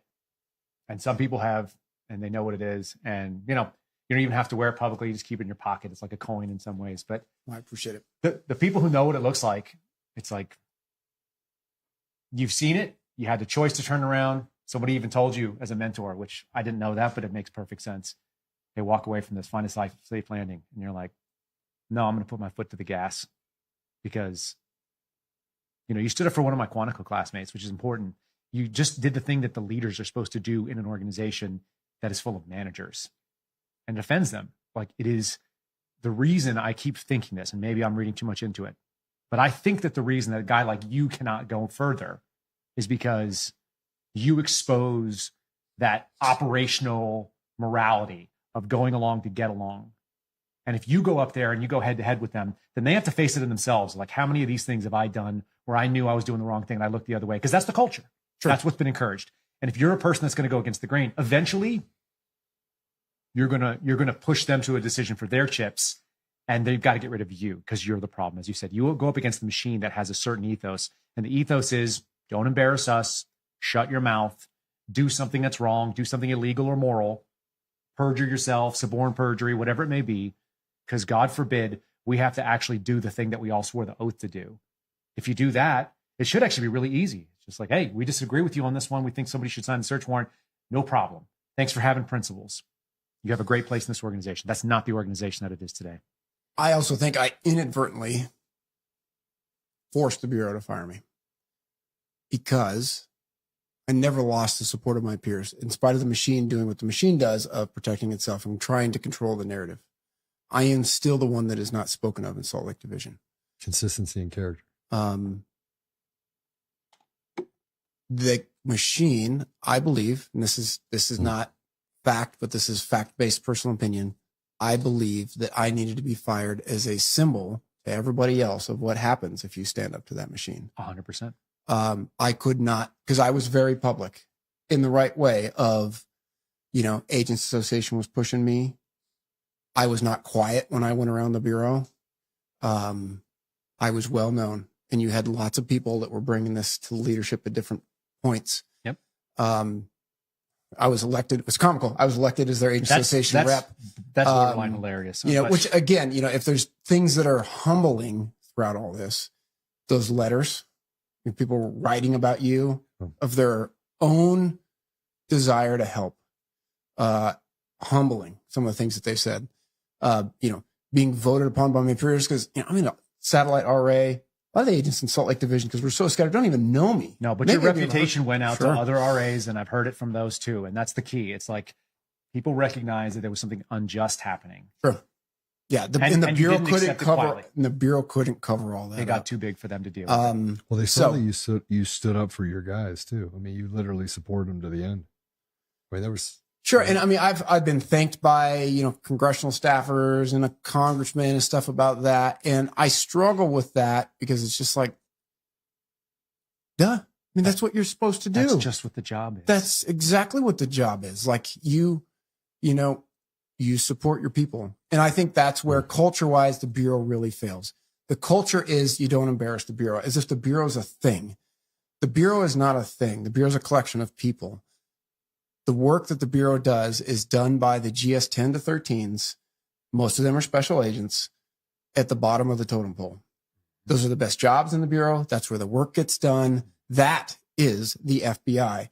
And I believe that the FBI can be and is to some degree exceptional because I think many of those people are exceptional. But I also believe that they would be doing exceptional work if they were DEA agents, ATF agents, or bankers. Correct. They're exceptional human beings, and in the right position, they can do exceptional things. And this concept of, well, you don't embarrass the Bureau as if it's the Bureau as like an organization of bureaucracy that's the thing is just very misplaced and dangerous. It's when the mission, it leaves the institution. The institution exists for the sake of the mission. But if the mission is just serving the institution, and it has, this is what Rob Greene calls institution over constitution. Yes. And once that happens, once you are serving an entity that it's self-licking, it's an ice cream cone. It's all the worst things of Washington, except now it's a nationwide thing with a badge and a gun. Sure. It can be fixed. I've moderated on my burn it all down thing because have you? I really have. Look, at the end of the day, it's going to exist. I'm pragmatic in the way. I always knew that they were never going to do this sort of, like, nobody has the balls to do that sort of thing. And there has to be some entity that would do it. I have other ideas on how you could do it because you mentioned it earlier. Some of the best law enforcement officers you found were probably task force officers that were federally deputized and had Title 18 and 21 authorities because they've had the experience of doing car stops and they've worked probable cause and they know what's right and wrong and they've worked it on the street. And if you gave them, exaggerated authorities and allowed them to go to an AUSA, they would still do awesome work. Should you have specialists and subject matter experts? Probably. Yeah. Should you have people that have a lot of time doing this, that have long, complex investigation that nobody has the stomach to do, white collar? Like, who's going to do white collar crimes other than the FBI? But at the end of the day, it's not going anywhere. So it needs to be dramatically removed from whatever this toxic, like, metastasized thing is. And I agree with you. It's a full generation away, which means everyone wants it to be like fixed. Like, you're going to get in there and shuffle it like a deck of cards and you're going to get them all lined up. And it's not going to happen. You've got to fix the institutional cultural problem. You do. I am hopeful for a Louis Freeh effect where, headquarters really gets flushed out and that the Bureau becomes less headquarters driven. Again, I think the FOSP and integrated program management is just awful on its effect on the Bureau. Poison. And I think the last, I don't know, 4, 5, 6 years is just this culture of fear has become ingrained in the Bureau. My personal opinion, fact-based, observation-based on all the conversations I've had, but I think it's real. And again, but it's my opinion and I'm going to sell it. It's just that I can only represent myself. I believe that there is a large number of FBI special agents and support staff who are fearful of their own organization. I always looked down upon, to some degree, special agents that found non-investigative positions, CART, tech agents, the confidential human file room coordinators, recruiters, because it was a distraction from our core mission. Core mission of the FBI is to investigate federal crimes. All this other stuff is peripheral to that. But now I have conversations with my friends that are still in. Those are the safest jobs to have in the FBI. You have to get away. Because, again, my personal opinion is there is a large number of FBI agents that are trying to just hide from the Bureau. And I think they're all very nervous. Many of them are nervous about Kash Patel because in law enforcement, the only thing you hate worse than the status quo is change. So they know change is coming. They're scared for that change. Like, what's that going to mean for them individually? I don't think anybody's scared for the Bureau. I think folks are scared for what's the ramification for their job going to be naturally because their paychecks, their way of life. And in the Bureau, I now say, unfortunately, we allow that. Our culture promotes that it's such a large portion of your identity. So like, gets back to like some of the most soul crushing things of what the Bureau did to me was take that identity and turn it on me and rob it from me. That's really hard when you've been living in a culture where you're an FBI agent, son. Like, that's who you are. Like, you represent that every waking hour of the day. Matter of fact, you represent that when you're sleeping because your Glock better be nearby. Because if you need to go into action, we expect you to do it. So I just say that I think I have a lot, this gets to me answering your question of like, would I come back to the Bureau? I believe that there are a lot of very good Americans that work in the FBI. I think the majority of them are at the bottom. And I think the majority of them want to do really good work. And I think many of them are scared of the Bureau that they're in today. And I think that they will be overjoyed if a Kash Patel can come in and can start to remove some policy, can start to remove some headquarters mandated XYZ, that they're driving everything, and just allow special agents to be special agents, investigate crimes, put cases together and promote them for prosecution with the U.S. Attorney's Office. And hopefully Pam Bondi puts enough pressure on the U.S. attorneys that they prosecute cases. So getting back to, I'm going to answer your question. It's nuanced and it's complicated just because of my life and what is important to me. So this happened. I can't change that. I can't change what happened over the last couple of years. I can't, change the fact that my dad passed away. I've got this family business that I got to figure out. Either I can make it work or I can't. But there's a lot of things that are not ideal. It's in my hometown. That's 6-7 hour drive from me in Coeur d'Alene. I made a promise to my wife when I moved to Coeur d'Alene that I wouldn't move her again if she didn't want, because she's a professional, she's an attorney, she can get her career established. We moved her parents from Georgia with the promise of we'll have an integrated family. And my kids have the benefit of seeing their grandparents on almost a daily basis. And I think many kids would benefit from that. That's awesome. And I want my kids to benefit from that. It's huge for me. They won't really appreciate it until they're adults. Nope. But that's an investment in them. I'm not willing to walk away from that.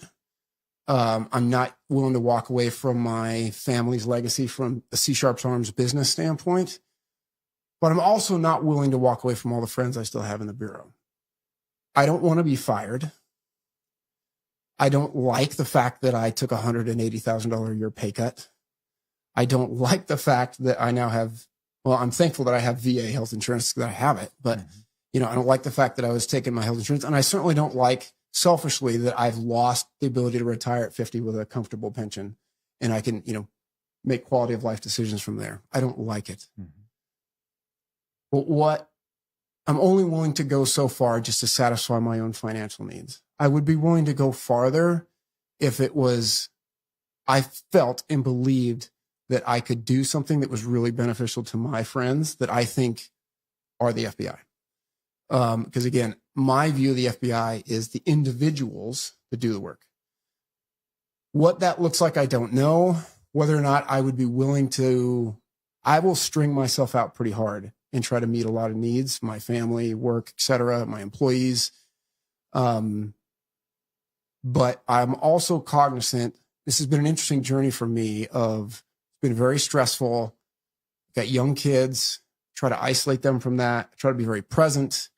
There's times that I've cried, and it's trying to be present for them, but also at the same time saying, like, I'm willing to sacrifice myself for my own sleep. I realize that I have limits to what I can accomplish. That's right. So whatever it is that comes, my hope, honestly, at this point is for a conversation with people that are in a position to like make real decisions, so that if if they're asking something of me, it can be, well, this is what I think I would be able to do and what I would need from you to be able to make it work for my family. But I also recognize that there are 38,000 employees in the FBI, and I'm just one of the former ones, and I might not merit that. And I got to be okay with that because it might not come. And I will just make decisions that are the best for my family and within the bounds of what I'm reasonably willing to do. The power of a dollar and of that quote unquote secure paycheck has been put into perspective and balance throughout all this of what it doesn't mean. But I also say that coming from the comfort of I've got a professional wife that isn't a stay-at-home mom, and I was able to, we'd saved up a bunch of money because we knew things were coming. So like between savings and her income, like we're living, we're surviving without having to like sell our home and move. And I realize that some guys aren't been in that position. So I'm very fortunate. So it's a very long-winded response to your question of would I go back? The answer is I would, but it would really have to be the right set of circumstances. Because even if it's Kash Patel at the top of that chain and he is true to his word, because I don't know Kash Patel from Adam, you're going back under the boot to some degree. Yeah. You know? And you know what you know, but you don't know what you don't know. And you're going to have to play by the rules again. You know, so. And if you got back in and the rules were the same. Right. Just with a different skin on the outside. So, short answer is I would, but. And there's a whole bunch to that, you know, but. So in the meantime, you know, I'm fighting my fights and I'm being a bit more vocal about what happened. I hope at the end of this, if I do come back in the Bureau or not, I hope I don't become the example that the Bureau wanted me to be of what happens to a guy that stands up for what was right and what the Bureau can do to him. I hope I'm an example of what the new Bureau can be, and that if you're really willing to stand your ground and do it right, that you'll survive all this. And losing your job shouldn't be the end of your self-worth or your dignity. And you don't become the person that they wrote in those stupid lying files. That's the big key. Totally. You know, and the family business has been. Let's talk about why you're at SHOT. Yeah, sure. Let's hit it on that note because so there's a reason. The family business. So my father, 50 years ago, it's our 50-year anniversary. So in 1975, started a company called C Sharps Arms, C period Sharps Arms Company. We build new Sharps rifles from the late 1800s. So they're all single shot, hammer guns, metallic cartridge with modern, you know, metallurgy. We build those out of 8620 billet in-house, small team. They're a bench-made rifle. They're not cheap, but my margins are effectively zero because, you know, labor costs have gone up, and I'm trying to make my guys a living wage. Material costs have gone up. I have a lot. I'm not going to air all that out for the whole world, but like there are a lot of challenges. Like it's not just slide into that and like things are breezy, family business, like rocking along. Anybody that's ever run a small business knows that that's a bunch of smoke and mirrors. So not to mention the fact that like I travel over there a week or two a month. But so C Sharps Arms. I used to come to SHOT and NRA as a child. I mentioned this to you. The last SHOT show I went to was, I think, 1993. I was 13 years old. It was like my fourth year doing the show circuit because I started at 9 in the 6th grade. I'd have to sneak into SHOT because you still had to be 16. And since the last time we did SHOT even then was getting really expensive. The juice wasn't necessarily worth the squeeze for our small business. I still did the NRA shows throughout high school. And then my dad had stroke when I was in college, and I did a last minute fill in there. I think it was for the Reno show, actually. So I'm at SHOT. Like I just came here as a non exhibiting manufacturer to try to, you know, make relationships. The American Shooting Journal just did me a very good solid. I was in and unfortunately on their December cover for their December issue. You're about as tall as the barn you're standing in front of. Right. So I had an indicator. My barn. So, you know, I'm making friends. I'm getting back into a community that I've been away from for almost 30 years. Because I mean, I really left it at 18 and went on. Unfortunately, you know, with C Sharps Arms, like my dad had a partnership that fell apart. He lost it all. He just refused to give up. And he built it back from effectively nothing, lost the building to the bank. the building we're still in, eventually bought it back, built he originally just had a custom shop. He partnered with a manufacturer, and we were a distributor for that manufacturer. When that partnership failed, Dad was effectively left with nothing to sell, and he built his small custom shop into the manufacturing shop that it is today for, again, Sharps rifles. And then we also make the Winchester John Browning designed 1885 low wall and high wall. Phenomenal guns. I saw on my phone, I was getting messages. There's a customer of ours that's trying to set a world record long distance shot with an iron sight with a gun that I built for him in 30-30 of all calibers. He's got to shoot beyond 2,260 yards. He is so tickled pink with how accurate this gun is. He wants to get as close to 3,000 yards as he can keep the bullet stable. He talked about last weekend, he's a long range shooter that, he went to one of his local matches, and they're all, high power, suppressed, XYZ. They're all laughing and giggling as he's pulling this, wood stocked, case hardened steel receiver, no suppressor, no scope gun out of his gun case. And it's a unknown distance steel target, shoot 500 to 1,200 yards. He's got his load loaded up for it. He's got it all tuned in with his computer. He lays the target. He would dial up his sight, what the computer said it was supposed to be. First shot every time. That's with iron sights. So out of 30-30. Out of 30-30, yeah. I mean, granted, he's pushing almost 308 ballistics out of that 30-30. But, so I have to, through all that, I'm 6 to 7 hours away from it. And I'm not willing to just pick up my family and move them. I've got to take that into consideration with whatever my next chapter is or isn't with the Bureau. I'm here for shot again, just build those relationships, try to build up a customer base again for the company, because margins need to increase for me and sales need to increase for me in order to have a successful business, just like anybody else in business. Yep. So those are my goals. I have specific manufacturing evolution things that I'm trying to accomplish. Some of them have been pretty difficult. Dad was a paper-based system. So I'm trying to do everything from, e-commerce integrate automation for inventory. Yeah. And, I'm talking to Celerant and I'm like, well, what can you guys do? And with the XYZ. So, for those that are interested, so it's csharpsarms.com. So C is for Christian. So the original Sharps patent holder was Christian Sharps. Originally they were percussion guns. And then after the Civil War, they were converted and subsequently redesigned as a metallic cartridge gun. And, so it's a niche market. But they can hunt, they can shoot. There's black powder cartridge. You can shoot smokeless on our guns. This guy's shooting 30-30s, obviously shooting smokeless and a jacketed bullet. So it's freaking awesome. That's life. That's amazing. And the fact that I'll put them in DCF guns. Right. So that's 3 stores. I don't know how excited that makes you, but we're Very. the largest seller of guns and ammo in the state of Colorado. So that's great. We'll sell a lot of stuff for you. My philosophy on business is I don't believe business needs to be a zero-sum game. I don't believe that in order for me to win, you have to lose. I realize that thought process is not universal in the business. I've got some very full of, Arizona oceanfront property and, sharp-toothed competitors in my space. Like my refusal to name drop. I don't talk shit.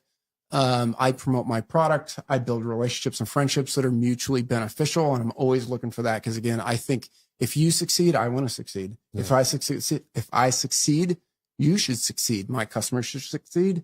My craftsmen should succeed. My vendor should succeed and my supplier should succeed. It should be all the way around.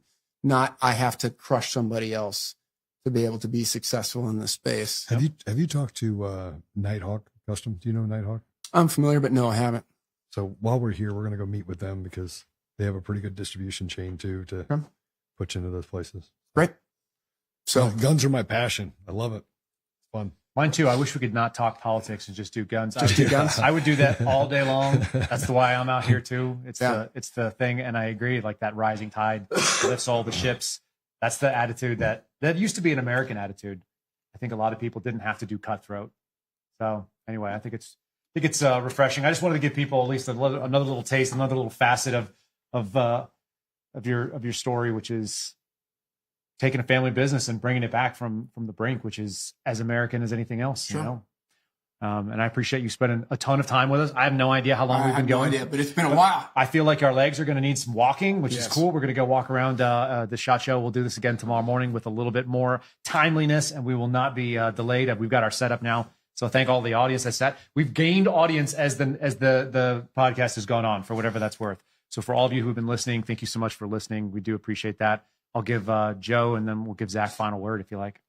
So we'll post the entire thing on the audio version for Conservative Daily. So you can go to Apple Podcasts, Google Podcasts, Spotify, Pandora, iHeartRadio, TuneIn, and more. You'll obviously the BEK network. You'll see this over a 6-day period of time, because I think we spent like 5 hours here. Probably. So just you'll see this in parts, but incredible story. I do want to say this, Zach. I've said thank you now twice, and I don't know why your story and Kyle's story and Steve's story resonates with me. Probably because it's the antithesis of what I think of when I think of the FBI. I didn't have a strong opinion of the FBI. And, you restore that kind of idea that this is a small part of what the FBI is, not a big part. And so if we can get the small part that is actually hurting the ability to have the FBI have a good reputation, or restoring kind of dignity to the organization, I'm rooting for you to go back, and hopefully that it fits into being able to honor your family. Some skull crushing. Yeah, maybe some of that. but the idea is this, right? You I'm always driven by my faith, and frankly, you've said some awful things about me, and you go to dark places. So I just anything I can do to help you not go to those dark places, I'm here. I'll stand shoulder to shoulder. I appreciate that a lot. I want to thank the both of you for doing what you do. I am a firm believer that this new media is where at least American media needs to be, having real conversations with real people about some real shit. So I've never met you before, but thank you for what you said, and thank you for being here with me and letting me share my story. And Kyle, thanks to you. You are a bit of a barn burner, and I know you have a mixed reputation in the Bureau. You've got your friends, and you've got the folks who really don't like you. Yep. I don't agree with everything you say, but I think what I've learned from you is you have tried to support me in your own way and never asked anything in return, which says something about you for me.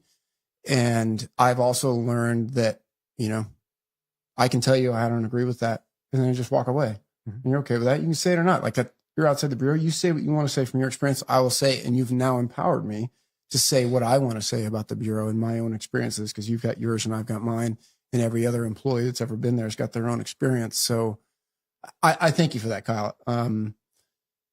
No, and again, everybody that ends up listening to this that knows me and has supported me, just thanks. That peer support, this has been crushing, it's a soul punch. But I've had some incredible people that have supported me. And I've said before that, I'm very lucky in the fact that I somehow managed to surround myself with some people during the best of times that were still there when the shit hit the fan. And it was not the best of times anymore. And many of them I felt for because they felt really powerless, because they're like, what can we do here? Like, we would love to do it. So thanks for everybody that's known me that's done that. And thanks to everybody that's still in the Bureau that would fall into my hero category. I don't have that much love for the zeros that are out there and some of the folks that did what they did to me, but I really believe in the folks that are in the FBI doing what they do, regardless of whether it's HRT or case agents or everything in between. You guys do a good service for the Bureau, and I am very hopeful that this change in direction and wind makes you more capable of doing those things that the American people deserve. Amen. That's the last word. Folks, God bless you. Thanks for listening. Hope you have a great day. We'll see you again tomorrow. Thank you. All right. Thanks for listening to the Kyle Seraphin Show, streamed live weekdays on rumble.com/Kyle Seraphin. Follow Kyle on Twitter, Truth Social, and Instagram @Kyle Seraphin.